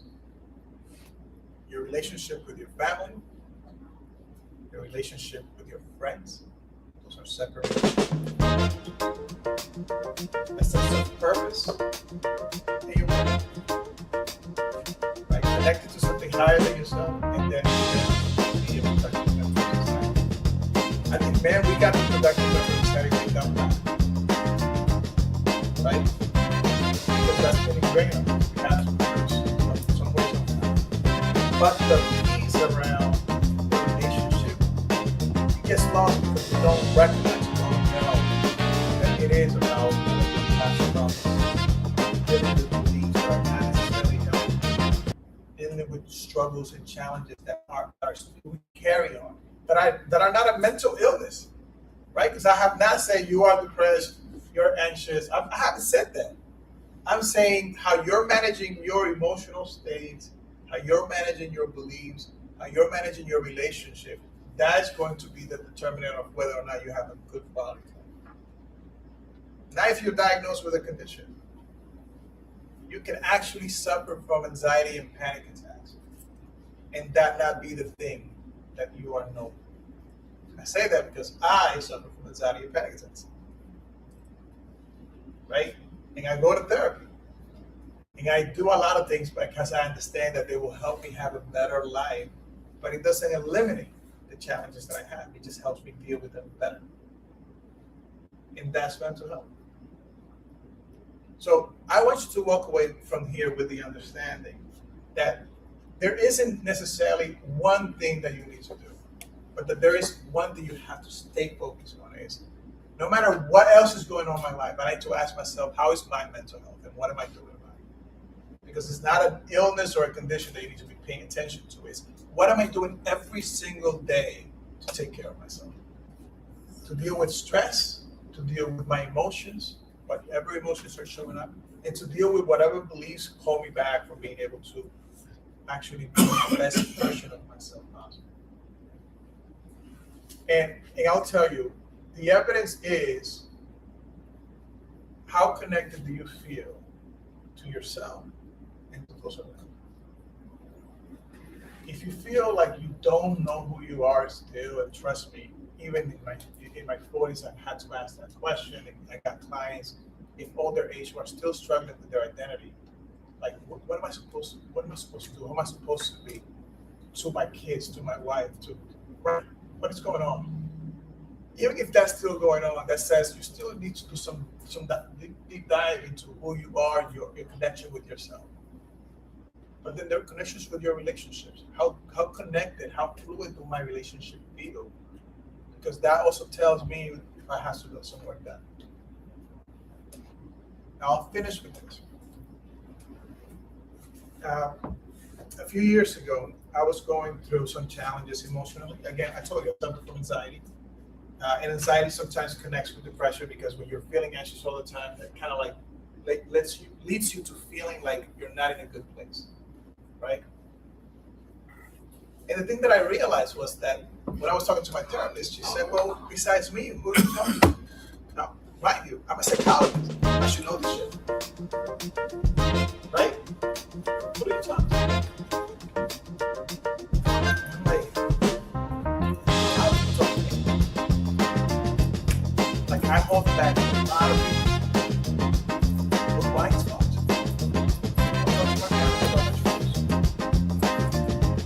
Sometimes I would talk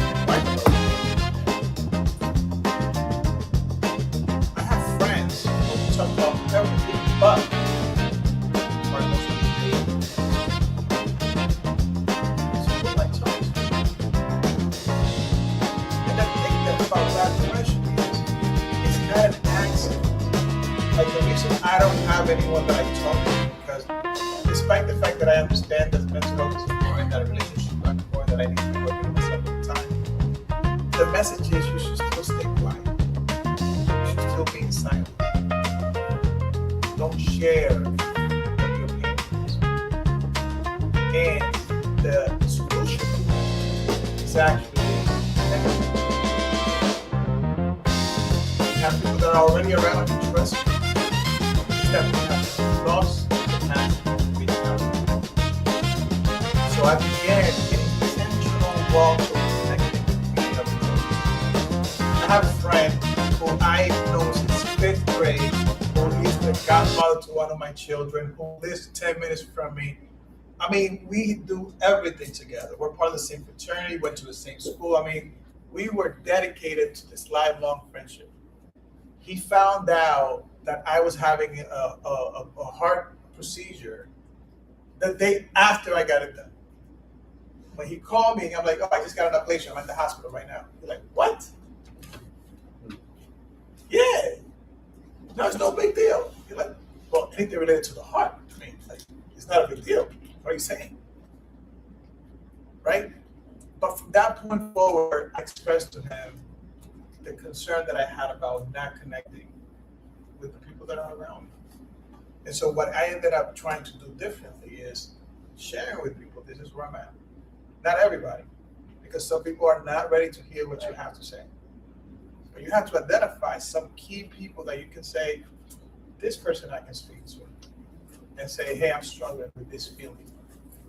My kid is telling me that he's disappointed, or I have a child who just came out to me, I don't even know how to deal with that. Or I have a kid who's diagnosed with STD, and I give him my own feeling. These are true stories.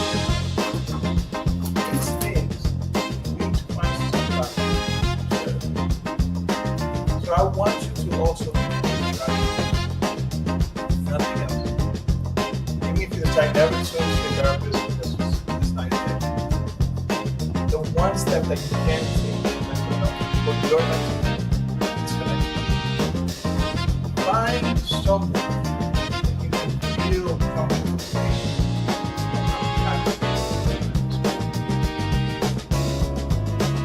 Maybe it just stays there, but you don't need to yourself. be able to say what's going on. Like, I don't know, like, I'm not feeling my job, or I'm struggling in my marriage, whatever it is. And that person, they can eventually feel comfortable to say the same thing too. If nothing else, let's see connection. So if we can teach our kids to do that, the next generation to do it, we're not going to solve their problem.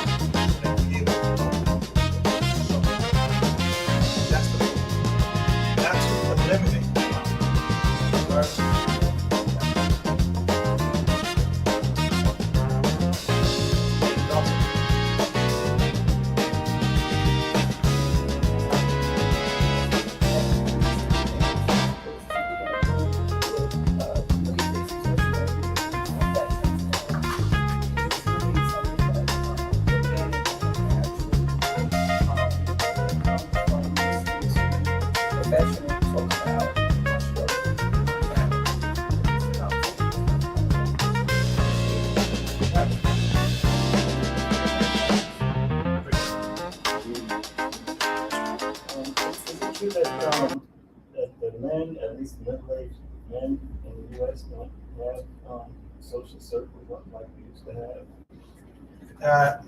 There is a few things happening, right? Socially, women are trained from almost infancy to circle around each other, right? And so when a man gets divorced, and the man will stay alone for a while, if not forever.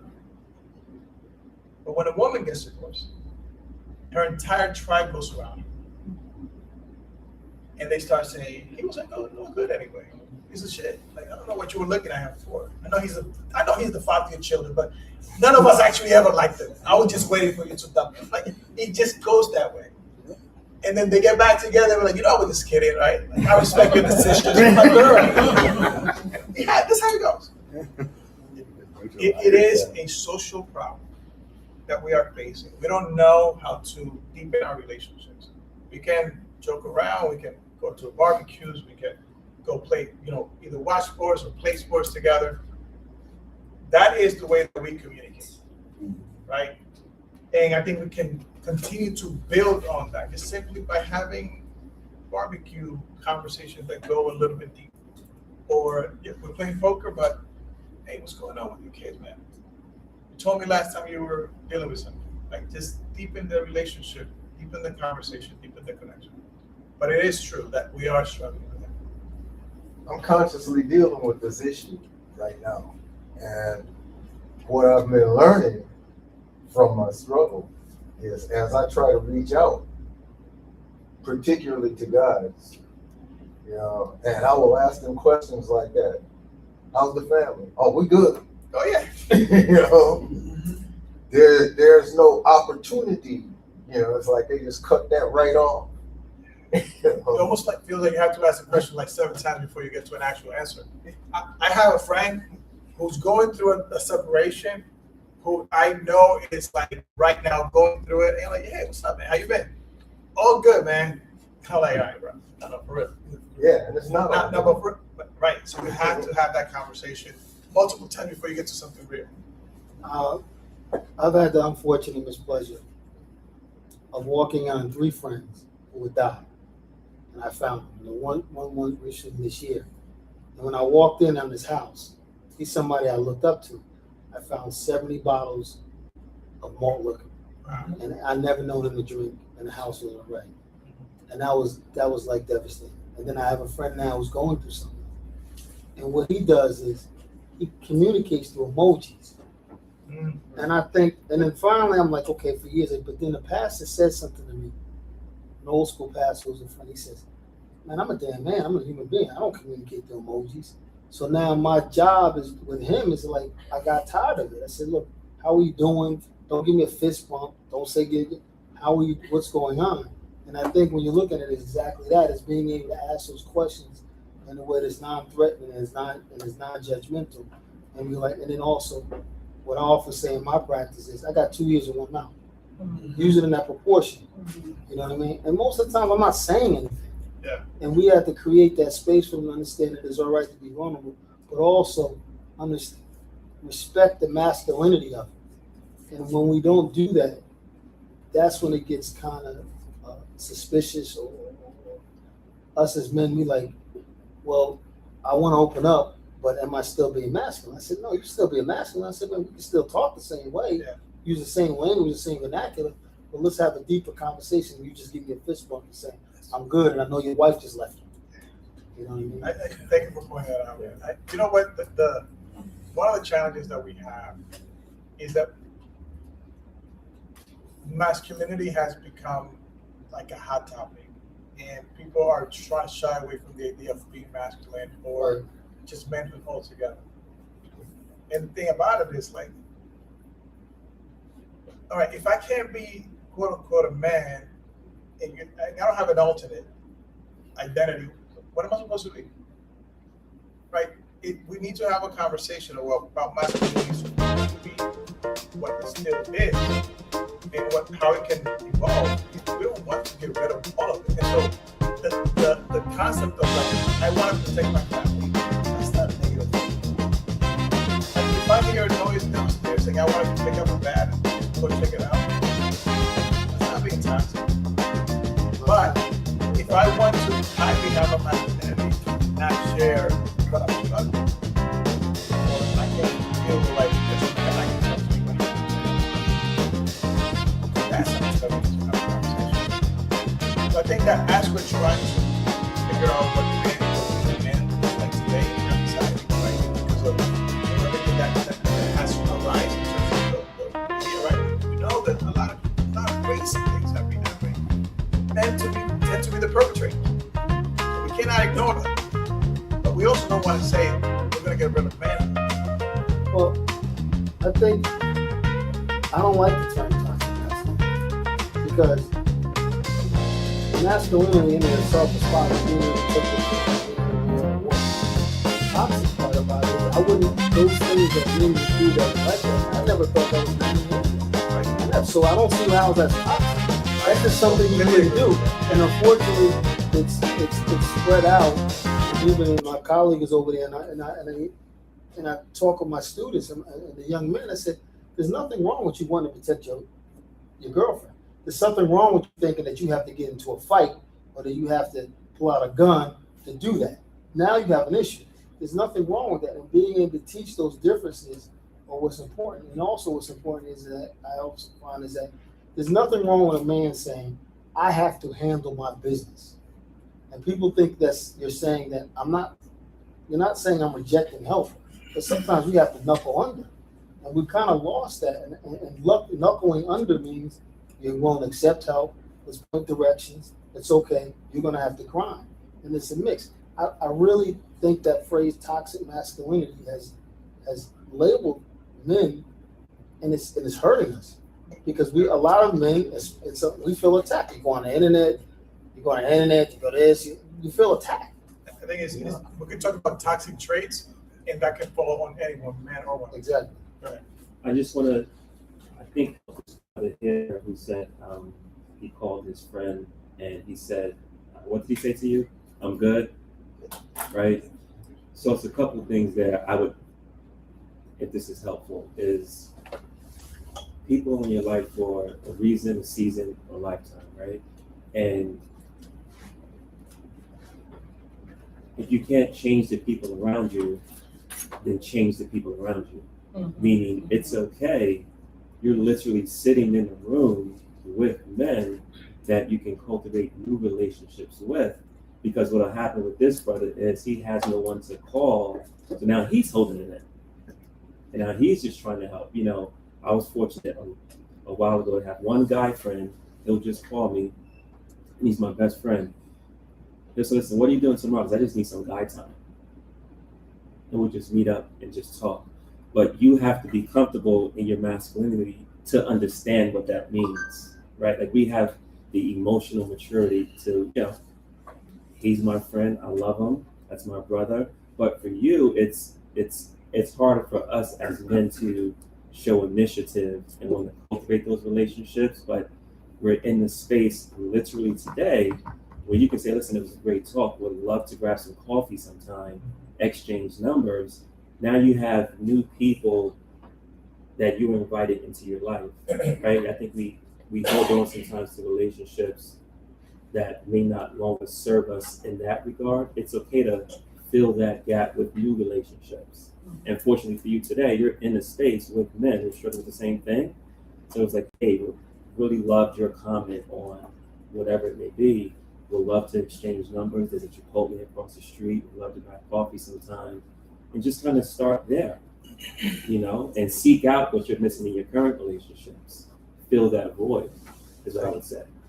Thank you. All right, so a lot of stuff's going on. Man. This is all great conversation, and I just want us to acknowledge, like, this is a unique space because you all have come to this to learn. You all have come to this to get something from it. But when it comes to, I'm gonna hit some of these questions that I heard. When it comes to what's the reason that men aren't connected and aren't collaborating? I think a lot of it is this label of toxic masculinity, which is like an original masculinity form of assertiveness. If a man is assertive, all of a sudden, like, you're being too aggressive.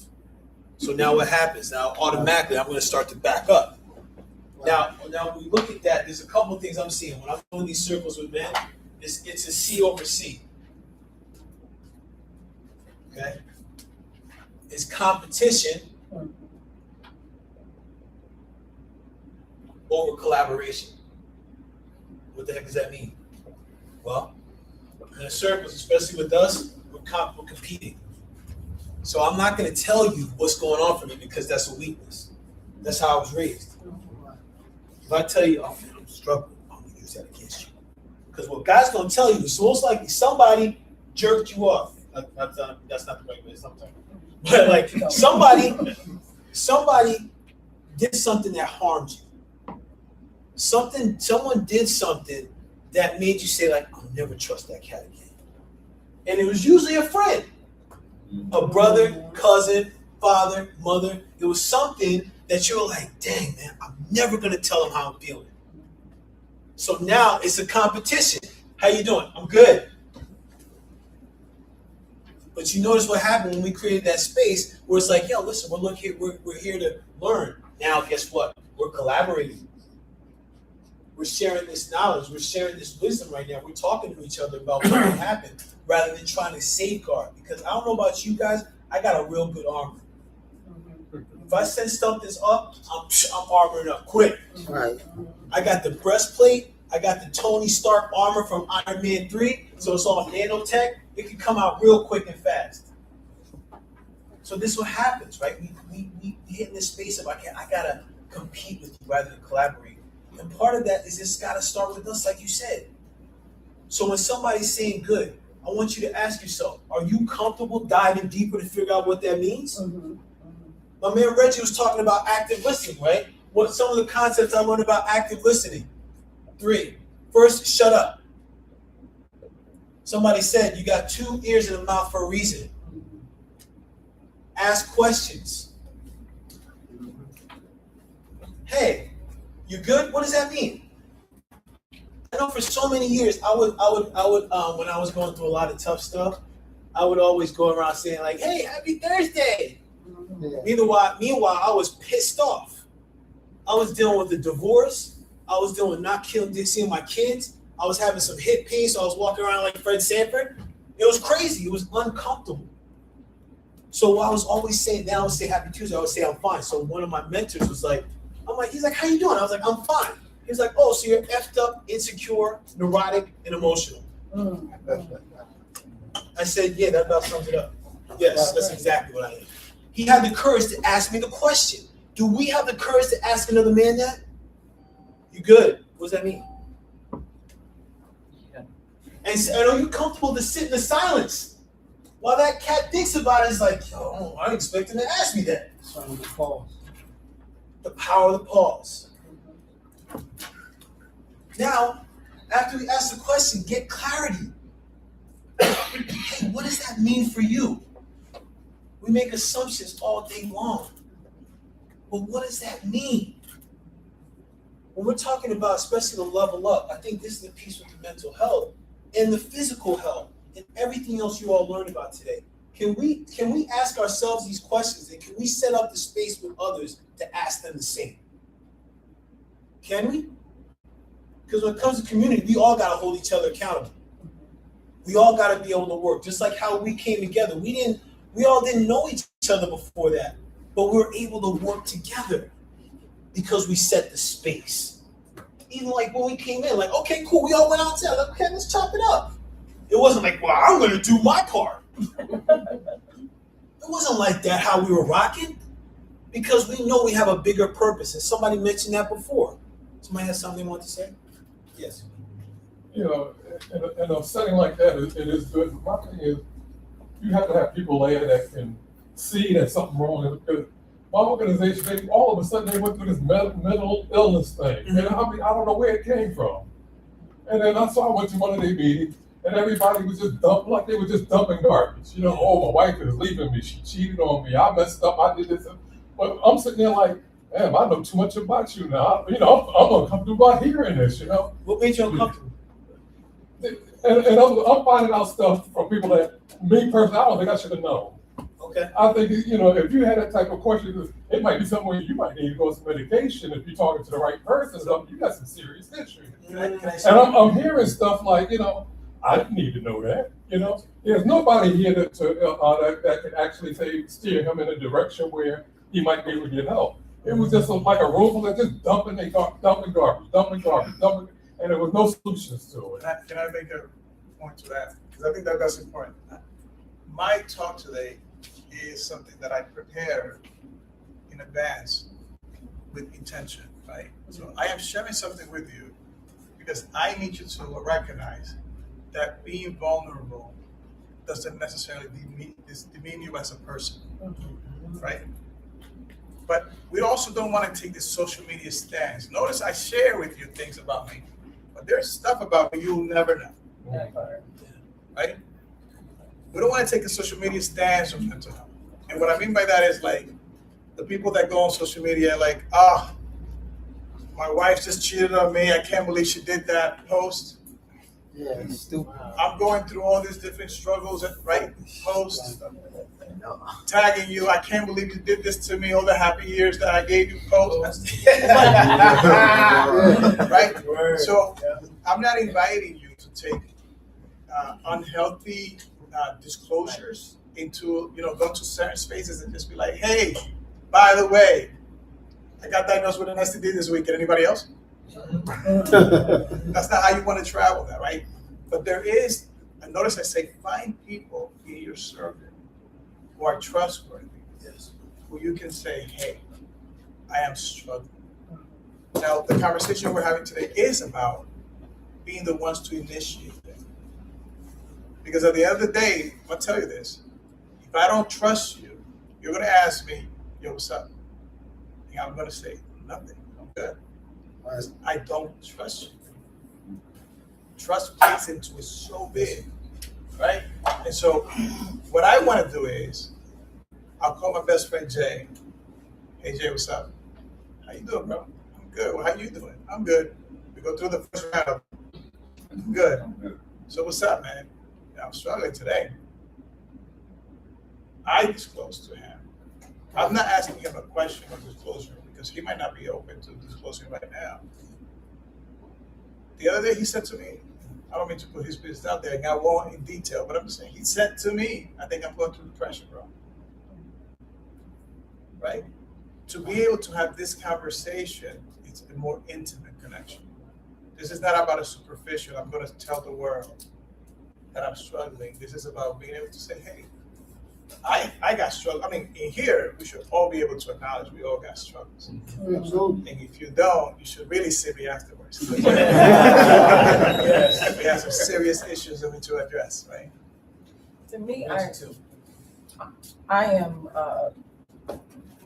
very excited about this because I know for me as a spouse, as a mother of men, I will be very transparent. These type of spaces are not cultivated for men, and it alarms me greatly. Even with my colleague, with my spouse, with my son, It does. It's hard to watch, and when you are a provider, it's a little different because we have a certain set of skills that will kind of like, you know what, we have to create spaces. But for me, I'll share this for us. It was hard for me to realize that my spouse, who was a leader in his profession, a leader in his community, a leader with all his friends, he had no one. He suffered a great loss with his first spouse. He lost his first wife to cancer. And then it was this rock of his, he was the nucleus as this rock. When we met, as in help, that first thing is, okay, I'm looking, you cool, you funny, kiki. The first conversation that we had was, did you go to therapy? And he initially, like this space, him being here in this space was bravery, because it was not a part of his world dynamic. And for men to say that I'm in therapy, I'm in this state, or I'm in this space, or just like a lot of the gentlemen said, I'm not okay, or even being able to hear you, like, and I understand what you're saying too. Sometimes we're divulging too much, and you're kind of like, they're like, now what do I do with all this information? How do I help you or process this information? These spaces are so needed. But for me, speaking from the outside looking in, I even have these conversations with my friends on, are you creating a space for your spouse where he can walk in the room and shut the door and say, the world is attacking me, work is attacking me, I'm attacked, the kids are attacking, and right now I'm going to lay on this pillow and I'm going to cry. And that's what I'm happy for the men, and know that you do have supporters that are rallying for you to have these spaces, even when we're not in the room, to do it together.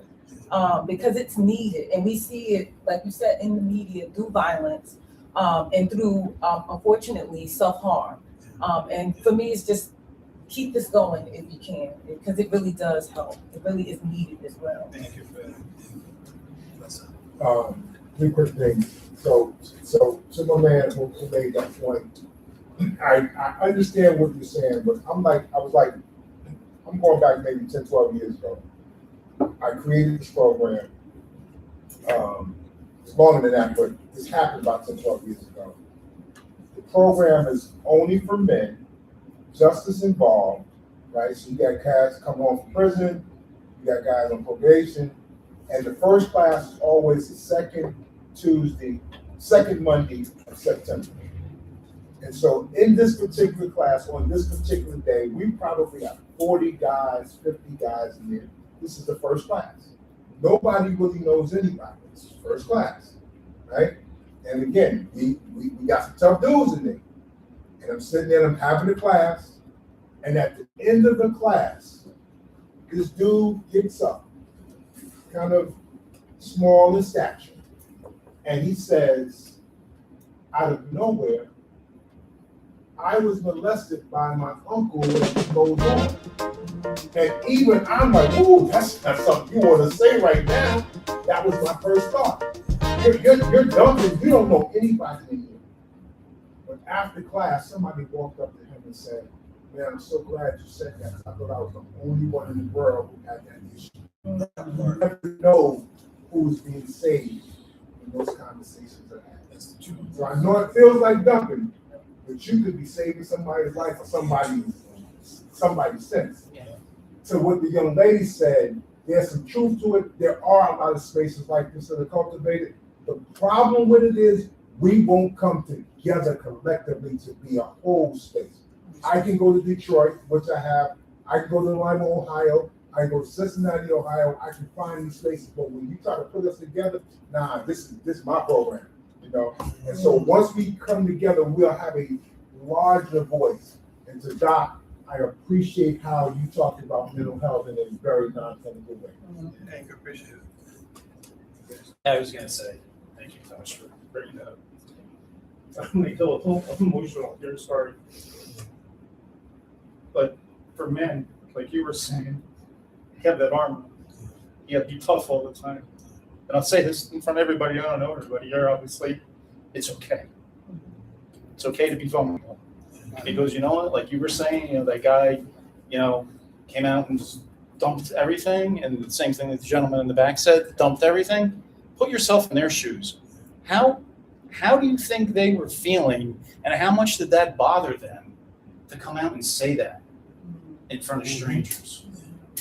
You know, just like for me here today, it's not easy to talk about it. It's not, but it's important because as men and as individuals, as people, it's okay to talk about it. It's okay to be vulnerable.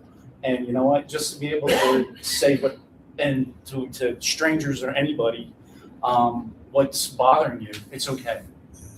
It's really okay. So if you take anything away from this, it's okay to talk about your problems with, even if it's a stranger. That's a key piece of our space. Thank you for that, man. Thank you for that. I think it's key for us to recognize, it's something I had to recognize for myself in spaces with men's circles, whether they're with Justice Impact or just men in general, is that when a man has that space, or they just kind of dump. I've experienced, that's why I asked, like, yo, what was uncomfortable? I know for me, it made me uncomfortable to hear some of that because I was uncomfortable even sharing some of the things that they shared. So I had to recognize that, like, for that person to be able to talk like that, they must feel safe in this circle because they've probably been holding it for a long time.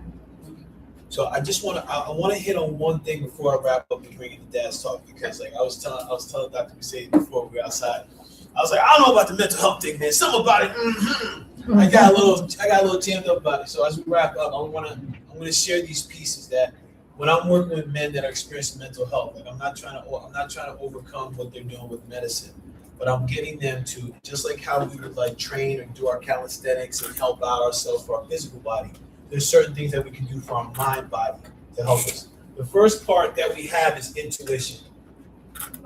Okay, these are 6 mental faculties. 6 mental faculties. I think Jim Rome, I don't know who it was, but whatever, it's still important. Intuition, we all have it.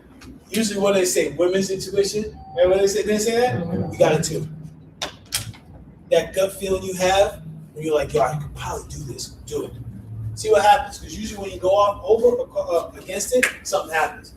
The next one, imagination. A lot of times what I find with men is our creativity is lackluster. Like when I have men create a mask, when I have men draw a painting, they're like they're at the board like, what's this? Mm-hmm. They're stuck because they haven't been used to creating. So when I have people go into imagination, when they're talking about a situation that's dire, I ask them, can you imagine what it would be like in a different situation? Can you imagine if this? Well, I don't know. Well, let's take the time. This is a key piece. We get to learn to imagine certain things, different scenarios. Memory. You remember, I don't know about you, but now with cell phones, it's tough for me to remember numbers. I can still remember my mom's number though, 908-522-0724. Okay? Well, how do we exercise our memory? What are we doing? Right now, everything is so quick. So what are we doing to increase our memory capacity? Do we work on that? I don't know. But if we're going to talk about depression, like sometimes our memory could be like, I remember when this happened back in the day. I didn't get over it. And they were talking about the game, right? No, Reggie was talking about the game. Even this thing, some of you guys are here before, but I was in this thing last night where it was my friend Javon, his dad, and his son. And there's been a disconnection between all of them. But one of the things at the end, right? One of the things at the end, they said, what would you want for the son? What would you want the son to do? I want you to come to a baseball game. Perception. How are you seeing things? Is that really what it is? Will. Can you stick to one thing for a certain period of time, or are you easily distracted? Most likely you're distracted. See if you can stare at one thing for 1 minute without looking away, and then build the time, and then reason. Woo-wee, this was big for me in being divorced. Am I able to take a situation and bring different reasoning to it as to what, maybe even look at something from a different point of view? Can I do that? These are the 6 mental faculties. So if you're like, I don't even know what mental health is, or like I'm struggling with it. If you were to take even just one of these and work on them for a week, for 1 day, for a week, I'm going to tap into my gut. I'm going to practice something. I'm going to memorize a poem or a song. Watch what happens. Energy moves, man. Energy moves. Where your attention goes, energy flows. So that's all we got. Bless up. Any other questions? Yeah. So, any other questions before we wrap up? Comments, concerns? All right, finish the story with my kid. I know some of you are wondering what happened after I yelled at him. So, I look at my kid and immediately feel the pain of having yelled at him and responded to him in the way that I did. But I love my kid. And I think that that's the piece of it that I felt like I was able to hold on to fix and repair and work on the parts of myself that I struggled. I yelled at him, I lost it. I know he was just being a kid. I was under pressure. I was still stressed. I was able to forgive myself for doing that, but not only just let it go, I got myself back in therapy. I actually took time and started focusing more on my meditation so that I can actually bring myself to a calmer state when necessary. And ultimately, I found myself giving a better version of myself to my kid, because that's what we do when we love someone. It's not that we failed them. That we don't fail them. Is that if I love you and failed you, I'm going to try to repair that. I'm going to acknowledge I made a shortcoming, I had a shortcoming, and I'm going to try to repair it. And so I'm pretty sure that you all can relate to some aspect of the story that I shared with you today. Some aspect of the several stories that I shared with you today. Don't leave feeling like I'm effed up. Don't leave feeling like I'm broken. Leave feeling like, oh, I'm exactly where I need to be. Now let me work on it. All right. Thank you very much, everyone, for your time.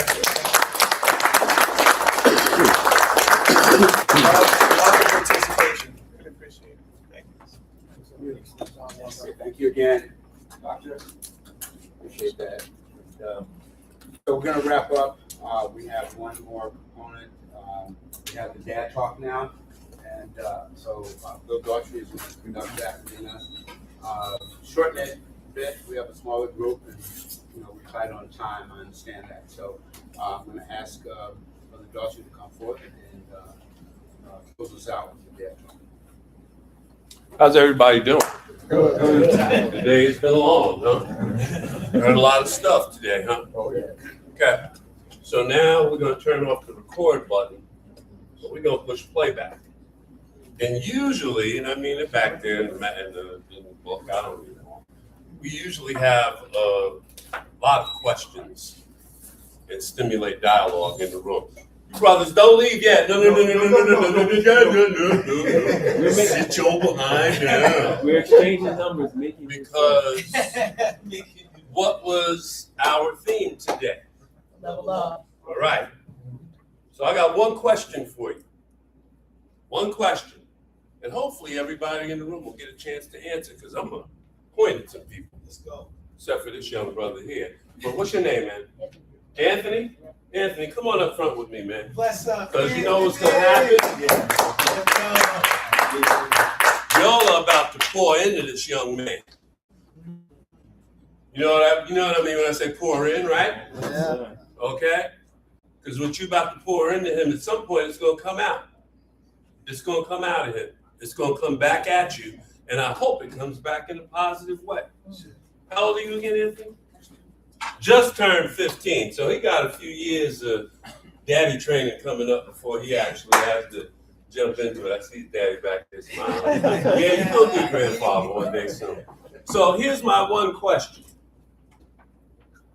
My one question. What's the one thing you're going to do to level up as a father or a mother between now and the next time I see you next year? One thing, because it's very basic. See, there might be a whole list of things you wind up doing, but you can't take step 2 without taking step 1. What's the one thing, Bill Brown? Listen to your young people. I like that. So Anthony, one day this man's gonna be listening to you. Matter of fact, probably gonna be listening to you right now if you strike up a conversation with him. You understand? Yes, sir, you. I'm sorry, forgive me for pointing. I don't know names, but in a striped shirt, yes, you. What's one thing we're gonna do to level up? With the kids. How many kids do you have? 4? Who's the oldest? Who's the youngest? 36, 24. Oh, it's like me. You didn't spend no quality time before that.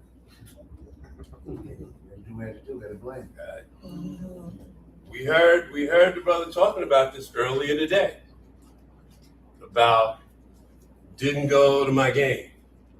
Didn't do this, didn't do that, because we was out there working, trying to put it on the table, trying to pay the mortgage. But we still have to prioritize our kids. Because one thing that I see now, I'll be 73 years old this summer.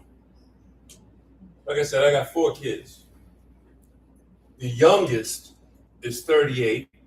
The oldest is 48. When they were growing up, I wasn't trying to be their friend. I had to prioritize because I was responsible for what they did. Until they hit 18, 21, you're responsible. So stop being their friend. Let them know that they ain't gonna have a better advocate than you, a more powerful advocate than you. Nobody's gonna do more for them than you. Somebody might down the road. Yeah. But stop being their friend. I've been on social media since the 47th president of the United States got elected. And you know what? I haven't grown an extra arm, haven't grown any horns, haven't lost my mind. I'm good. I can focus my opinions to people that are listening and to people that matter, not just to be part of the discourse. I'm sorry. Excuse me, sister next to the brother, just what are you going to do to level up? They Listening to the young people. Listening to Anthony, all right. I like that. Thank you. Let me try over here. All right, Daddy, what you gonna do in the back to level up? Talking to your son now, come on. I play dirty. I think for sure deepen the relationship in terms of the questions and the conversation. As I hear what we're talking about here, certainly as men and as a dad, we can have more superficial conversation. And I think trying to go to a deeper level, not so much for him, but also for me in terms of opening it up, just to kind of see where he is, where I'm coming up as a dad. I'm very busy. I work late. I get home late. Things like that. He don't care about that. Yeah, he don't care. He don't care about that. that. Right? He just wants some daddy time. Want dad. Right. So I think there's a lot that can be done. All right, thank you. Like I said, my youngest is 38 years old. He and one of my daughters, I have two of each. But he and his oldest sister are my cancer kids. No, they don't have cancer. They were born under the sign of cancer. Very emotional, very expressive people. My youngest son, we get on the phone, he'll break down crying. He'll break down crying because something touched his heart. Something filled him up. Something with his 3 daughters, his wife, and his big Great Dane dog just made him feel a way. And it touches my heart.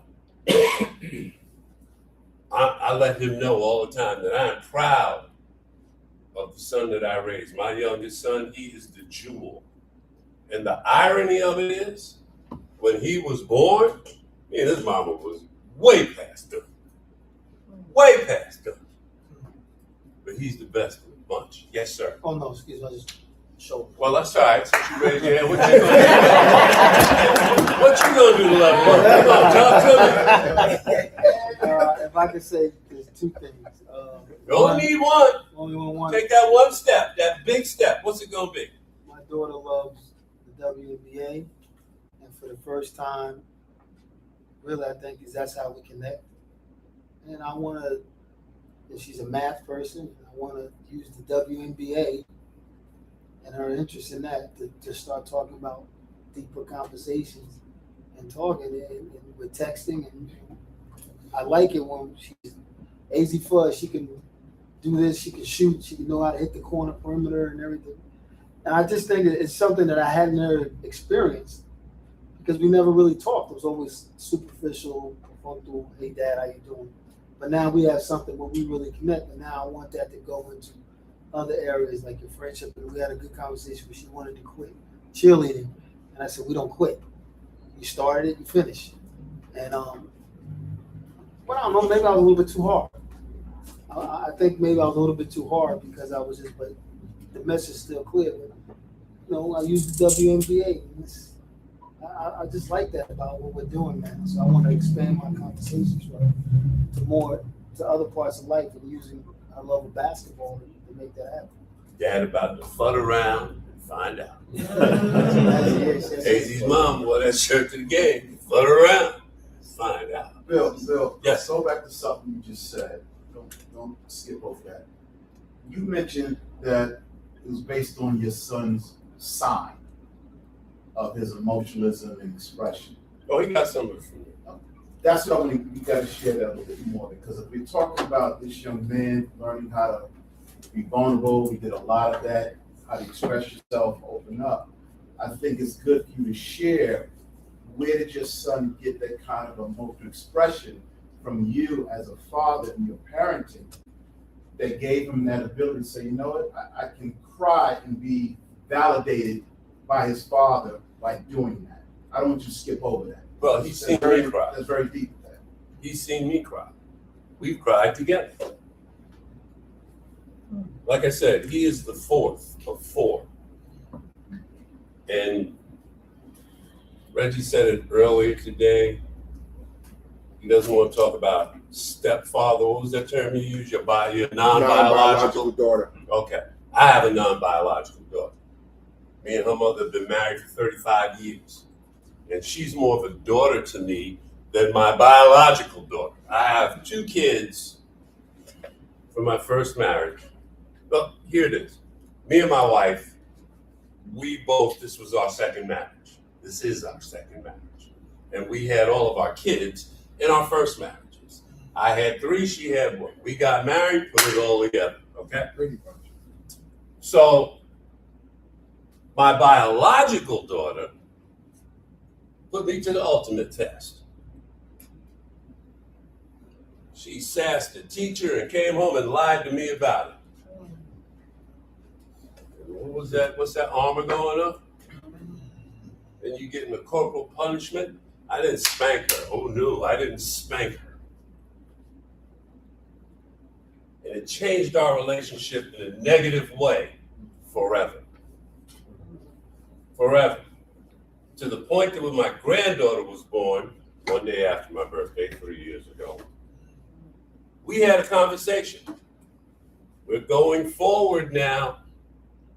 We've been through therapy. You've been removed from my home. We did all of that. We've done all of that. From this point on, we are going forward. Her oldest brother, he decided he wanted to leave. He didn't like our second marriage. Those 2 did not honor the relationship. But my wife's daughter, my non-biological daughter, and my last son, they honored everything we did. And that's why they are closest to us to this day. They come and visit on the regular. My son's coming up from Georgia. My daughter lives right across town. But they stay in touch. The other 2, birthdays, that kind of stuff, we don't have a real connection. And we're at the age now that, hey, y'all grown. And they're all good people. They're all good people. They're all creditable parts of our civilization. They are all productive citizens. And I love it. And I take pride in that also. But on the real side, 2, like my man Anthony, and 2, like I said, special occasions. That's what I do. So I do want to say something real quick. One, I have to step out because I actually have to pick up my kids and take them to a birthday party. You better be there. You better be I'm there. late for that. But in terms of like leveling up, I want to show them that not as a result of just today, but something that I've been kind of like committed to is I get so frazzled and so caught up in our schedules that sometimes we are not intentional in scheduling time with our kids. And so one of the things that I've been trying to do to level up is actually have dates with my sons. And he came up to me because I saw that there's father-daughter dance. There's all these events that court the daughter. I mean the mother-son dance and court the mother and son relationship. But I wasn't seeing anything like that for us, for the father and son, unless I came up with it. But sometimes you get caught up with your routine that you don't do intentionally. So one of the things that I've been trying to be more intentional around that is I actually make time to try to have a date time with my kid, and individually, because literally they demand individual time. So I will go bowling with one of them, mini golfing with another, just going to pizza, whatever it is, one-on-one time that allows them to feel like daddy's paying attention to me. Like, I'm not doing it like every week. I'm talking about like maybe once a month or maybe every other month, but actually scheduling and planning it out. So that's the part that I'm trying to do to level up as a father and in my relationship with my kids. And I left my contact information. That's actually my cell phone number and my email. If anybody wants to reach me or get in contact with me, feel free to do that. Just let me know where we met, because otherwise it'll get a little confusing. But I'm looking forward to staying in contact with anyone here. And I'm happy to have met some of the men who are doing amazing things as well. I'm looking forward to continue. Hopefully I'll be here next year. Just putting it out there.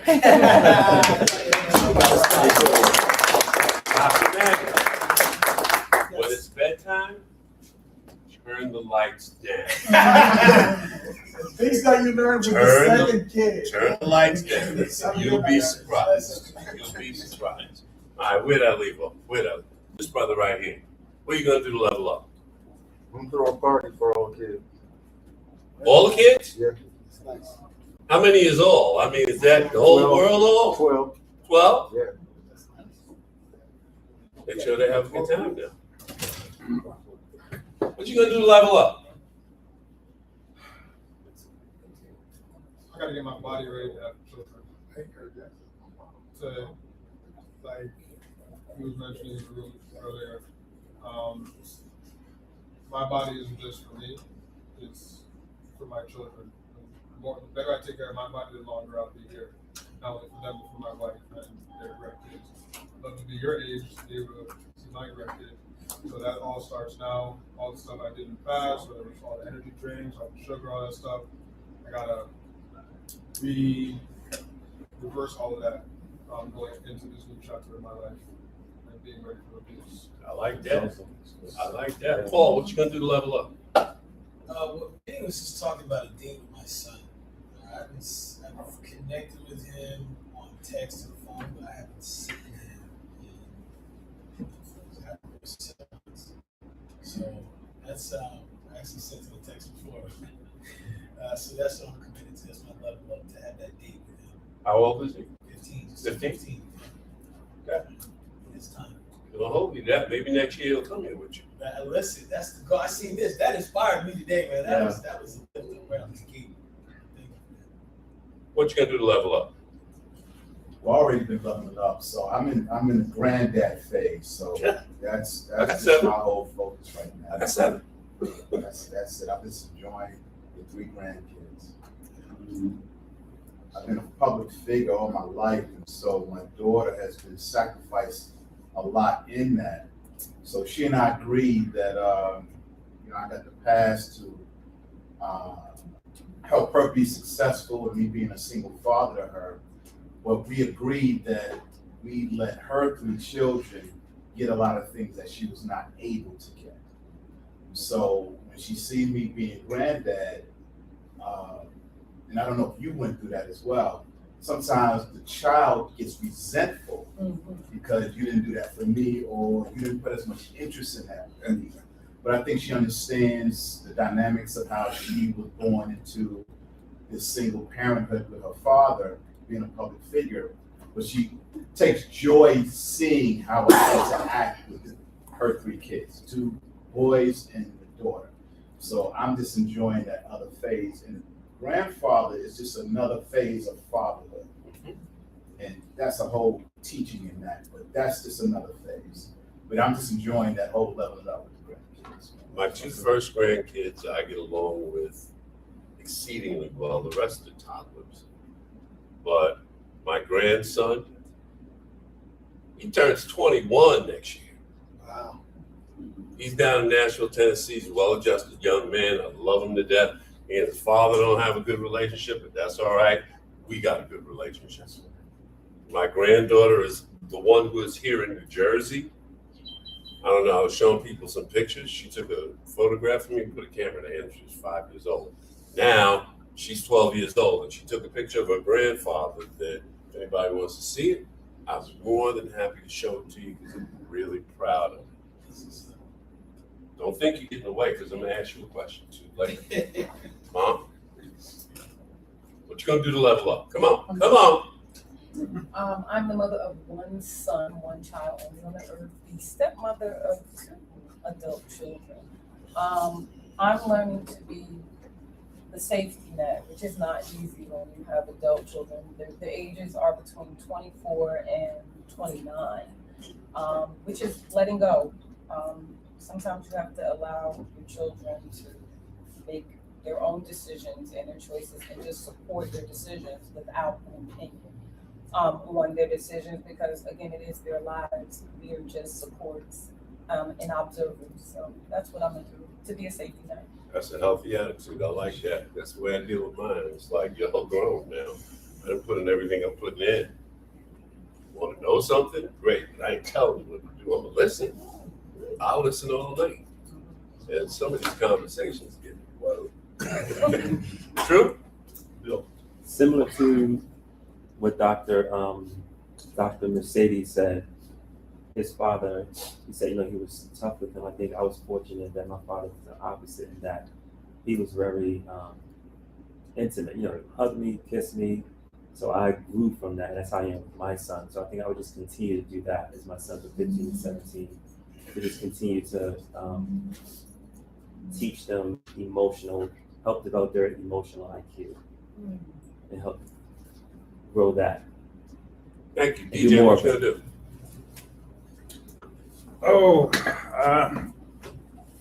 keep it 100. There's still a bunch of unfinished business on my agenda. To be the best person, best leader that I can be, to help inspire, the young people that I come in contact with, be the best that they can be. So that's what's on my radar. Reggie, what you gonna do? Level up, come on. One thing. I wish I could tell you. My oldest, he's married, lives in a place called Forest City, Arkansas. 48, actually 4 grandchildren. He doesn't have a relationship with his oldest, which pisses me off. And then during the entire time his sister was sick, he never came to see her, and that pisses me off. So I've been thinking about hopping on a flight, going to Arkansas, and saying we going to 30. I don't know if he's going to agree to that, but that might be my level up. Just as long as you don't go in pissed off. Yeah. No, I mean, we good. We talk, but it's superficial. It's there. And he's a basketball coach, so it's always about basketball. And I don't really, you don't have to prove to me your level of basketball. I'm good, right? So when I try to bring up anything other than that, and even his wife would tell you that, yo, he checking out. And so I don't know how to get him to check in. That's like my oldest. He in law enforcement. I'm good, said What's the one thing? I like the date night idea with the kids, so I'm into that, but also layer in, you know, just get into a deeper conversation with them on how they're really doing, not really accept their own good. What's the one thing? Listen, and be more close to mine. I don't have kids, but I have 2 nephews, and they're my pride. So, and I try to do the best I can as an aunt. Your auntie. I'm an auntie. They're gonna turn to you. They're gonna come to you. You know that. So you gotta So be I ready. try to be present for the oldest one because he was maneuvering to his education. He didn't know what field to pick, and he didn't go to his parents and talk to the parents, but it spoke to me. And I work with a lot of adults and teenagers to focus on education. So I was upfront and I level up with him. So he's on the right track. He's the one who's got to do it. Yep. What you gonna do? I'm gonna take the gentleman's advice. I'm gonna listen more than I speak. That is, listen with the intention of, you know, come to understand my sons better, right? So I can help them, right? Advocate for them, and of course, you know, help them to know themselves. Thank you. What you gonna do? Well, I've been leveling up for quite a while now. Yeah. One more thing. I have Never stops for us. I have 1 biological daughter. I have about 30 nieces and nephews. And I spend a lot of time with them. Matter of fact, they spend more time with me than their parents. My daughter, she's in medical school. She lives out of state.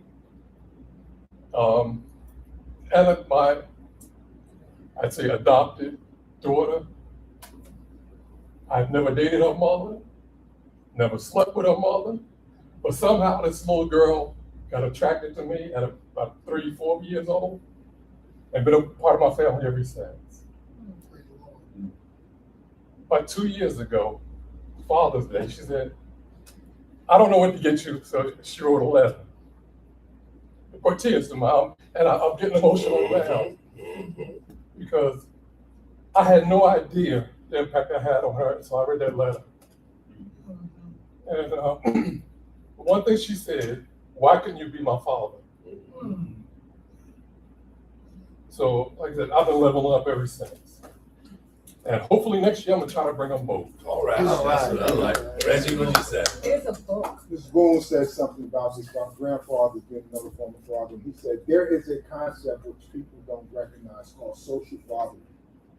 Social fathering and your grandfathers, your uncles, your brothers, your coaches, your teachers, whoever, right? So this concept that you don't have a biological child does not mean you don't have a child. Thank you. That's right. Thank you. My Cool. se- Go ahead, I'm I'm sorry, My Seventh Father is a book that I actually give out all the time. And it talks about all of the proxy fathers. I have a biological father on this earth, and then I have what I call my word dad, which is Dr. Charles Idris Webb. And he does not have a child on the earth, but he is my dad in every sense of the word. So those relationships that you cultivate with all of these strangers, some of you in here are probably fathers to children that have never told you, but it can be in the simplest forms of telling the kids, stop, don't do that, pull your pants up, come here, let me help you out, show me someone how to tie a tie. You could be a coach, you could be a captain, you could be an uncle, you could be an auntie, but you don't know who you are. And to her, you became the father she needed in physical form. But that book tells the story of a young man who made these 7 fathers in his whole mind. And then he wrote letters to them and told them, this is who you were, but you never knew. So keep doing what you're doing. I didn't meet my biological parents until I was 52 years old. But I was raised by a mother and a father, and what you see right now is what they raised. My last name, Daughtry, that was the father who raised me, and he was only around till I was 11 years old. You know how things get when the marriages fall apart. And this was long before we knew the concept of co-parenting. So, but everything you see and hear from me is because of them. Got to meet my biological parents. Wonderful people. Spent a lot of time with them. Come to find out I was one of 8. That's a whole nother story.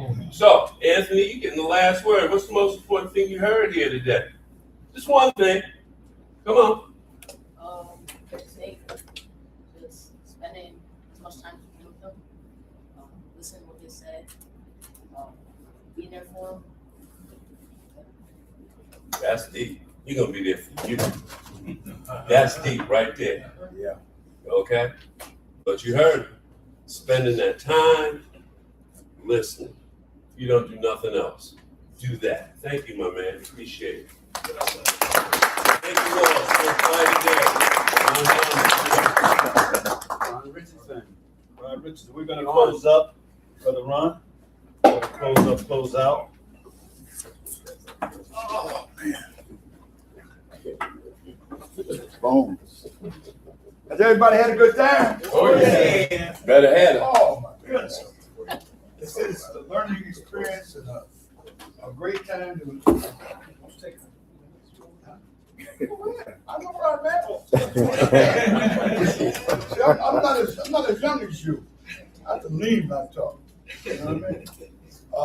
There are a couple of things. First of all, we've come a long way tonight in our 14 years. And I think one of the most important factors about Union County fatherhood is that the togetherness that we have and the things that we do to make days like today possible. And as we come to a close, it's been 14 years. It's time to level up. And like Dr. just said, to level up, what are you going to do? Everybody gave their examples. I'm going to take my time right this second to give mine.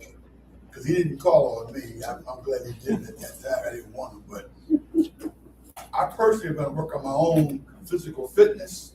And I have a nephew that's having a hell of a time with his family. And I joined the gym about 4 or 5 months ago. And he finally agreed to come with me. So I'm going to dedicate my time at the gym with him, getting him to show me how to work out, et cetera, et cetera. But I'm going to talk to him and encourage him and try to bring to him all the things that we talked about today. Because a lot of those things, he's having problems with his own children, which are all grown. The last one is just graduated high school, so he's not got him a job already, but the kids come and do what they want, and they treat him badly at home, et cetera, et cetera. So I'm going to level up with that. The other thing is that I want to begin with a heartfelt thank you to all of you who helped us today. I want to thank all the speakers and the instructors we had at our various work breakout sessions. And I most importantly want to just thank Rod and Bob and Ron Thomas, who encouraged me to be the strong person that I am today, because many a times I'm not available. They do a lot of work, and I just want to give a big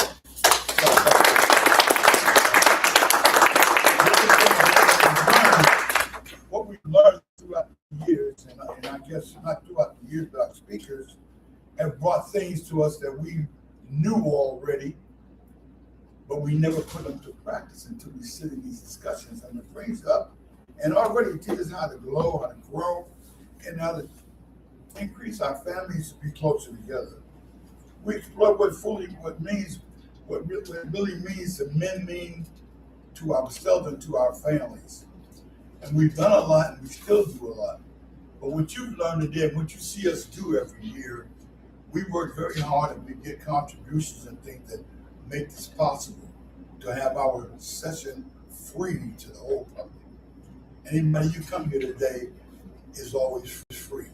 But take time out and just think about it. Whatever you can do to just set aside some time in your own heart to write out a check or make any kind of contribution. Nope.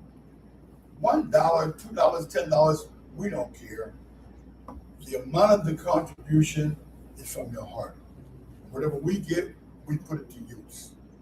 And we want to say to you that if you want to become a contributor, we appreciate that. And to keep you aware of what's going on, I believe that I'm looking up I'm trying to find the date as we're talking, but our conference has always been free to attend, and so we want to continue that. But what's coming up is we want to let you know, here it is right here, okay? Our follow-up conference with Dad Talk is going on May the 16th from 10 to 12, and it's in Elizabeth at the United Way building at 219. Roll, United Way and Roll. I mean, Central Avenue. Oh, I'm Central Avenue, United Way, 219 Central Avenue in Rawley. And we're going to be there for 2 hours. You're all welcome to come, and then again, it's free. So we ask you to please keep that date. It'll be Dad Talk, like we had today, where you can voice your opinions and get more input from one another. The Dad Talk will give us a chance to connect, reflect, and continue our dialogue that we talked about today.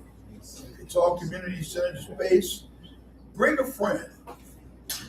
Never come up by yourself. Bring somebody that your next door neighbor. They don't really have to have a problem, but just bring a friend. We want our word spread out more around the community and around the county, city, and the community, and all throughout the county. We remember the fatherhood leadership and our purpose and our actions and what we do. So I'm not only speaking for myself, I'm speaking for the entire Union County Fatherhood Coalition.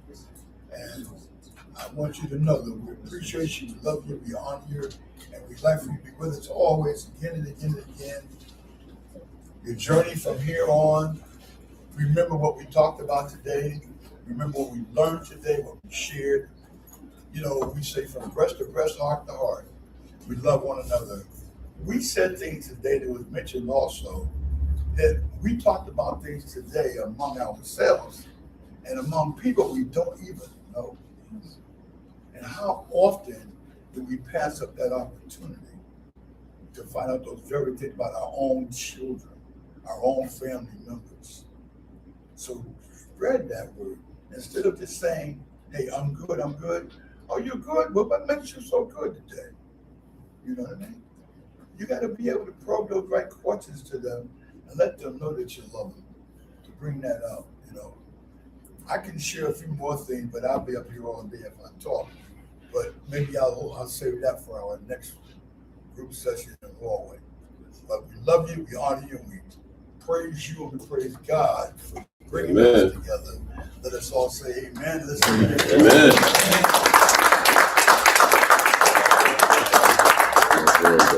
Hold on. Now, I knew that we wanted to kind of do a raffle. I'm not sure how that went. No, we wanted to do a raffle, but we have a young man that's been here all day. Come on up here, man. So, I'm a member of the New York Knicks, and I've with the Knicks for over 25 years. And so, and I've also been one of the founding members of the Union County Fathers Organization. And I've also spent 8 years with President Obama, where we actually started this whole conversation around the country on fatherhood. And I see some of my frat brothers are here. And we were one of the official organizations in our fraternity to actually have an official partnership around the country. Wait. This brother here is the one. Is the one that brought this to Elizabeth, New Jersey, and got Nesbitt Funeral Home Director to talk to us and put it together. Go ahead. Yeah. That's what but I think Kim deserves pretty much 100% of the credit. And then at that same meeting, the awesome Ron Spearman was the one that really, stayed on the phone with me while I was in DC with the administration. But it was during the president's re-election, getting that going, I came to Elizabeth, and it was like a big political gala. And I met Kim at an event, and she asked me, could you please come to Elizabeth and speak on behalf of the president at the political event. So I came, that she was one of the hosts of it, and then I came back to a meeting at the funeral home, and I met Rod and these awesome guys. And then you got Ron and Ron Richardson, and then some of the other guys who were actually part of that whole founding. So again, it's just been a great 14 years. I just want to say, man, you've been awesome. And just to see the elected officials and the number of people that's been continuing to support this has been great. And I do brag about what we're doing here in the county across the country. And one of the places that I've been able to brag the most about is my work with the NBA and New York Knicks. And so we do pride ourselves on fatherhood at the arena. Every year we invite a father and child to be a guest at a Knick game through the Union County Father Initiative. So we're pushing hard on that end. So I know we wanted to actually do a raffle with a couple of Knick items, but I think I just want to give one Knick gift to this young man for just being who he is, being put on the spot, but just being a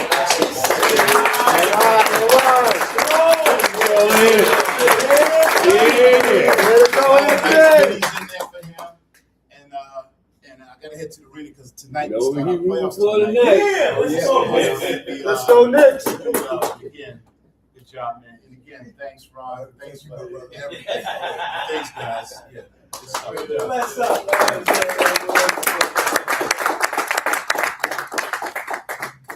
Final words, anything?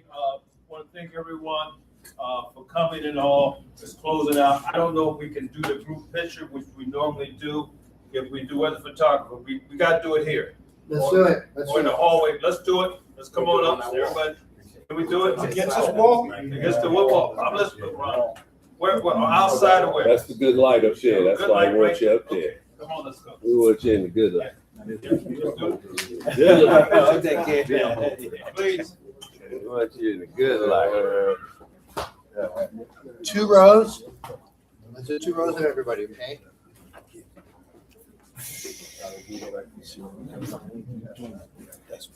Thank you. Wow.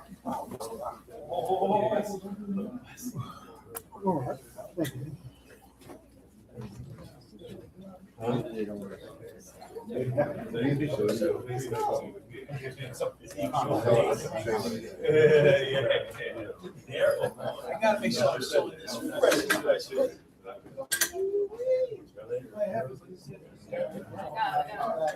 I got it now.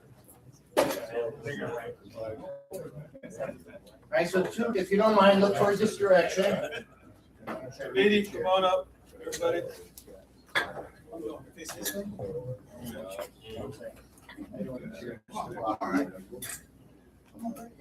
So you got We're gonna do 2 rows. 2 rows, 2 rows. Do 2 rows. All enough between it, I'll sing you. I'm not right. Just put my head right in the middle. I'm good. Right front.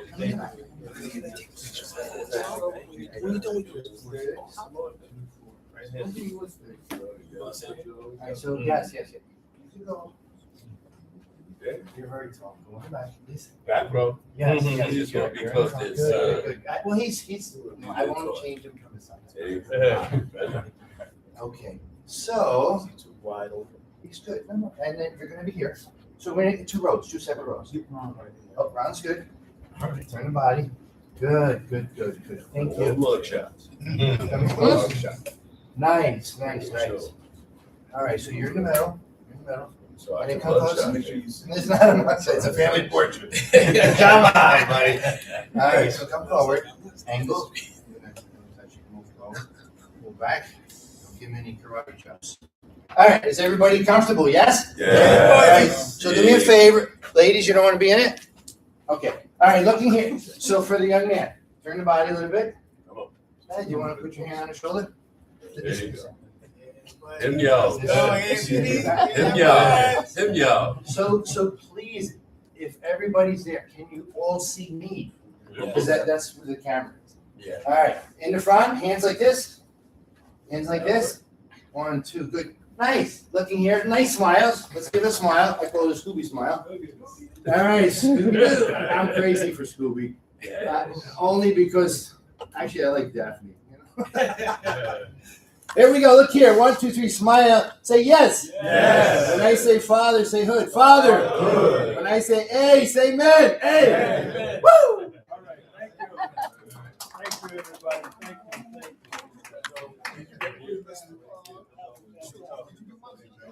Good Hey, I'll be on.